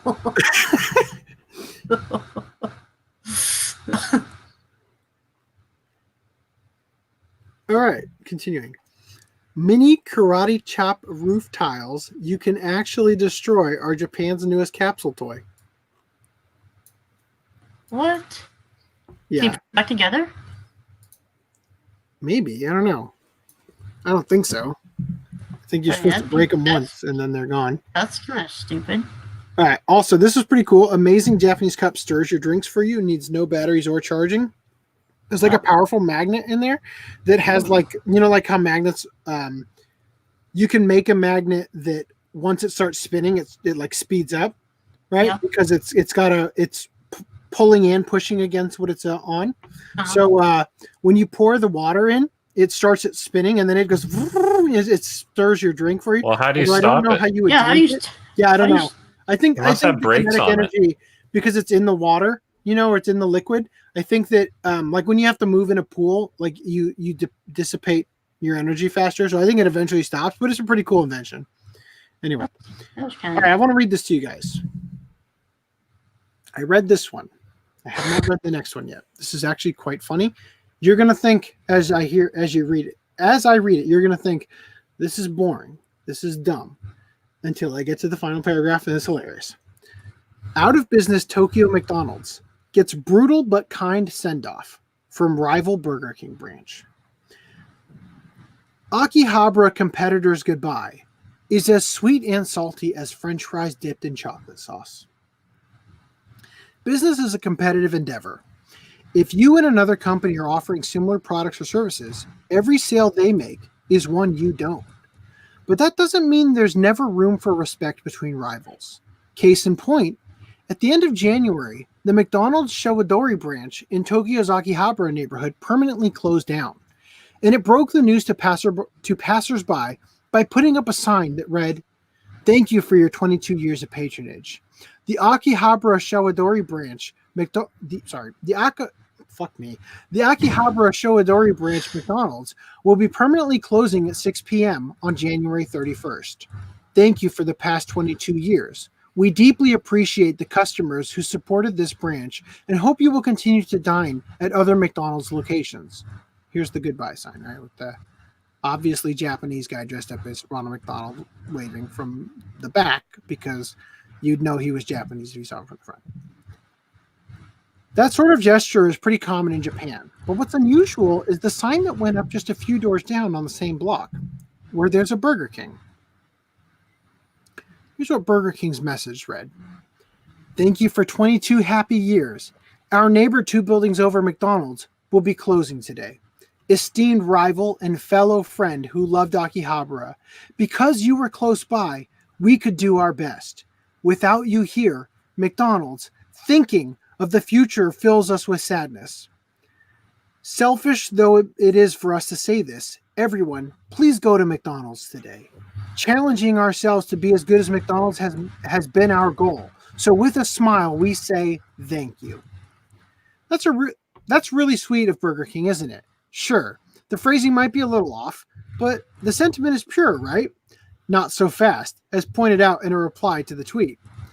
If you take another look at Burger King's poster, there's what seems to be a hidden message. Let's examine the start of each line. Watashi, Takai ni, so it says, our esteemed, because you were close by, without selfish, challenging ourselves, right? So if you take the first character of each of those, you get Watashi tachi no kachi, which means victory is ours. So granted, it's possible that Burger King isn't intentionally trying to rub salt in McDonald's branches, in the McDonald's branch's fatal wounds with a salty send-off. But if this is all just a coincidence, it's a massive one. At the very least, the Burger King's posters offer. At the very least, the Burger King posters offer to give anyone with a McDonald's Akihabara Showadori customer receipt a free cup of coffee between now. Cup of coffee between now and February 6th seems to be okay at face value. Seems to be okay to take at face value. And while a bit of patting themselves on the back is understandable, McDonald's would probably like Burger King and burger fans to remember that there are still 3 other McDonald's branches in Akihabara vicinity. In the Akihabara vicinity. All right, so now there's another article here. I haven't read this one yet. Tokyo Burger King removes snarky message to out of business McDonald's branch and posts a new sign. Boo. less salt present in sweeter message to defeated Akihabara rival. Last Friday, a McDonald's branch in Tokyo's Akihabara neighborhood closed down. It's unusual enough for a branch of the world's biggest burger chain to close its doors, and this case was particularly surprising, since the restaurant was on a busy street in the electronics/anime shopping district where it had thrived for 22 years. So when the McDonald's Showadori Akihabara branch shut down, people noticed, including their neighbor 2 buildings over, the local Burger King branch. Burger King put up a sign thanking McDonald's for serving the community for over 2 decades, but the notice turned out to have a hidden message, as reading it vertically spelled out, "Victory is ours," celebrating Burger King outlasting its rival. But now, just a few days later, Burger King has taken down the stealthy jab and replaced it with a different sign, as shown in this tweet from Japanese Twitter user @ESPBelieve777. That's an interesting name. So here's the new sign. Or maybe this is the old sign followed by the new sign. No, I don't know. Maybe it's the same one. Who knows? Let me see. No, this is the old sign here and the new sign.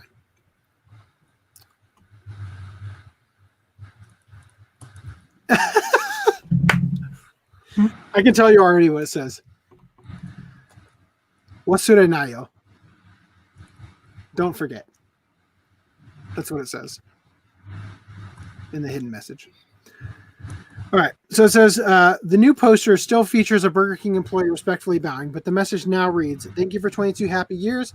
Us being next to each other, like steel sharpening steel. What we did was compete as good rivals and good friends. The end of that history is something that makes us incredibly sad. Up until now, you were an unchanging presence nearby." Illegible. Okay, so there's a part of the text they couldn't read because of the glare, I think, on that picture. "Thank you for 22 years of smiles, good, illegible, and we'll keep doing our best again tomorrow." Unfortunately, a patch of glare obscures a few words. The overall gist is still pretty easy to grasp, though. But is there once again a hidden message? Yep, if you take a look at the first Japanese characters in each line and read them vertically, you get "Wasure nayo," which means "we won't forget you." So this time around, it looks like Burger King has shelved the snark and is offering a pure-hearted send-off to its local competitors, which makes sense when you consider that no matter how deliciously salty the main course may be, the most satisfying way to end a meal is with a dessert that's straightforwardly sweet. All right. On to some miscellaneous. You know, it sounds like something that the Wendy's Twitter account would have done. Yeah. 77-year-old father murders unemployed son with a sword. Okay. That's my type of guy. Yeah, we need more of these adults in the world right now. World. Well, I guess I got 9 more years to go, guys. Well, he was a 58-year-old adult. No, my So dad is 68. Okay. It seems a hardworking father has grown tired of his unemployed son, as the 77-year-old has been arrested for attempted murder after dramatically stabbing his worthless offspring with a Japanese sword, certain to have some wondering if the choice of weapon was a bit excessive. Caught in the act, the 77-year-old suspect had stabbed his 53-year-old son in the street in front of his Kagoshima City home. Stabbed his 53-year-old son in the street of his Kagoshima City home on the night of the 24th and was arrested on suspicion of attempted murder. A witness said they saw the criminal holding what looked like a Japanese sword. Though a motive was not divulged, the brutal attack may have been prompted by the son's unemployed status. Police came rushing to the scene after receiving a 110, which is their version of 911, call, saying that there is a quarrel between a parent and child. The son eventually collapsed from blood loss due to his abdominal wound and died soon after. According to one of their neighbors, "I heard angry voices and thought a fight had broken out. One person seemed to be bleeding, and another person seemed to be holding what looked like a Japanese sword." The father has since admitted to the allegations. Authorities intend to change the charges to murder and plan to carry out a more thorough investigation. I mean, it seems like a pretty open and shut case, if you ask me, but okay. Woman to marry, Boeing 737-800. We've been dating for 6 years. So, where's her 77-year-old dad with the katana? Oh God. A 30-year-old woman from Berlin has said that she intends to marry a passenger jet she met in 2014, elaborating that she is turned on by its thrusters and wishes to live with it. Michael Kobke, Michelle Kobke, that's got to be Michelle, because it's German. All right. Michelle Kobke said that she fell in love with the plane at Berlin Tegel Airport 6 years ago, but was only able to kiss and caress it in 2019. Dear God, people. She wishes to eventually move into the plane's hangar and spend the whole night with the plane. The confused woman described her previous time there as the most beautiful moment of her life. The Berliner sleeps alongside a large model of the plane at night. My God. Koke is planning to wed the plane in a small ceremony in Amsterdam on March 18th after, quote, dating it for the In last Amsterdam. Her friends and family have accepted the relationship, although her mother and father have expressed no interest in meeting the 737, Oh God. which she calls Scots or darling. Did she buy the plane or? I don't fucking know. How does this work? You guys know the story about? Oh, Augie has apparently joined the stream. Join the Hello, stream. Don Hobo. Okay. Well, back to the article. Romantic images of the inseparable pair. Oh, hold on. So here she is kissing the plane. Now, I'm sorry. When I saw this image, I was pretty sure this was Aaron Hansen, Ego Raptor. But apparently this is a woman.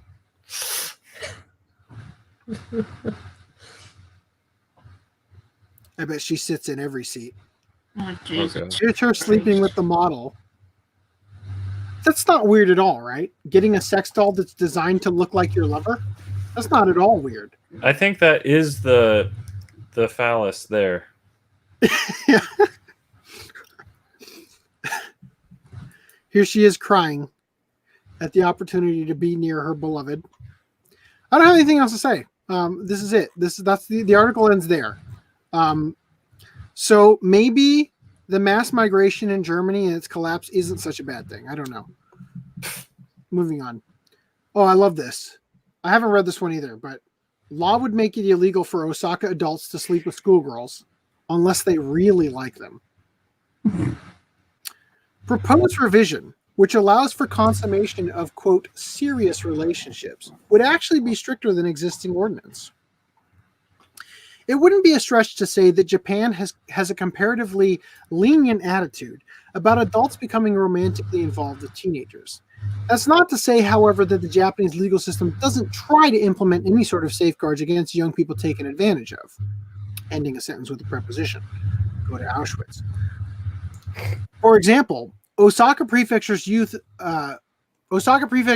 healthy development ordinance prohibits, quote, lewd acts between an adult and a person under the age of 18, though full status legal adulthood in Japan doesn't begin until the age of 20.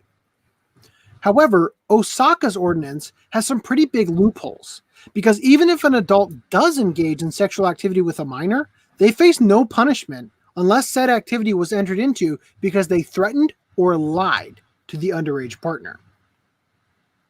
As a result, Osaka has a much lower rate of criminal prosecution for such offenses than other prefectures in Japan.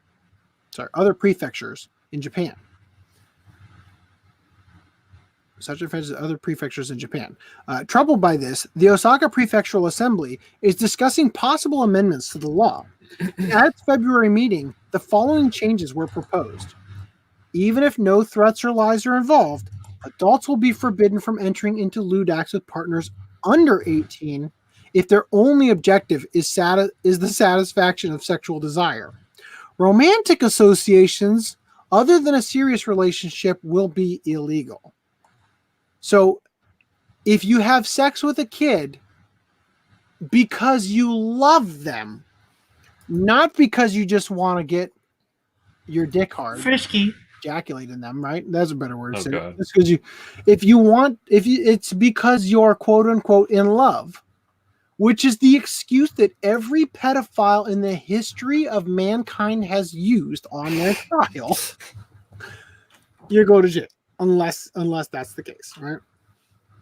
In other words, if you're a legal adult, Osaka would no longer like you to sleep with underage teenagers unless you really like each other, that is.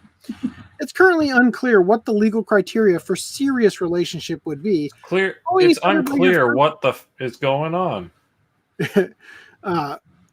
It's unclear what the legal criteria for a quote-unquote serious relationship would be. Calling each other by your first name plus Chan?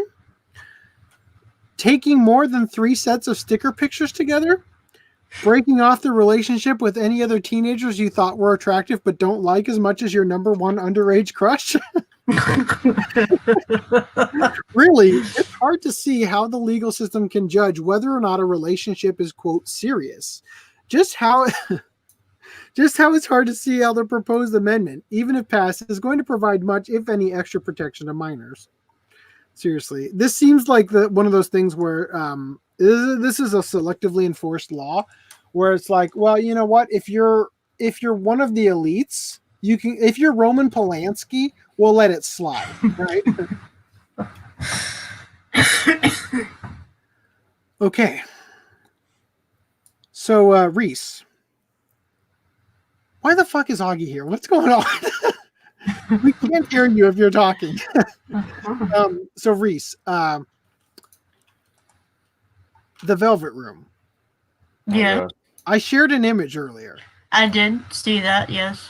Yes. Allow me to finally acknowledge why. Love Doll Funeral Service in Japan helps silicone lovers rest in peace.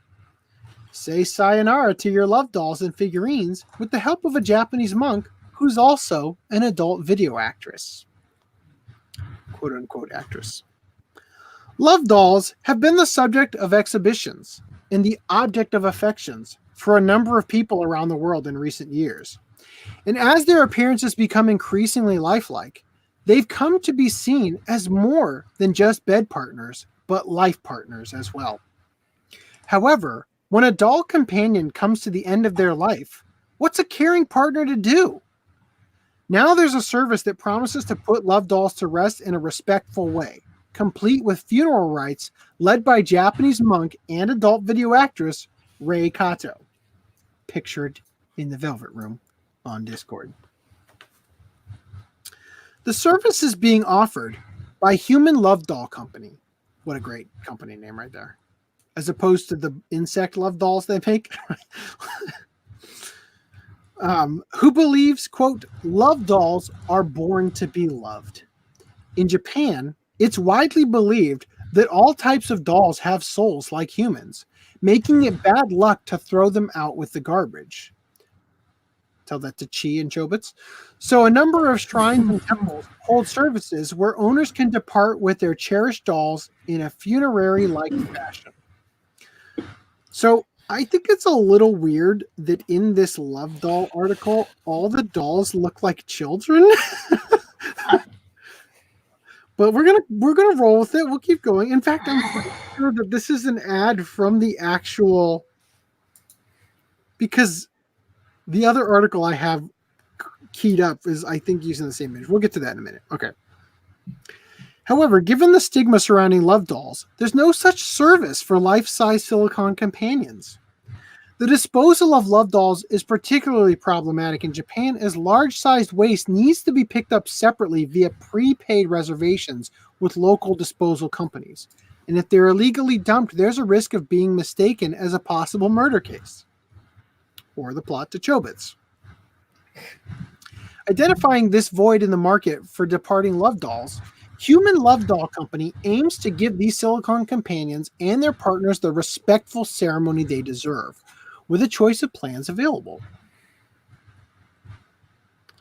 The standard doll funeral plan costs $457 US and 55 cents, and includes a funeral and memorial service, with the owner receiving a funeral certificate and a commemorative photo of the or video of the ceremony. For those looking to send their doll to the afterlife on a budget, there's the joint funeral plan for 30,000 yen, which includes everything in the standard plan, only the ceremony will be conducted with other dolls at the same time. And owners receive a commemorative photo only. Those who want to go all out on their silicon partner can opt for the doll angel funeral plan, priced at 90,000 yen, which includes everything in the standard plan, but with the following additional extras. The owner can attend the funeral in person. All parts will be disassembled carefully before disposal.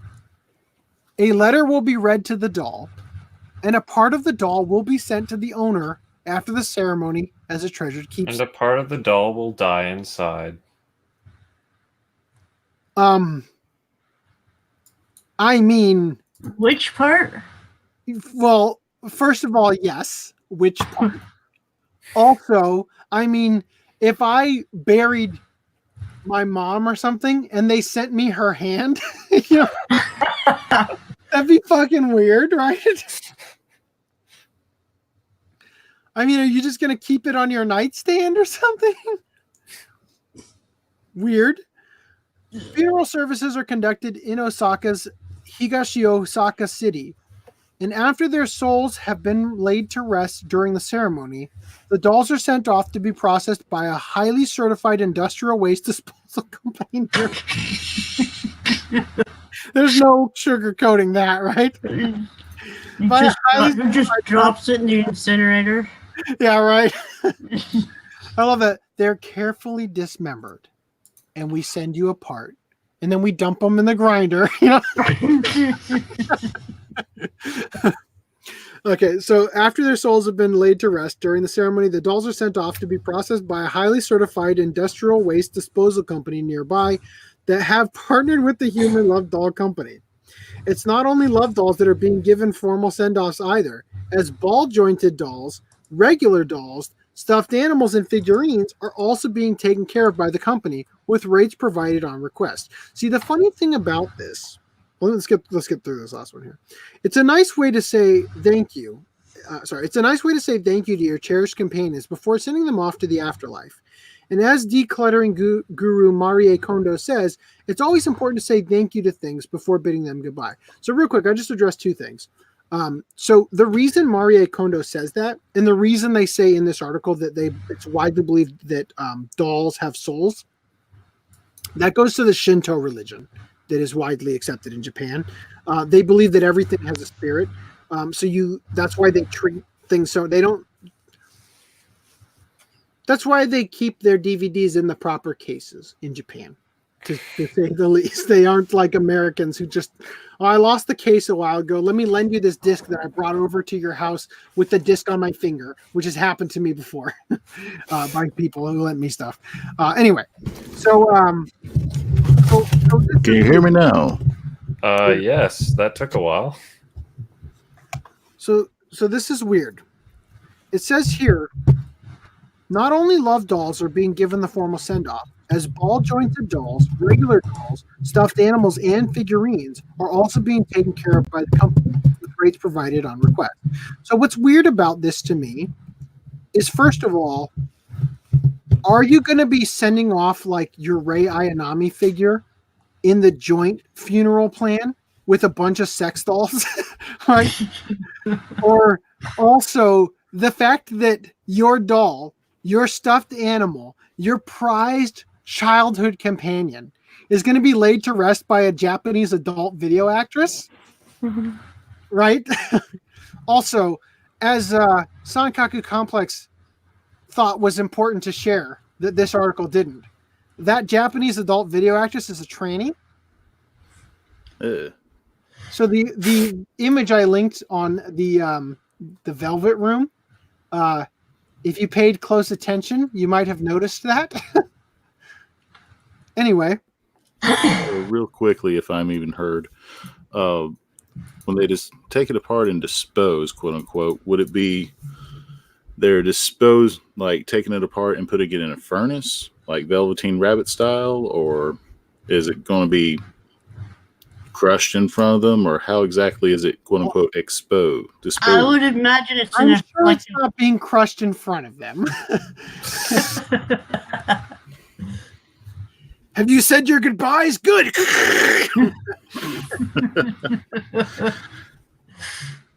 But I wonder if this sort of event's more for emotional support, like they're trying to move on from this lonely lifestyle and I move think into like a family I situation. think the Send sex home. doll got wore out and it's a little bit too loose now. So let's put it I think they need to dismember and send home just the headrest of one of that Boeing 777 or whatever. That hero woman.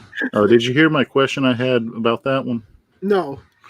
So in this case, how different is it from that relationship to a person really enjoying their car or motorcycle, aside from can't just put that in your garage?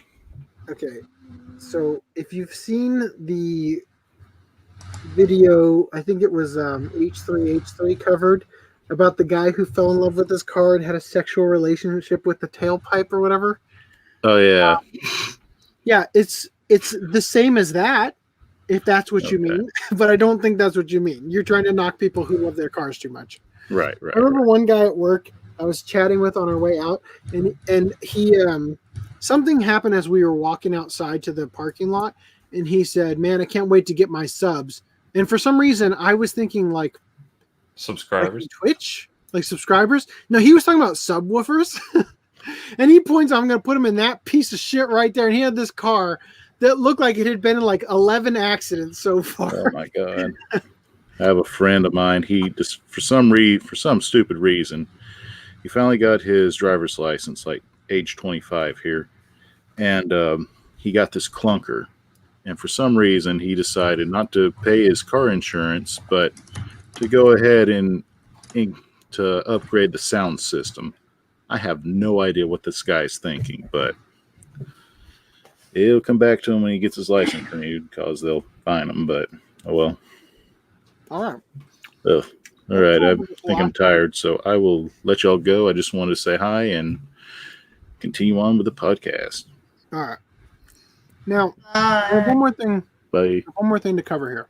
See? And this is important because this finally. Oh, man, it's such a fucking weird article here. Let me just read it. Japanese Supreme Court. 3D CG is child porn. Now, at first you go, no, it's 3D CG. But let's read this article. Japan's Supreme Court has declared that 3D CG images based on nude photographs of children still qualify as child pornography.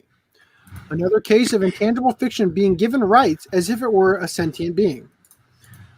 When assessing an appeal made by artist Akashi Takahashi, what an unfortunate name, against the conviction he received in 2016 after releasing 3D CG picture collections, Seishoujo Densetsu and Seishoujo Densetsu 2, please do not Google those. The FBI will be seeing you shortly if you do. Yikes. Of nude young girls. Judge Takia Miyama said that child pornography was a depiction of a real child's body in a visually recognizable way. So I'm hoping, I have some hope that that statement means what it literally says as we continue reading. Since Takahashi's 3D CG images were based on images of real children from photo albums and depicted their bodies, they, three specifically, were classified as child porn. The defendant had tried to claim that they were not illegal on the basis that the children were imaginary. But Takahashi's guilty verdict and 300,000 yen fine were upheld. Okay. I want to point something out here. Can somebody look up for me how much 300,000 yen is? That's like $30,000, right? Something like that. Didn't the Kenshin creator have to pay a fine of 2,000. 2,000 US dollars or something like that. And he had actual, like, whatever. Yeah. Rather than a depiction. Once again, what did I just say? Roman Polanski can rape a child. Rurouni Kenshin creator Wakasuki, or whatever his name is, can have child porn, and it's a slap on the fucking wrist. But if you make a CG, I don't think this is it. I hope it's not it. I think this is just a depiction, right? I mean, it's not porn anyway. The kid's clothed, right? Obviously, but 3D artwork is, I mean, 30,000, 27,000, or whatever it's going to be US dollars. Anyway, while this case is a very unusual one, as it involves realistic images closely based on actual child pornography, the precedent for declaring digital images to be illegal could be extremely important. See, here's the thing. I don't know anything about this. I would actually, I mean, I probably should have opened up the links here to where they source this from to find out. But when I read, okay, thank you. Random 11 says it's only, really? It's only $2,740.50. For how much? The yen? Oh, 300,000 yen? Yeah, that makes sense. That sounds right. So maybe it is. Maybe that's like the standard rate that child porn convictions get in Japan. A flat rate. Pay that flat rate of around, $2.75 thousand US dollars, and you're good to go. All of a sudden, that doesn't seem so bad. I mean, I wouldn't want to have to pay that, but then again, I also am not, harboring child porn or anything like that. But I'm just saying, like, I feel like maybe we should up that to, I don't know, 3 million yen. Yeah, Random 11 says it's roughly divided by 100. Yeah, you're right. You're right. Okay. Anyway, 10,000 yen. That was $100. So. Yeah, 1,000. Yeah, that's about right. 3,000. I lost where I was. I already finished reading. Okay. Anyway, so yeah. Okay. When I was reading this part, based on images of real children from photo albums and depicted their bodies. So I'm curious. They say it's based on actual child pornography. Here's the thing. When I read this part, to me, there are like science-based anatomy books that have, like, for charting purposes, depictions of like photographs of naked children. I guess that's child porn, right? But so I was wondering, because I don't know the details of this case. I probably should have read more on it. I'm sorry I didn't. But I'm wondering if he took something typical like Anituber. Yeah. Well, I'll read into it later, but I wonder if he took stuff like that and projection mapped those onto a 3D model so that they have the texture and skin of the actual photo of the kid, and then posed the model in sexual situations to make it quote unquote pornography versus art. Right? Because because the people who go to African villages and photograph, the naked kids running around with the distended bellies and stuff, that's not child porn, right? But they don't go to jail for taking those photos and putting them in National Geographic, right? It's as they say. Do all the mothers who take pictures of their children? Well, that too. But it's like as they say, you cannot define what pornography is, but you know it when you see it. Right, it's supposed to elicit a sexual response, which, let's be real, a lot of the fucking shit that Japan makes is pornography. Well, if I send you child pornography, if I put on cam right now my feet, I'm sure that will elicit a response from someone. Chat, do you want to see FDDNM's feet? I think you still owe Satan 666 a nipple. Oh, my nipples. Right, anyway, Yeah. Okay, so that's the final article. The final verdict. Yeah, well, let's see where that goes eventually. I mean, I think that it's funny. We've read 2 articles, I think, in the last 2 podcasts where actual pedophiles are using the rationale behind why I'm suggesting that lolicon is not child pornography to try to get off on their crimes. But the problem is that these pedophiles also have actual child pornography in their possession when they're using these stupid things. It's my First Amendment right to draw this porn, and he's literally fucking drawing it in the courtroom and passing it over to the person, the lawyer that's prosecuting him, right? Fucking weirdos. All right, anyway, so let's go into, I'm just going to pull up the Twitter moment so I can show you the clip of, apparently it's hashtag World Cancer Day. Wonderful. Oh, thank you, Merc. Burn in hell. Where are the fucking moments? Should be my actual thing. Here we go. I think you're having a moment right now. Every time I add a new moment, my total number of moments goes down to 0. I don't know why.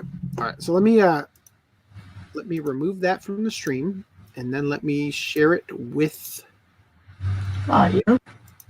All right, let's learn as to why we called this Farewell My Sex Toys. I'm curious if we're demonetized yet. I'm sure we are. By the way, I want to thank the 9 viewers who have stuck with us all this time, because you are the true MVPs of this podcast. Not only that, but I was actually kind of worried about watch time because it's been below the threshold it needs to be for us to maintain monetization. Not that we're even making that much money, to be real, but I appreciate you guys being here. Okay, so let me go to the clip here. So as I said, considering I just got... Farewell, my sex toys! All right, sorry. Apparently I can't pause it properly. Okay, there we go. So considering I just got a shout out for being on the Real Sharks podcast, I feel like I should probably give ample explanation to any potential viewers as to why the next OCA podcast is going to be titled Farewell My Sex Toys. It's a direct quote from the Watch Club. Here you go, Otakuso. I'm going to play it again. See if I can turn up the volume. I did not realize the show had an English dub until you posted that. Really? Really? Yeah. It's funny because the one I got downloaded was just a Japanese audio only. Yeah. Oh, really? Yeah. I downloaded it too, and it came with both audio tracks, but you had to switch it to the English one. I downloaded it so I could rip this clip and do this. So anyway, so I'm gonna play it one more time. And farewell, my sex toys! All right, there you go. You get to hear Tomoya from Clanid say that. So further context of the character, there's a YouTube video which I'm not going to play, but it's literally everything leading up to this moment. It literally cuts off like 3 seconds. There's 3 second gap between where this clip ends and where this one starts. Just saying that. All right, so do you guys want to say anything about? Fuck it. No, I'm gonna unshare this, or can I just? Oh, cool! I can just hit the mute button, so it doesn't. All right, awesome. Do you guys want to? Do you want to say anything about this before we jump into? Do you like the show? I enjoyed it. I liked it, but I don't know. Are we gonna get into the nitty gritty yet? So let me say something related to what you were saying earlier. Here's my opinion of this show. Okay. It's bland. There is nothing remarkable about it until Kagero shows up. Oh my god. And he's literally the saving grace of this entire series. Am I wrong? No, you are mildly wrong.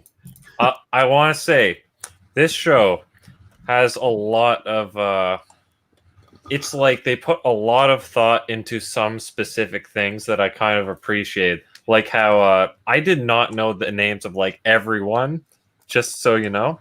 Okay. So who's the main guy? I don't remember. Okay, well the main the guy on the cover, the guy who kisses. The guy on the cover. He just like when she's like, oh, I've been feeling off lately or whatever, and he's like, yeah, you stepped in with the elevator with your left foot, and then he keeps going on and on about these little specific details, and I'm just like, wow, they really thought of that. And same with the sadist masochist thing. It's like just calling like objects like the one light is on, the one light's out, and it's like sadist masochist. This glass is hard. It's a You know, labeling all the fish in the aquarium sadist or masochist. Okay, fine. I'll play the fucking YouTube video. Give me a second. And this is one of those David Montraga role. I think that's his name. Yeah. Roles where he the thing is he either sounds like absolute garbage trying to put on a weird voice, or he sounds fantastic not putting on a voice. But in this one he's putting on a voice and it doesn't sound like garbage. So yeah. Well, I'll say this. The lip flaps in this show We're bad. are really off, but I thought it was my desynced speakers or something like that, but no. yeah. So I'm gonna play this real quick so you guys can. It's gonna be delayed anyway through this. It's a heck of a lot more fun to break in someone with fight, don't you agree? I love that expression. Yes, that one. At first glance, you'd think she's a sadist, but I see the makings of a true masochist in that expression of yours. Who are you calling a masochist? And I'm a sadist, so that makes us perfect for each other. And further, you're a sadist too. And one even worse than me because you don't show it. Stop fitting people into your little world. It is not only my world. The world is divided into sadists and masochists. And I have the ability to see what someone is with one glance. You're a masochist! What the hell? I'm not a masochist! You're a sadist! Oh, you really think so? That's a secret, don't tell. Shut up! And why am I? Okay, he at least sounds like the funny your guys Or do sound you want to be eaten? similar to Japanese. Then you're a sadist! Is that how this works? You're a sadist! I told you to stay away from me. Now, let us go, my fiancé. What are you doing? I shall guide you, take you to the dazzling, sexy world of S&M myself. But I don't. Let's go! That boy's a sadist. That man's a masochist. Oh gosh. Next! Sadist! She wants you to think. I'm gonna pause it just for a second so we don't get copyright. Well, I'll interlude with how I liked how when he came back with gifts, the bunny guy's like, "Why do I always get a whip?" You get a and whip. then he does Yeah, a you get second a round whip. of gifts, and it's like, "You get a whip." It's like, Yeah, he does it 3 times in a row. Oh gosh. Next! I kind of like that thing with the cape and he goes and zooms in, like moving on with the Right. cape. Go ahead. Say that. It's corny as hell, but it's funny. So, I really liked Sadist! She wants this you to character, and in the English dub, she had the voice of that girl from Flip Flappers. Brittany Karbowski. I don't know who it was, but I recognize the voice. Brittany She's Karbowski. She's Okay. a sadist, masochist. Looks like a sadist, but he's I like a that masochist. character. Bashful. This elevator sure is making us wait. It's a sadist. So hot! It's a sadist! But once you're used to it, it feels good. So it's a masochist. I love that noise. A sadist. Give me some of that. I love the pink-haired girl. It's sticky. Well, yeah, she was my favorite But it character. tastes good. Unfortunately, voiced by Monica This Rial. aquarium is hot. Oh, really? Was She she? sounds awesome and adorably awesome This in carpet is so Japanese. soft, it feels quite good. She to barely step talked. upon. I'm pretty sure Monica Rial voiced a different character. No, she voiced her. I'm pretty sure. Look it up. Prove me wrong. I will. I will. Let's look it up. Okay. I'm looking it up right now. Hold on. Both of you will. Badly? Then I'll step on you. How's that? The rooftop is Monica high. Rial. Sadist. The night is dark. Sadist. I said it So now. you're right. Also, Hilary Haig voiced. The main Louis character. Yeah, Hilary which Haig. I have a love-hate relationship with her. And like she her voiced voice- the main character in Art Scramble too. Yeah, and fucking Children Who Chase Lost Voices. Yeah. Yeah. So Wow, I we've have been a watching a lot love-hate of her relationship with lately. her. Yeah, because my least favorite anime experience ever is fucking Cyber Team and Akihabara. Oh, I hate that show with a fucking passion. Do that for a while. Getting through that. No, I'm never going to put that in my DVD player ever again. Getting through that show might be the most painful experience of my adult life. What is it? Cyber Team and It's just so fucking bad. The character's literally, the bad guy's name is Master Shooting Star, and it's just so fucking dumb. Like, there are shows that I can put on in the background and I can just let it play and work on something else. That show was distracting as fucking hell with how bad it was. I couldn't even focus on other things. It was so bad. And it's fucking 26 episodes long. It's fucking horrible. Anyway. All right. So addressing how you said it was bland. So let's see. We have young lady. Okay, these supernatural powers things. It felt a bit like an afterthought when you realize how little it was actually used, and maybe like it was a bit of a plot device. But then you have the main thing that goes on. There's no real driving force. So apart from the supernatural, oh, we have to protect her, that doesn't happen consistently enough to really warrant it. That came out of fucking nowhere in episode 2, by the way. You have young lady character protagonist who I forget the name of, and in her struggles to not be a tsundere. Yeah, Riruki Sama. Now, I think it was good that she verbalized it and was like trying to actually like improve upon it, because tsunderes are always like, it's not like I like literally anything. Baka. Yeah, Baka.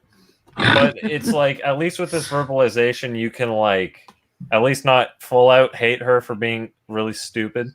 So just to confirm, Reese is correct. Karuta Romiya was voiced by Monica Rial, but the thing is that character barely talks. Yeah, I'm just saying, I'm confirming. You're correct.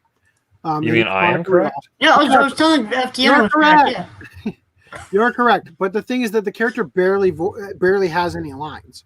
Yeah, that's why it was so like, it wasn't offensive to my ears to be like, oh, it's Monica Rial. I can't listen to the show. My wife was watching and saying the guy's name is Miketsukami. Yeah. Thank you. Yeah. Miketsukami is the main guy? Yeah. Okay, I'll keep that in another tab. Miketsukami or something like that.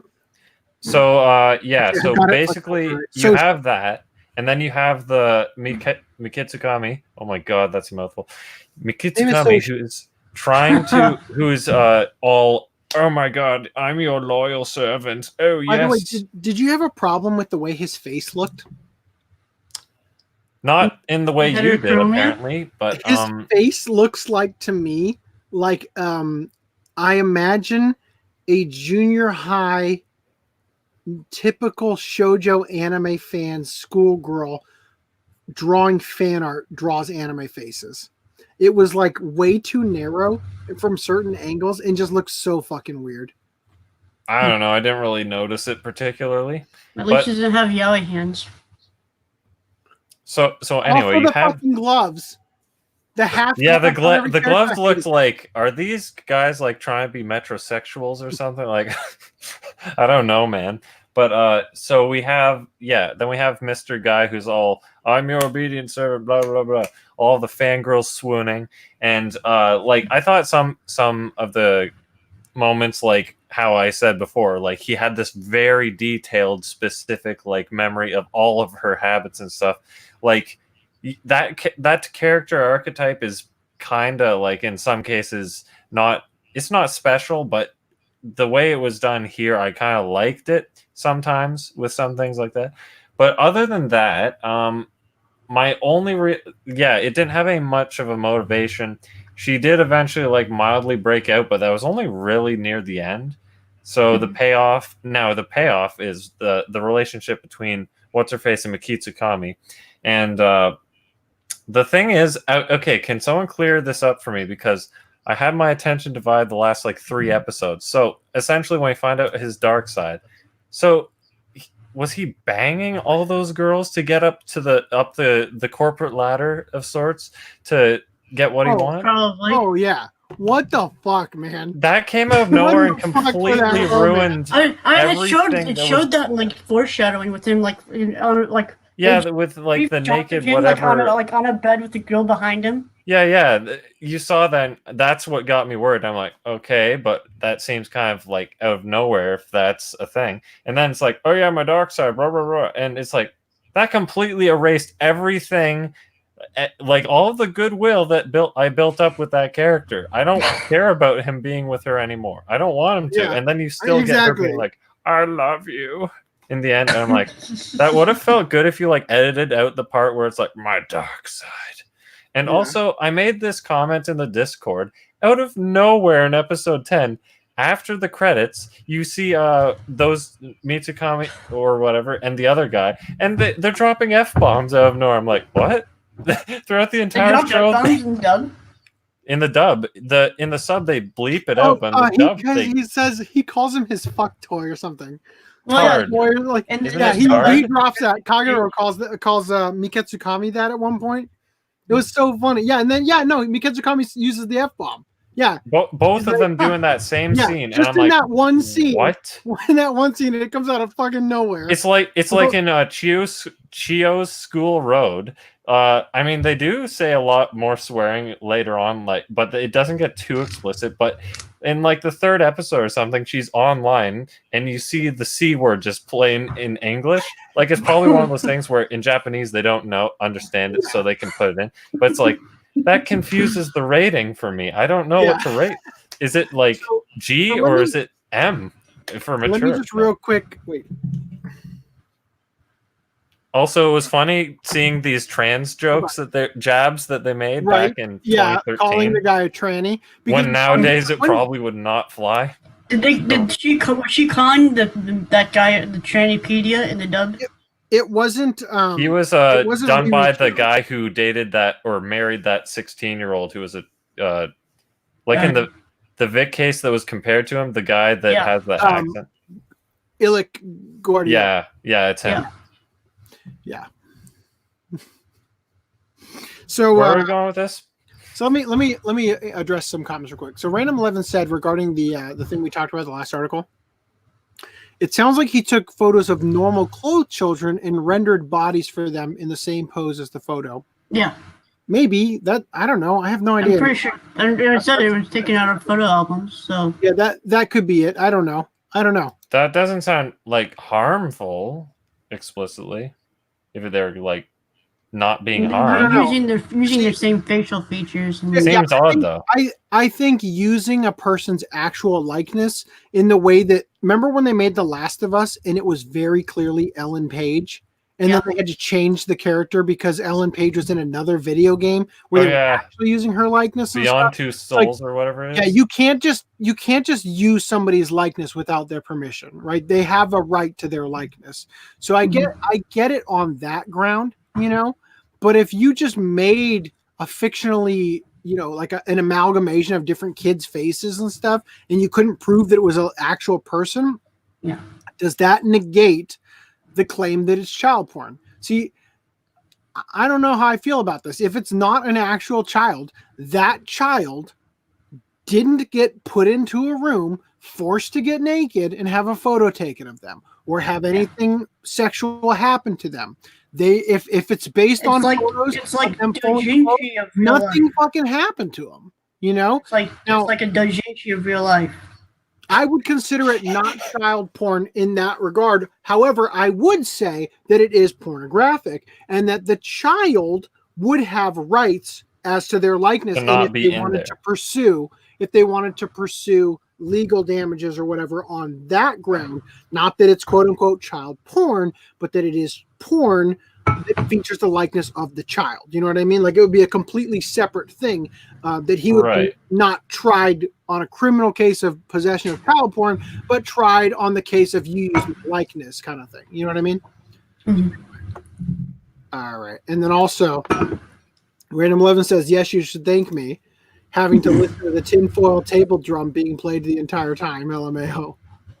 I'm out now later. All right. Well, I'll catch you later, Random 11. Thank you for stopping by and joining us for so long. And Old Man says Inu X Boku Secret Service mangaka passed away in 2015. And Unfortunate. I started watching this anime and thought the outfits were so fashionable / cute that the author had to be a woman. Then I found out Koko Fujiwara had passed away. Yikes. So is Koko Fujiwara a woman? Yeah, that's the real question here. And then Greenline743 said, at the Anime Collector, same. And that is a reference to a love-hate relationship with Hilary Haig. I love her in Ghost Stories.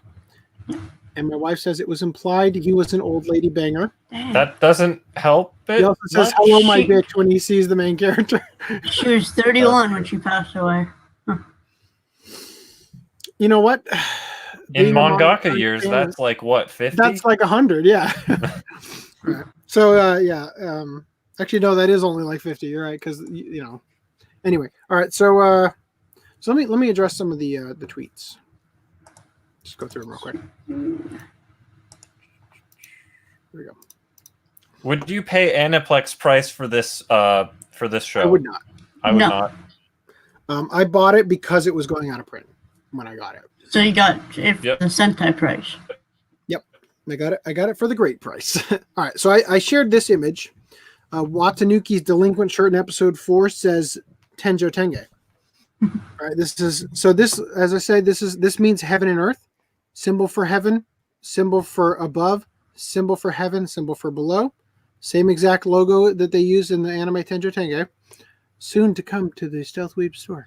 Which, I also said, is it weird to anyone else that Ririchio refers to Kagero as her fiance instead of her betrothed, as if to say he actually proposed to her and she said yes? I'm not a translator. So I thought it was weird until there was all that bit about the letters Family back setting and up. forth. No, see, because I would have thought it was family setting it up, and he's totally weird and clearly not her type, and she doesn't like him at all. But because of the letter stuff that turned out to be written by Ketsukami. what's his name, Miketsukami, that maybe she did actually say yes to the and agreed to it because she was in love with the fake version of him. But she knew that it wasn't him. Yeah, it was fucking forced as shit. That was a terrible shoujo-y reveal. Also, I don't have any fucking clue what this was about. She signed one of the fucking letters. I know that I would only consider beds made by Simmons. Now, I thought that this had to be a literary reference, but I thought it would be funny to quote a commercial that it plays in California all the times when I lived there for Sit and Sleep. Save up to 40% off Simmons, Sealy, Serta, Spring Air, Stearns & Foster, Miralax, Chatham & Wells. Sit and Sleep will beat anyone's advertised price of your mattress is free. Yeah, apparently, as I looked into this, she's literally talking about Simmons mattresses. I don't know why that's in there. It's very weird. I was probably tuned out for that whole part. Jesus Christ. I'm reading about the character. Holy fuck, this manga gets so dark. Like, all the characters die. Yeah, no, the manga is way longer. Jesus. All the characters die? All the characters die. That's it? They all die and it ends? Like the pink hair. They all die and then the author dies. The pink hair girl gets cursed and then she dies, and then her death is what causes the rest of them. Was the pink-haired girl the giant skeleton? Yes. Yeah. That we only see twice. Yeah. So I really thought that the show was weak in terms of story, but Kagero was worth it. Yeah. Yeah. I like, how was the pecking duck line? Oh, yeah, she just says peeking duck. Oh, it's so adorable in the Japanese version. She's like, pecking duck! Pecking duck! She was such a great character with the little sleepy eyes the whole time and just always wanted to eat. She reminded me of that one character in Tomako Market that we both liked. Yeah, the one that gets up on the thing goes, whoa, this is high. Right? Yeah. Tomoko Love Story? Yeah. She Yeah. reminded me of her too. A lot. Yep. Huh. Interesting. That's interesting how that works. So what you're saying is you're better off just watching the anime? Because you'll just become depressed after everyone dies? Oh my god. I wish I hadn't. Oh, you're right. It was Brittany Karbowski. Although I gotta say, wait, hold on. Let me look at this picture. No, that's not the girl. That's not the girl. It was Shelley Colleen Black, I think. Yeah. She's the one that's the character in Flip Flappers. No. Flip Flappers, she was the other girl. Brittany Karbowski played the other girl in Flip Flappers, the other lead. Okay, the crazy one. Let me look up the character then. Nobara. You might be right. I'm just saying that the girl who came and kidnapped other girl or whatever. Oh, you're right. Yeah, because I happened to notice that one is Carly Mosier. What? The one you just had, the blonde Colleen one with Black. the glasses, that ice and stuff. Yeah. No. She was Carly Mosier. I've got here. It says Shelley Colleen Black. Is that? What the hell? Do they have two? Oh wait. She might have two. She might go by two names. Well, I was gonna say, do they have two people that have her voice? I don't know how to describe it. Because she has that deeper-ish, whatever, commanding voice. Shelley Killing Black is the one. It's the ice girl. Why the fuck won't this load? Eileen Dover. Nope, not Carly Mosier. Shelley Killing Black. I didn't realize that was David Wald as I guess Roncho is what his name is. So I got to be honest. Brittany Karbowski, she was the girl in the Be There thing with what's his name, the Vic thing. Remember the fucking Well, there was a lot of people in that one thing. Yeah. So she was in that, and her voice, her real voice, doesn't. I'm shocked that she sounds like this character and the girl from Flip Flapper sound, because she doesn't sound anything like them. She doesn't sound anything like them? Like her voice, her personality and voice, I can't believe that she can put on the bubbly airhead girl. It's weird because I think before I actually saw what she looked like, when I first saw what she looked like, I'm like, wow, she looks exactly like how I pictured her. Because I think Yamada's First Time is the thing that set the precedent of that's her voice or whatever. Right here. And for some, she mildly resembles Yamada, I guess you could say. This is probably a terrible picture of her. Yeah. But she's like young. Where did they get it from her MySpace page? MySpace. Jesus. All right. So, oh wow, she did an insert song in Red Garden. Oh, okay. All right. So anyway, I'm gonna close these. Actually, I'll just do this because who cares? Damn it, not that. That. Oh, all right.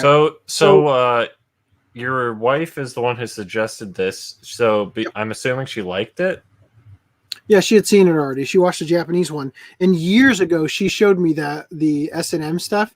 And in the Japanese one, he goes "Esda Emda," right? Like they don't use. Yeah. I noticed in the subtitles for the ending, they had like a different ending almost, almost every time. That was great. Yeah, that was awesome. It was a different song sung about and by the voice actors for the. So you know that Sentai, they'll play typically when there's one ending, they'll play with the subtitles in the English translation, and then they'll play the next episode in the Japanese Romanji or whatever it's called. Yeah. But because I'm assuming they have so many different endings, they played it with both of them. So when he said sadist or masochist, it said S-U-M. S-U-M-U, yeah. Yeah. But wait, so what did your wife like about this if we were like mildly not liking it? She's, she was into like the romance and whatnot of it, like, I was until the end of it. But yeah, no, seriously, my wife I think blocked out the trauma. Old lady banging. Yeah, because you could honestly edit the show in the same way that they edited out the Star Trek gay scenes for that one Christian guy for his son. What? Okay. I don't know. There's like the gay scenes in that Star Trek reboot, and this it's just John Cho's character. They made John Cho's character Sulu gay Because Yes. So this George- guy's like he has a hyper partner and Christian an or adopted something, kid. and he His- edited out for his son that he didn't want to be contaminated with all the gay propaganda or with something. all the gayness. Okay, all right. Anyway, Yeah, so you could easily cut literally out- do that.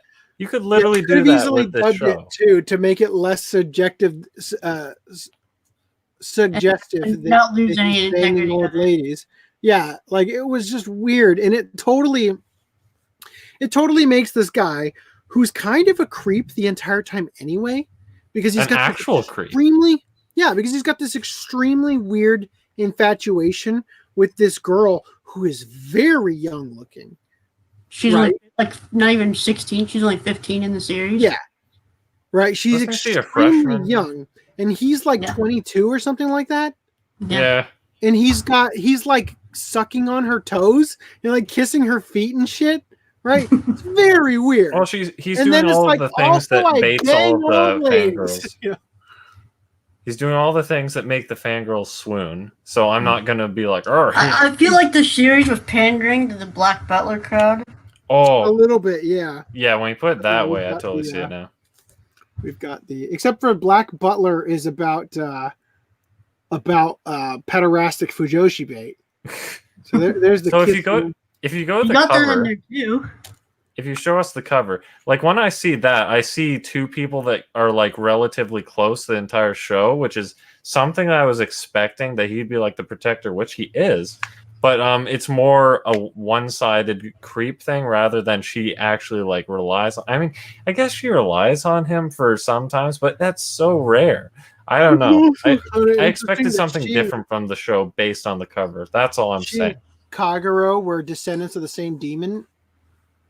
That's why they looked the same in their demon form or whatever. I forget the That's probably why they were betrothed to keep that bloodline pure. Oh, those two, right. Anyway, I'm pretty tired. How are you guys doing? Do we yeah. have anything more we want to? My wife says I like shoujo trash. Fair enough. All right. Get off my back. I like shoujo trash. All right, guys. Next podcast. If you guys have more to say, we can. I just want to. I don't have anything else. I don't really. I feel like we're. I think That's feel like like the important parts, but I did like a lot of the things sprinkled in here and there. We're not doing this. Wait a minute. I got to get around pen. It had some promising things going for it, but fell flat. Let's put it that way. So next podcast, we're watching hentai. Yes. Cat Plant Cuties. My brother's shown that to like 5 different people, and every single one of them loved it. Well, we're not watching Cat Planet Cuties though. We're watching Hentai Prince and the Stony Cat. Why'd you hold it up then? Because I forgot. Okay, So, well, we're watching hentai. hentai that was gifted to us by FDDNM. I think I'm really considering that we're going to start calling you Foodnum, because it's getting to be real annoying me saying it. Like, it's not that it's hard for me to say. I've mastered saying it. But it's just annoying to hear myself cumbersome. say it now. I mean, you can just use my name as well. That's an option. Okay, but I could do that if you want. If you want me to dox you further. So anyway, we're going to be watching the Hentai Prince and the Stony Cat, because this is definitely an anime, not an ecchi at all, and definitely just a romance. Because the back is not. This is the part where he just tripped and fell on her boobs. It probably is. Is this one of those instances where they used all the sexiest cover that they could, and it's actually pretty tame? It honestly is. I think more tame than it leads on. That, yes. That means yes. Okay, so my wife is correcting me. She says they were not related by the same demon, different onis. They say it in the show. Okay, but the same type of oni, because they both had like the horns and the same color hair. They were both horny. Let's just say that. All right, let's just say that. They talk about making babies in like the last episode. Okay. Well, I need to go and pop this in the Blu-ray player. Since my wife is still awake, I think we're going to get a jump start on it tonight. Well, I think she might like it as well because it has some romance in it, obviously. Holy shit. I think this is the first time you've actually opened something on a podcast. Well, it's because it was sponsored. Huh? I opened Inu X Boku. That was closed. Oh, you did? Oh. Yeah. So anyway, Well, I take that back then. wow, Well, it's because on one Sentai disc. How long is this? Is this a 12. Sentai episode? It's This probably is- it's because- sub only. Because it's sub only, Sentai started doing like Okay. single disc That makes releases. Yeah, Okay. Well, because having dual audio takes up that much more space. all right. Well, thank you guys for joining us. We're doing Hentai Prince and the Stony Cat. Next podcast will probably be Tuesday. Wait a minute. What day is Tuesday? I have a tax appointment coming up. So, Reese, you had yours today, yeah? How'd it go? Today. The 11th? Is it the 12th? The 11th? Right. The 11th? The 11th? Yeah, Tuesday is the 11th, but I'm looking for a tax appointment. Okay, my tax appointment's on the 18th, which is the following Tuesday. So we will not be doing a podcast on that Tuesday, but probably next Tuesday we'll be doing this. And then the following Tuesday after that, we're going to be doing, or not the following Tuesday, the following podcast after that, we're going to be doing Cat Planet Cuties. This is 12 episodes? Yeah. Yep. 13 episodes. Got the OVA. Okay. Well, I guess. All right. I really want to fucking watch the rest of Kengan Ashura, and I just haven't had the chance because we're always watching something else. All right. Anime Collector, I'd like to talk to you about the rewards later. Oh yeah, for the Patreon rewards. Yes. Did I put any on the Anime Collector Patreon? I don't remember, but yes. Hit me up. We'll talk. Anyway, I'm like gonna collapse from how exhausted I am. So thank you guys for joining us. I will catch you next time. We'll see you next Tuesday. Talk to you later. Bye.